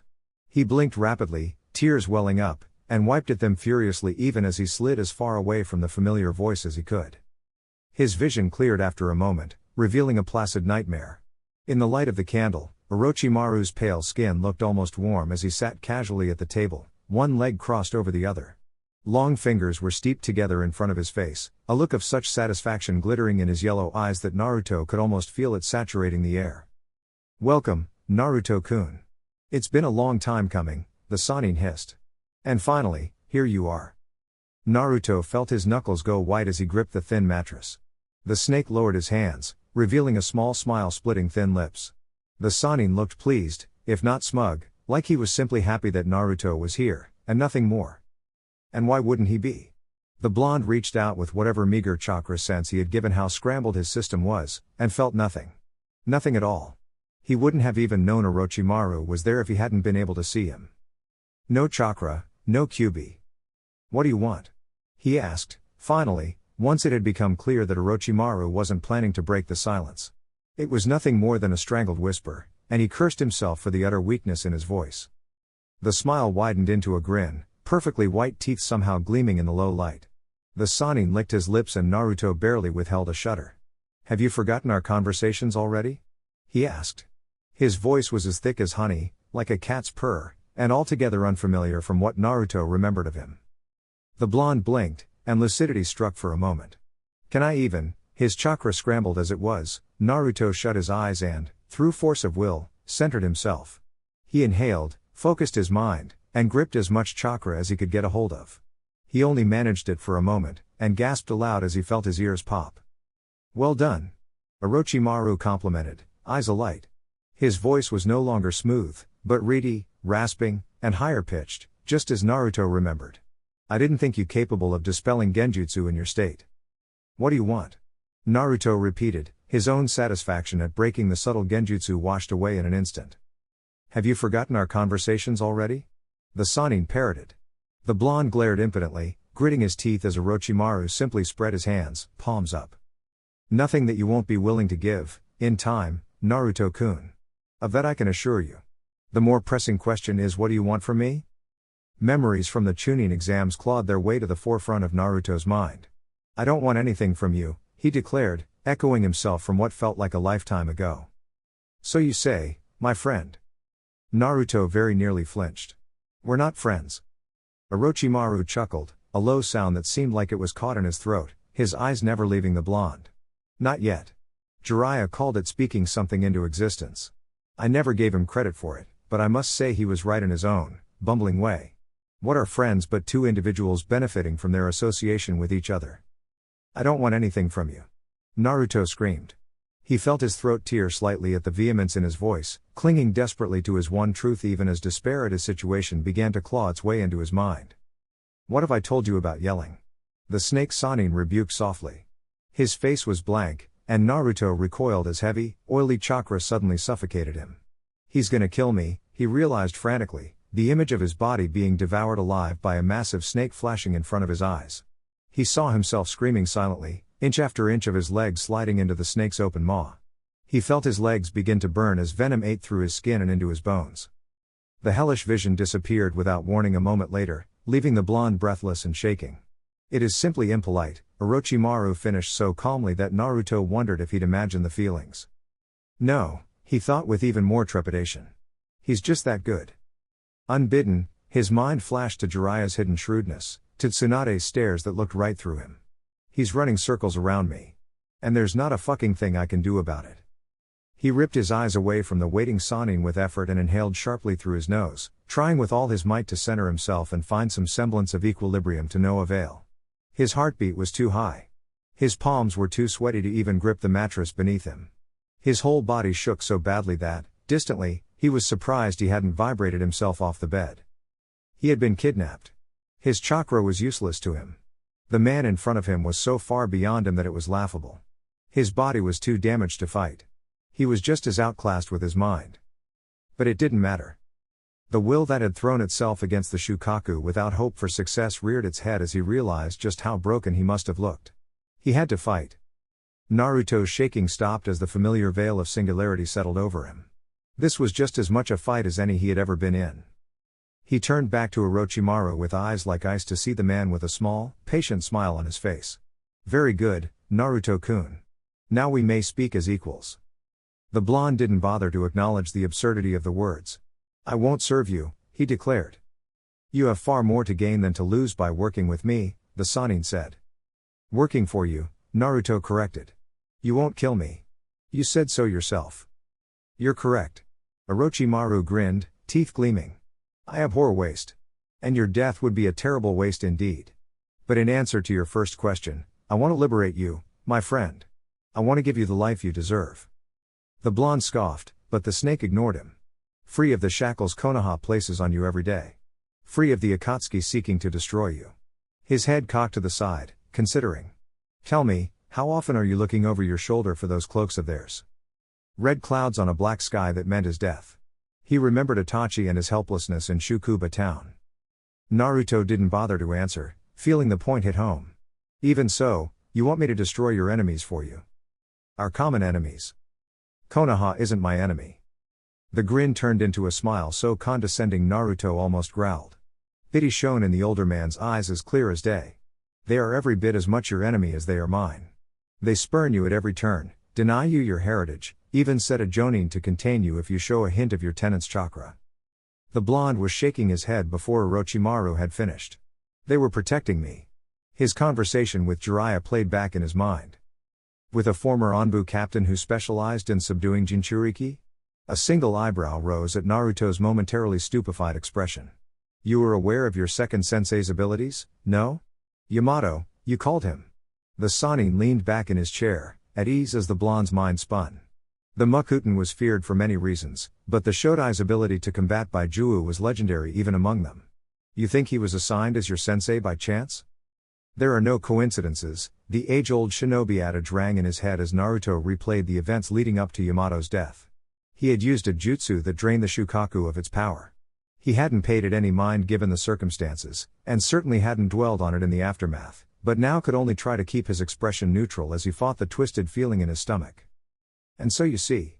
All they seek is to control you, to bind you to them completely, the snake said. And you don't? Naruto returned, pushing away the emotions churning in his gut. You kidnapped me. Brought me here. Orochimaru chuckled again, the sound in the back of his throat making Naruto's hair stand on end. I did no such thing. Dear Kabuto took a rather liberal interpretation of my instructions. No, my friend. I knew that one day you would seek me out of your own accord once you had seen the truth of Konoha's deceptions.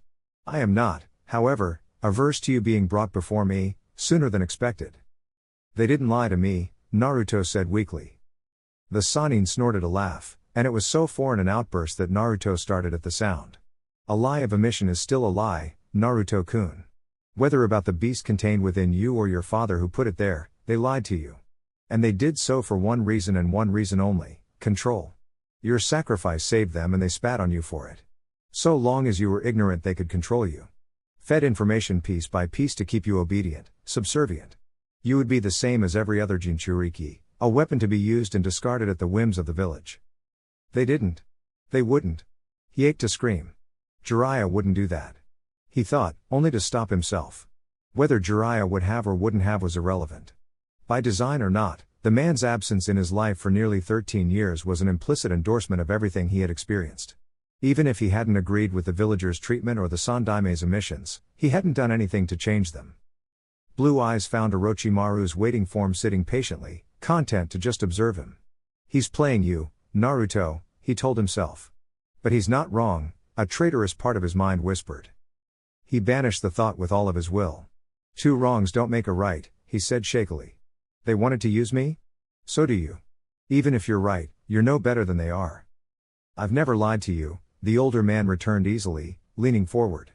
But, for the sake of not speaking in circles, I will concede your point. I wish for you to work for me. I wish to teach you. I wish to unlock the potential that is roiling just beneath the surface of your already considerable abilities. And yes, he said, licking his lips with a tongue too long. He grinned a grin that made Naruto want to sink into the floor and run as far away as physically possible. I wish to obliterate our enemies from the face of this earth with you as my lieutenant. Orochimaru leaned back once more, steeping his hands in front of his face. What that leaves you with is an opportunity to learn. To learn enough to never have to look over your shoulder again in fear. You need only accept, he said, hands spread openly. And if I don't? Naruto could feel the man's answering smile. What will you do? Return to Konoha? Plead your innocence? I'm afraid your words would fall on deaf ears, my friend. They'd listen to me, Naruto declared. Jiraiya would. You have too much faith in them. They've abandoned you already, I assure you, Orochimaru said. He rose. You need not decide now, however. The Sannin strode to the door easily, and Naruto remained determinedly in place despite the feeling of his skin crawling as he was passed. So I'm your prisoner?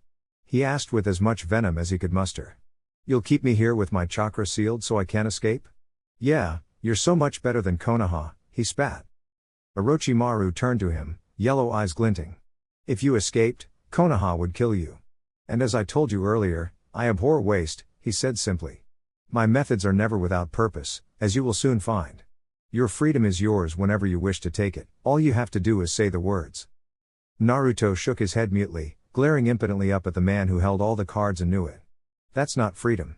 At least I chose to serve Konoha. Did you really? As a 6-year-old entering the academy, you chose to devote yourself to Konoha's ideals? Or was it simply the only option for you in a village that despised your very existence? Orochimaru asked, and Naruto had no answer. We will speak later, Naruto-kun. Think on your choices. The door opened on oiled hinges to allow its master through, and it shut with a thud. The airflow extinguished the candle, leaving Naruto alone in the dark. Chapter 24, The Asking Price /. The academy had stopped serving lunch for a brief period about 6 months before he graduated. The students had complained, Naruto a vocal member of them, but Iruka and Mizuki had held firm that this was simply part of their training. Late one week, a jonin had been brought in, and Naruto had suddenly found himself isolated, bound, and shaking in a prison that he had no escape from. He was starved, he was cold, and there was no way out. Despite the haze that had settled over his mind, it hadn't been hard to identify the exercise as a test.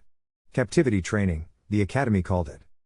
The man asked him questions about his classmates, his teachers, and even about Konoha, each more pointed than the last and each with a more pertinent thread attached. Naruto had held firm, both assured that this was merely a test of his mettle and that he had been in more uncomfortable situations before. The jonin held him under his genjutsu for 3 hours that day, and it had lifted to reveal an empty classroom and Iruka sporting the biggest smile he had ever favored the blonde with.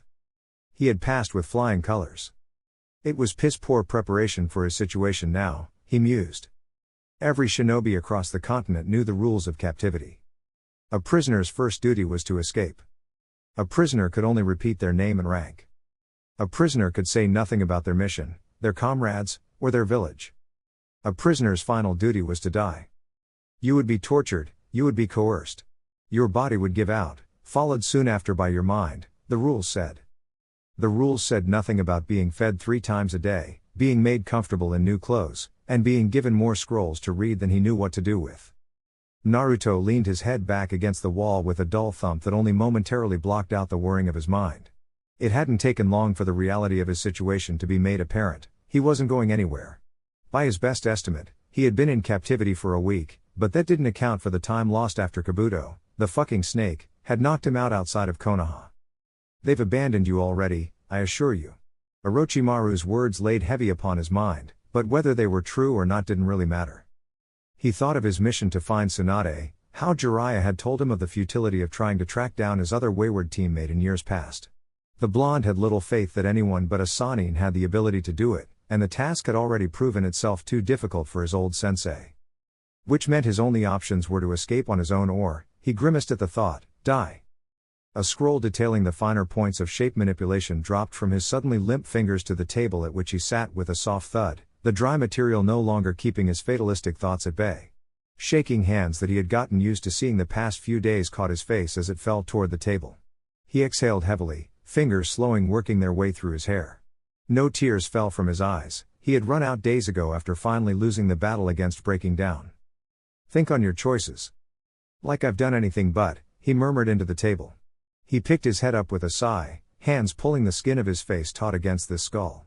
He inhaled into the painful stretch, aching to release the palpable anxiety that had gripped him since the moment he had woken. 4 days ago? He wondered. It was his best estimate given the frequency of the food that appeared every few hours. Which still wasn't that helpful given he didn't know how long he'd been unconscious for before that.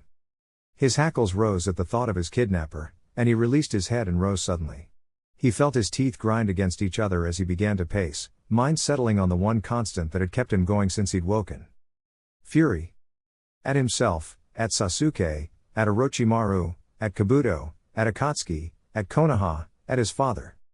At a situation that, no matter how long and hard he thought on it, was unwinnable. No matter the outcome, he would lose. Whether it would be every shred of his dignity, pride, and self-respect, or his life. Juxtaposed as they were, it shouldn't have been a hard choice. It wasn't a hard choice. He'd spent every waking moment of his life since the day Itachi had turned his world upside down fighting for his right to live against shadowy figures who wanted him dead. Giving up was as antithetical as breathing. But so was giving in. His skin crawled at the mere thought of the snake Sannin and his palpable pleasure at Naruto's situation. Submitting himself to whatever machinations the twisted man had planned for him would undoubtedly put him in Konoha's crosshairs and, fear for his life aside, he had come to the startling realization that he did not want that. I've had to cut a few of them down myself. Jiraiya's words from Shukuba town echoed in his mind, goosebumps breaking out across his arms and legs at the thought of standing across from his former sensei as an enemy. He shook himself, dispelling the image, but his disquiet remained. No good options, he mused, not for the first time. What's more important, Naruto? He asked himself, also not for the first time.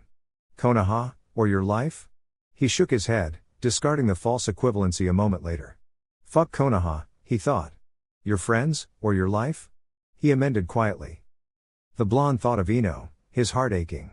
They've abandoned you already, I assure you. Would you give up on me that quick, Ino? Would you, Kiba? He asked.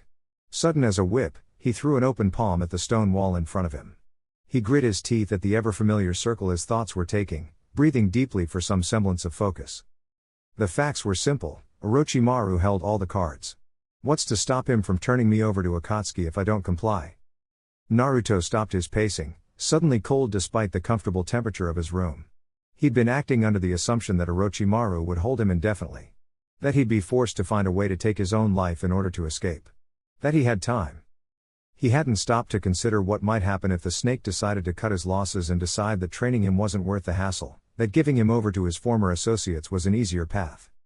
Which means I'm as good as dead anyway, he told the stale air. His legs gave out from under him, and he only just managed to land on the threadbare cot instead of falling all the way to the floor. He's my best option, Naruto realized with a mounting dread that turned his insides to ice. My only option. Konoha wasn't coming over the nearest hill to break him out. With his chakra sealed, he was a lame duck waiting to be killed if he mounted any sort of escape. And there was no way to know when Orochimaru's patience would run out. Why wouldn't he have used this already? He wondered. The reality was undeniable. Unarguable. As defiant as he was, as he wanted to be, a simple statement of the truth of his situation would have had him swearing his loyalty that first night. Death wasn't an option. Not after all the work he'd done just to have the chance to exist in the wake of Itachi's fateful warning. His thoughts came crashing to a halt as the door to his room slid open, nearly making him jump at the sudden noise. Sasuke ambled in, cocking his head to the side as his onyx eyes surveyed Naruto's room, and kicked the door shut without fanfare. Was wondering where you've been holed up, Dobi. Blue eyes drank in the sight of his best friend, the first person he'd seen besides Orochimaru that first day. He was much the same as ever despite his drastic change in clothing. A black bodysuit was in place of his normal blue shirt and white shorts, a length of purple rope tied around his waist holding up what looked to be a simple, white battle shirt. Sasuke, he breathed, and at the name all his fury at his situation came roaring back into him. His vision went red for a moment that had nothing to do with the QB, and the only thing that stopped him from leaping up to throttle the Uchiha was a single question burning through his subconscious. Did you know? He bit out, voice a dangerous whisper. Sasuke quirked a brow, his familiar smirk nearly overriding Naruto's momentary self-control. Did I know what? Kabuto, Naruto hissed through clenched teeth. His gripped the edge of the mattress till his knuckles went white, palpable rage the likes of which he'd only ever felt in the midst of combat coursing through him as surely as the blood in his veins. Did you? No. The Uchiha rolled his eyes, leaning against the door and crossing his arms. What does it matter, Dobi? Naruto blinked, the audacity of the question so casually tossed back at him leaving him lost for words. What does it matter? He heard his mind scream impotently. It matters to me, he said, though he barely heard the words leave his mouth over the pounding of his heartbeat. Why? Sasuke asked, sounding for all the world like the question was the stupidest thing he'd ever been asked. At Naruto's no doubt murderous look, he sighed. I didn't know he was there, he said. Happy now? The blonde exhaled a heavy breath he hadn't known he was holding. Gifted liar though Sasuke was, Naruto was confident he had known the Uchiha long enough to see through his deceptions. And given the manner which could only be described as uncaring, he wasn't sure whether or not his friend would even bother to lie to him about it in the first place. Why wouldn't it matter? He asked, sagging backwards on his hands. I'm not exactly here by choice, team. Sasuke ambled across the small room, more at ease to Naruto's eyes than he had been in months. That's what I'm getting at, he said. You're here now. How it happened doesn't matter. Naruto opened his mouth to protest that how was extremely important, but his friend's glare cut him off. Do you know why I bothered trying to convince you to come here, Dobi? He asked, sarcasm biting in its sharpness. He rolled his eyes. I already told you. We're the same. Sasuke cocked his head to the side. Me and you, we're the same. The same drive, the same goals. Itachi is mine, but that leaves you with all the rest. The Uchiha bared his teeth in something that couldn't be called a smile. You'll need some help. He remembered his friend's words from the night he had been kidnapped and couldn't help the semi-hysterical laugh that slipped through his lips as he dropped his head to his hands. You crazy bastard, you actually think you're doing me a favor, don't you? He peered through his fingers at Sasuke, now sitting at the table, a single eyebrow raised as if to say, aren't I? He just wants to use me, Sasuke. I'm just another tool, a weapon against his enemies. The Uchiha just smirked. And he wants my body. So what? Naruto blinked at the phrase. He wants what? Sasuke shrugged. My body. The Sharingan. He can transfer his consciousness to another host. It's his version of immortality. The blonde reeled back. You can do that? He wondered in spite of himself, holding somewhere between awe and utter disgust. He told you that? Of course not. Kakashi did. Back when he did my seal. His friend pulled the collar of his bodysuit down, revealing the mark he had shown Naruto what felt like a lifetime ago. There was no longer a ring around it. And you're just, I dunno, okay with that? Naruto all but yelled. Use your brain for once, Dobi, Sasuke bit out. Of course I'm not okay with it. But if being here gets me strong enough to kill him, then it doesn't really matter now, does it? He asked rhetorically. Naruto blinked, his friend's thought process finally clicking into place. You don't know how strong he is, he said softly. I've got 3 years to close that gap. The blonde didn't bother to ponder how Sasuke figured that particular amount of time. He's S-ranked, team. You can't close that kind of gap in 3 years. And how, then, were you planning to go about fighting Akatsuki? The Uchiha shot back, voice a cold whisper. Going to hope they wait around long enough for you to get to their level? Course not, Naruto shot back. So now you have a teacher. Away from all of Konoha's uselessness too. Unless of course you think the Yamanaka and the Mutt were actually helping you. I already had a teacher, Naruto wanted to scream, but talking with Sasuke had managed to work him out of the hysteria he'd been adrift in, and he realized that he might as well have been arguing with a brick wall for all the good it was doing. Why are you here, Sasuke? He asked, suddenly exhausted. Did he send you to convince me to give in? His friend scoffed. Hardly. He wouldn't even tell me where you were. Naruto couldn't tell whether the Uchiha was being truthful or not, but found he didn't much care. I've been training ever since I got here. And I'm getting stronger, Naruto. I can feel it already, Sasuke said, a gleam in his eyes. I found you so you could stop wasting time and do the same. Naruto sighed. I already told you. He just wants to use me. So use him back. Sasuke nearly yelled, causing the blonde to jump in surprise. You think I'm just going to sit back and let him take my body? My birthright? The Uchiha was on his feet, fists balled. I thought you knew me better than that, Dobi, he said, voice cold as ice. I thought you'd see this the way I do. Guess I was wrong. And Naruto could feel the palpable disappointment his friend practically radiated. And how do you see it, then? He asked bitingly, holding Sasuke's gaze defiantly. As an opportunity, the Uchiha harangued. He wants to train you. Use that the same way he wants to use you. The oh-so-familiar smirk returned. Then, 3 years from now, you help me kill him. And we go from there. Naruto averted his eyes, shaking his head. It's not that simple. Isn't it? Sasuke strode past him, blue eyes tracked his feet as they padded to the door and rose to see his friend poised to leave. I have one goal. So do you. What else matters besides that? You're here now. Might as well make the most of it, Sasuke told him, and he opened the door and stepped out, shutting it behind him with a thud. // His friend hadn't been gone a minute before Naruto had leapt from the bed. His pacing footsteps echoed in the silence Sasuke had left behind, the Uchiha's words blaring like a klaxon in his head. Make the most of it, he huffed. Impotent fury gnawed at him, aching for release, but he had gotten used to the feeling and shoved it to the side. 'Cause pulling one over on a fucking Sannin is so fucking easy, right bastard? A small part of him wondered why he hadn't bothered screaming as much in Sasuke's face, but the larger part of his mind quieted it. He had learned more about his friend in one conversation than he ever had in the 4 years before. He's insane. Had Naruto's suspicions not already been aroused, and had he not known his friend as well as he did, he likely would have missed the gleam in the boy's eyes as he spoke. It was a gleam that the blonde had long ago determined to be madness. It wasn't overt, it was subtle, hidden, yet very much there.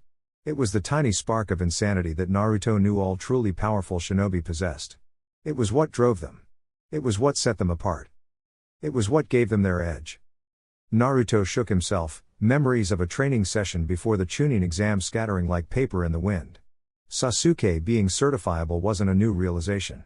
The degree to which his friend was, however, felt like a bucket of ice being dumped over his head. Sasuke, for all his genius, didn't even see the world in black and white.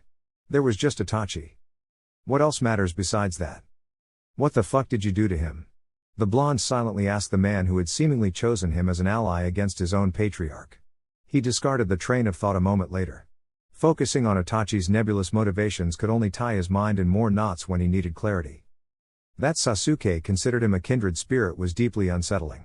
Clawing his way to competency and strength had been his singular focus ever since that night, but it had never driven him to pitting himself against odds that were utterly impossible. But didn't it? Another small part of his mind whispered. They will hunt you, Uzumaki Naruto. His fight had always been just that, impossible. A desperate struggle for power enough to save his life, his only hope that Akatsuki would give him enough time to even make a fight of it. The utter hopelessness of his situation had been kept at bay by some childish thought that he had a chance. That Konoha and old man Sarutobi could protect him long enough to be able to protect himself. That, despite all evidence pointing to the contrary, life would be fair to him just once. Hope had come in Jiraiya, but his sensei wasn't here. For all the strength that had sent Itachi and his comrade running, he couldn't protect him from this. A fist clenched hard enough to make his knuckles crack. He was on his own. Death wasn't an option. He sighed explosively, feeling his insides curdle at the thought of submitting himself to Orochimaru's twisted machinations. It wasn't even that he had attacked Konoha and killed the Sandaime. It's the fucking principle. The very idea of giving in made his lips peel back in a snarl. As it turned out, he realized distantly, giving up was nearly as hard to swallow as death. He remembered the rage-fueled, frenetic struggle against Zabuza, the frantic, desperate race through river country and against the clock. Even the Shukaku's endless power hadn't cowed him as he threw every shred of his ability against a foe he could never be ready for. Time, he thought. The fog of rage left him a moment later and he sagged bonelessly. As much as his nature rebelled against the very idea of giving up, he had never had the time to process it before. His life had been on the line each and every time he had been pushed to the brink, and he had responded in kind. Without hesitation. Instinctually. Being forced to, in effect, sit still with his life very much dangling by a thread was nearly making him vibrate out of his clothes.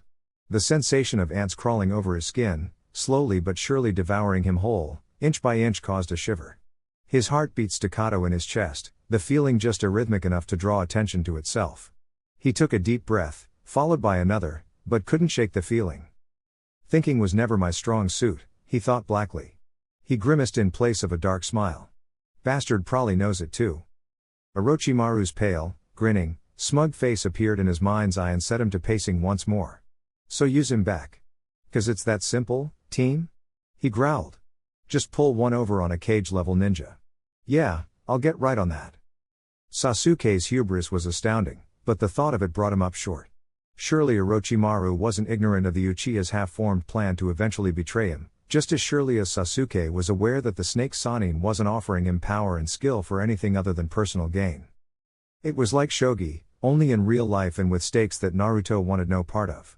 Everyone knew everyone else's goal. It was just a matter of who eventually came out ahead. Is this what war is like? He wondered absently. As you get older and get higher up in the ranks, Naruto, you'll be forced to take missions where you don't know the full scope of the situation. Are you going to decline these missions just because you're scared? Asuma's words from months ago drifted through his mind. He had always known his limits, even back in Wave Country he had known that pitting himself against stronger, more experienced shinobi was asking for death. But what choice do I have? He asked himself quietly. You've gotta fight. 'Cause giving up means you die. One way or another, he thought, his earlier realization of Orochimaru's leverage over him looming large. Why wouldn't he have used this already? He wondered again. Fingers pulled desperately at his hair, willing an answer from his beleaguered mind. It makes no fucking sense. Parsing the motivations of the mad genius would have been a tall task on a good day. But what's one more impossibility? He cast himself down on the cot and placed his hands over his eyes, willing himself to remember every interaction he'd had with the snake Sanin. I abhor waste. And your death would be a terrible waste indeed. Can't trust that, Naruto told himself. He'd kill me in an instant if he thought I was a threat. But I'm not, am I? The blonde mused, lip curling. I'm nothing to him right now. Neither is Sasuke, which was as good a reason as any for why his friend wasn't being violently put in his place. Orochimaru, content in his undeniable superiority, could indulge Sasuke in whatever delusional scheme the Uchiha had cooked up. And Sasuke was betting on himself being strong enough in 3 years to turn the tables. Can you do the same? Do I have a choice? Nothing that you won't be willing to give, in time, Naruto-kun. Of that I can assure you. The more pressing question is, what do you want from me? Naruto remembered their first conversation back during the Chunin exams. He hadn't given the words any thought since, the Sanin's poisonous arguments against Konoha having hit closer to home at the time. Willing to give, he mouthed. His mind reached, grasping for a thread that was just beyond him, knowing that there was half a chance for him somewhere. There has to be. I knew that one day you would seek me out of your own accord once you had seen the truth of Konoha's deceptions. Blue eyes blinked at the throwaway comment from his first night. Willing to give. Of my own accord. He doesn't just want a lackey, Naruto said. Orochimaru's arguments against Konoha, his revealing of Naruto's lineage, his insistence that he was the best chance against Akatsuki all came roaring back. I am not, however, averse to you being brought before me, sooner than expected. Clarity slapped him across the face. He wants me to be here by choice. He doesn't want to force me to work for him. The overarching, unanswerable question of why was hurled to the side. Why didn't matter. All that mattered was the tiny, infinitesimal opportunity. If I can convince him I'm willing to do what he wants, that I'm not being forced, I can win, he thought fiercely, not daring to vocalize it. All that leaves is holding a lie together against one of the smartest shinobi on the continent. Impossible, he told himself. But no more impossible than killing a bunch of S-ranked monsters. He'd go down fighting, or not at all. Memories of Danzo, the Sandaime, and covert missions managed left a sardonic smile on his face. No pressure, Naruto, he whispered.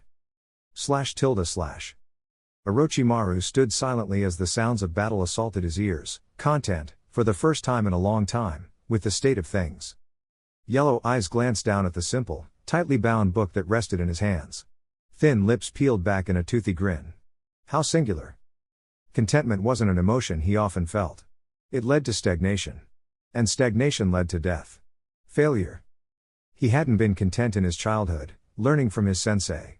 He hadn't been content as a teen, growing alongside his teammates. The wars had provided a semblance of satisfaction as he reached what most considered adulthood, if only because his opportunities to grow beyond the meager limitations of his home became plentiful. He had been satisfied in his time since his unceremonious defection for similar reasons, and his accomplishments toward immortality spoke for themselves. But it didn't compare to the contentment he felt as he stood looking down into a room that could only be called cavernous, the likely key to his plans literally in the palm of his hand. Closer than ever before. Sasuke roared his fury, Sharingan eyes blazing against a black background as the boy struggled to master the curse seal's second level. He stumbled to a stop, the left hand like wing flashing forward reflexively to block a hail of kunai. He blurred toward his assailant, a contracted mercenary leftover from the invasion, but was denied as the man strafed away at the last moment. Sasuke growled, the tiled floor beneath his feet exploding into dust as he halted his momentum and tore after the man in an explosive sunshine. Lightning blacker than night leapt to his palm with a cry of Chidori. And Orochimaru chuckled. The curse seal's second level was nothing to be trifled with, both for any unfortunate victim and the user, a double-edged sword that the Uchiha was already struggling to bend to his advantage. His sense of self shields the worst of the aggression, he mused. Most test subjects lost themselves to a berserker's rage the moment the foreign chakra took hold, looking to tear the nearest person limb from limb with their bare hands. That Sasuke could bother to think tactically at all so soon after having the power unlocked boded well for the boy. It wouldn't do to have him killed before the 3 years were up. What a waste it would be, he thought with distaste before banishing the outcome from his mind. He wasn't terribly surprised, however. The Sound Four had a modicum of mastery over their own seals, and each of them paled in comparison to Sasuke's talent threshold. He expected the young Uchiha may even surpass Kimimaro's skill with it someday. But Sasuke was only a part of his unusually satisfied state of mind. He felt his grin return in spite of himself, a hint of the smugness he usually only bared for enemies slipping through despite his vaunted control. Sasuke would take care of himself. The power of his eyes and the madness in his blood would see to that. He need only push the boy in the right direction, provide him with the tools to take the strides he so desired regardless of their cost, and the boy would be ripe for the taking in 3 years. Meanwhile, he could focus on the real challenge. Invigorating. He could concentrate on slowly, subtly disabusing Naruto of the foolish notions Sarutobi and Konoha had drilled into his brain.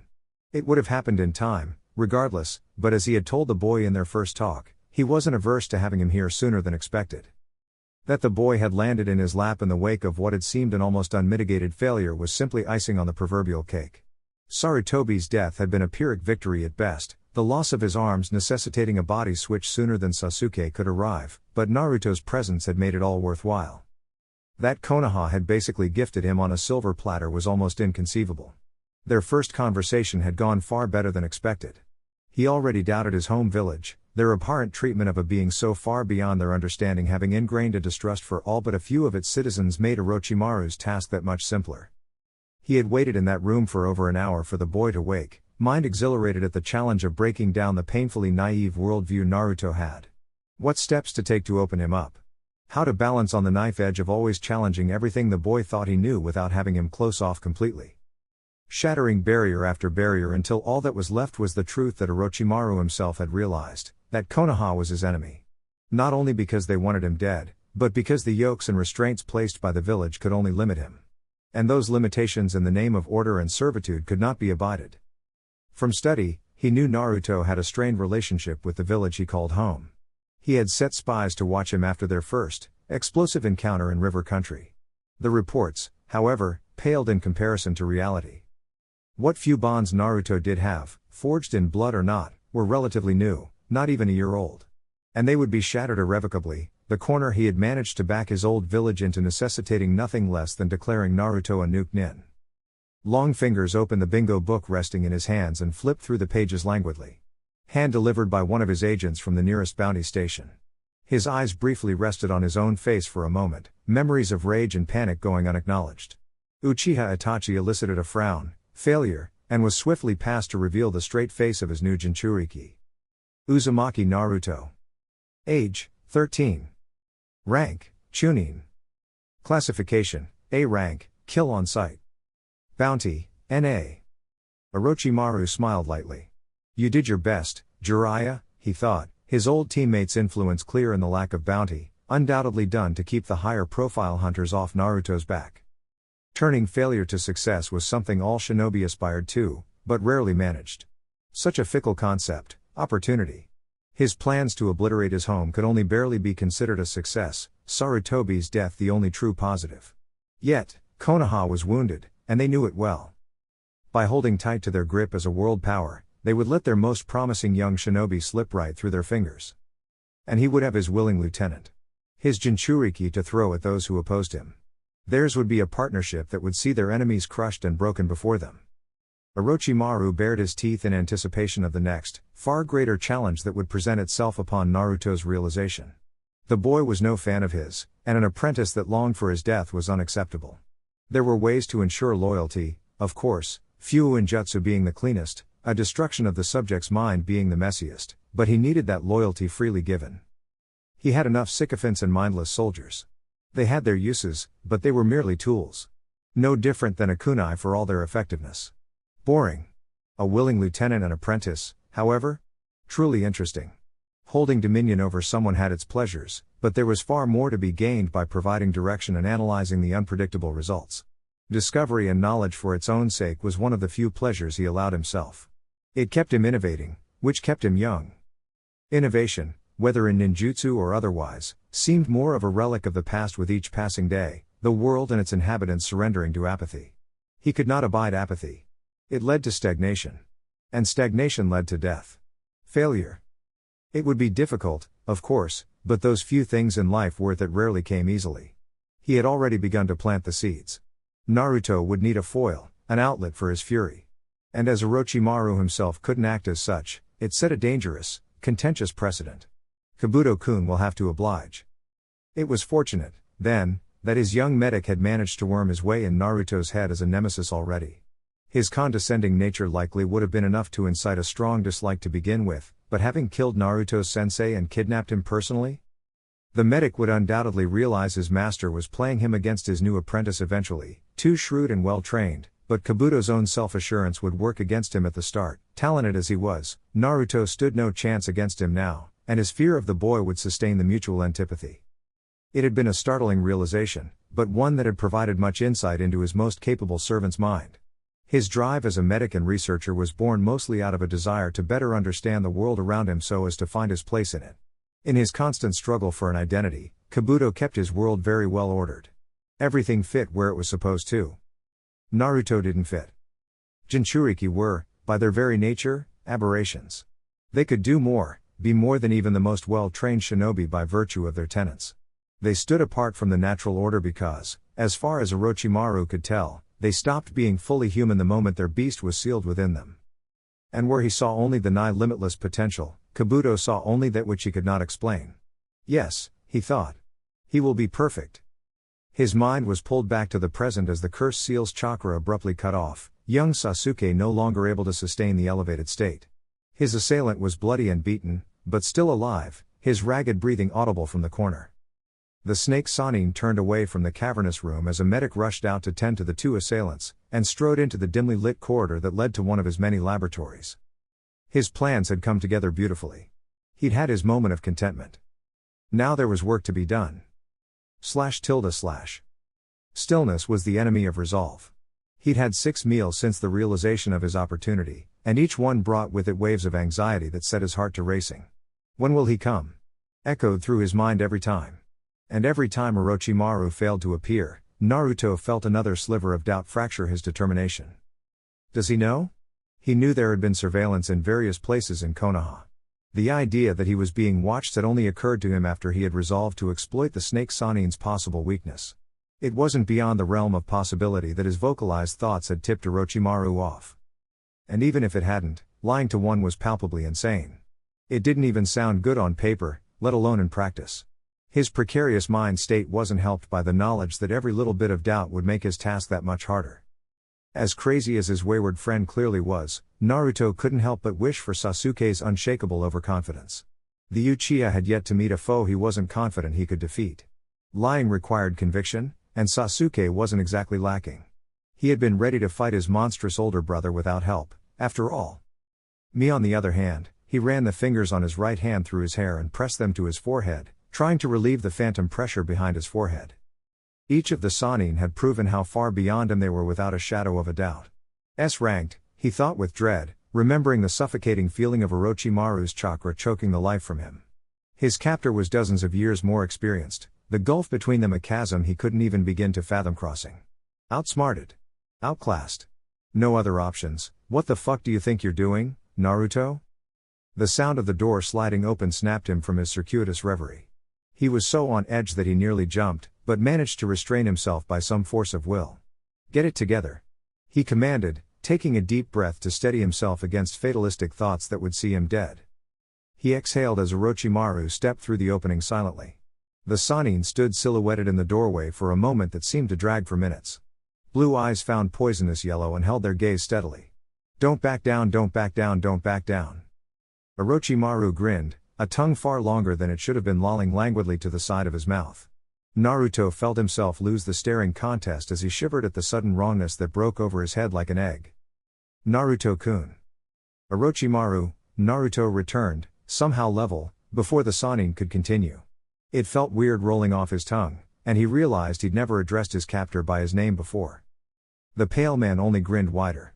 He stepped forward, the door closing at some unseen trigger behind him. How are you finding your accommodations? Not too confining, I hope. His mind raced. He's baiting me, he knew as surely as he knew his own name. But why? It's a prison cell, he said flatly. So you keep insisting. Have you been reading? The Sannin nodded almost casually at the fully stocked bookshelf. He strode over to the table, the candle's light flaring higher, and sat down in the same chair he'd occupied for their first conversation. A small, leather-bound book was deliberately placed on the table. Naruto simply blinked at him, mind sprinting in time with his hammering heart. What's he playing at? He wondered frantically. Can he tell what I've read? Has he been watching me? What does he know? A throaty chuckle shattered his train of thought. You're so quiet today, my friend. You were much more loquacious when we last spoke. Is everything quite all right? His brain went momentarily blank. There was nothing but earnest concern on the Sanin's face. He can lie to my face and there's nothing I can do about it. Just like the rest of them, Naruto thought, cursing each of the Sanin in turn. Roll with the bullshit, Naruto, he told himself. He was tying himself in knots trying to outthink a man who was considered a genius decades before he had even been born.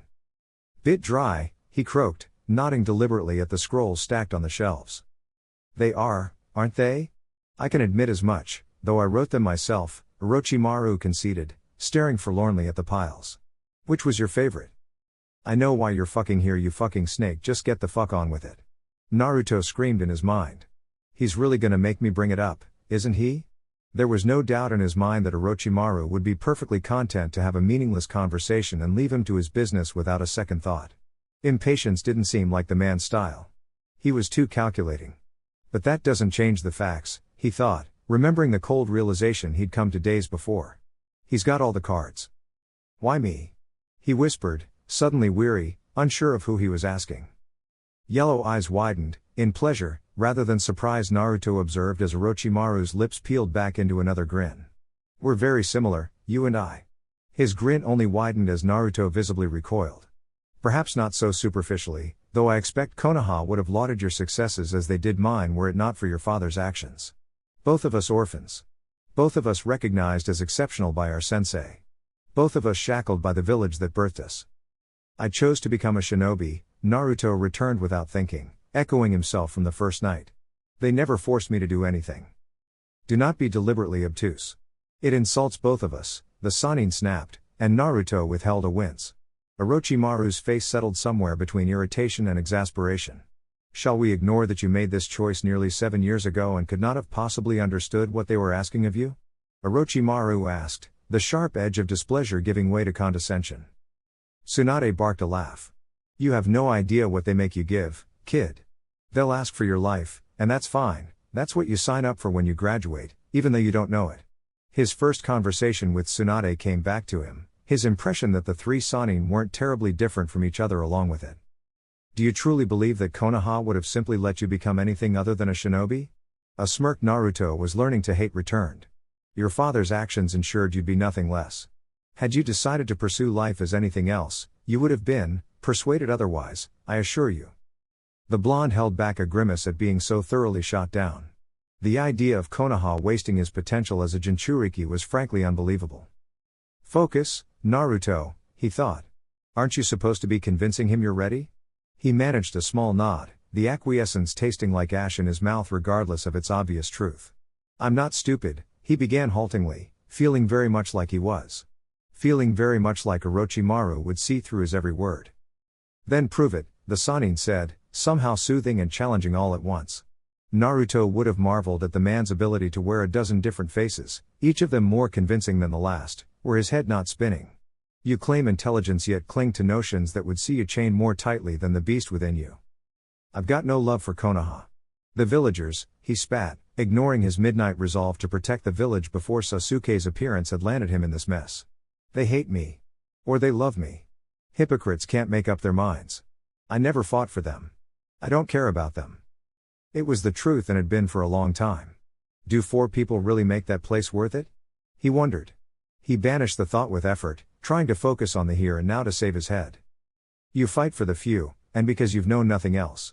Naruto's head snapped up in alarm, mind racing. How? Orochimaru only smiled, nothing but calm reassurance splayed across his face. Another similarity, it would seem. Konoha only ever had 3 who I genuinely cared about. In the end, they needed to be left behind for me to accomplish my true goals. Itachi's words from Shukuba town floated through his mind like driftwood. Cut yourself free of the shackles that bind you, Uzumaki Naruto, and become strong. Destroying Konoha? He asked snidely, conflicting memories shoved to the side as he tried to organize his thoughts.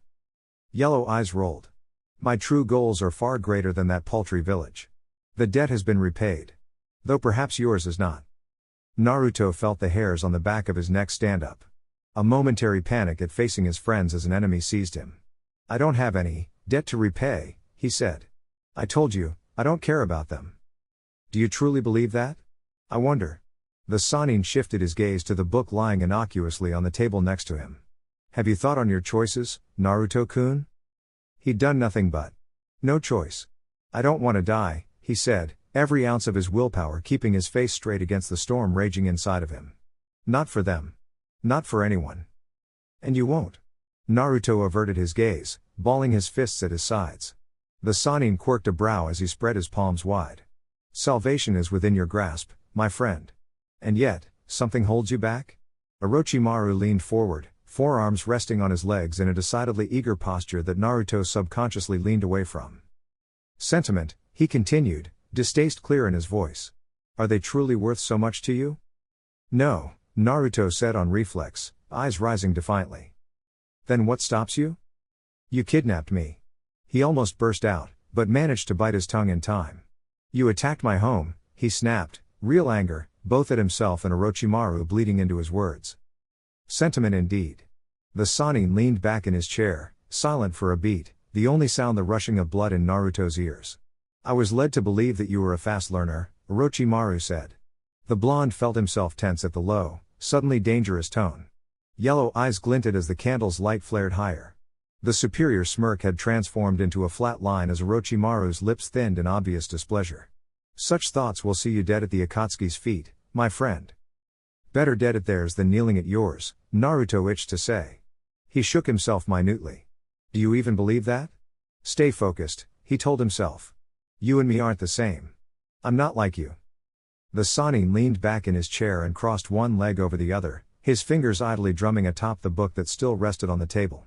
"I know, as surely as anything, that you would have sought me out once Konoha's deceptions had been laid bare for you. I am not, however, averse to you being brought before me, sooner than expected. Tell me, what allegiance do you owe Konoha? A village that has lied to you, disdained your very existence from the day you were born? What allegiance do I owe you?" The Sannin grinned, tongue slipping out once more to lick his lips.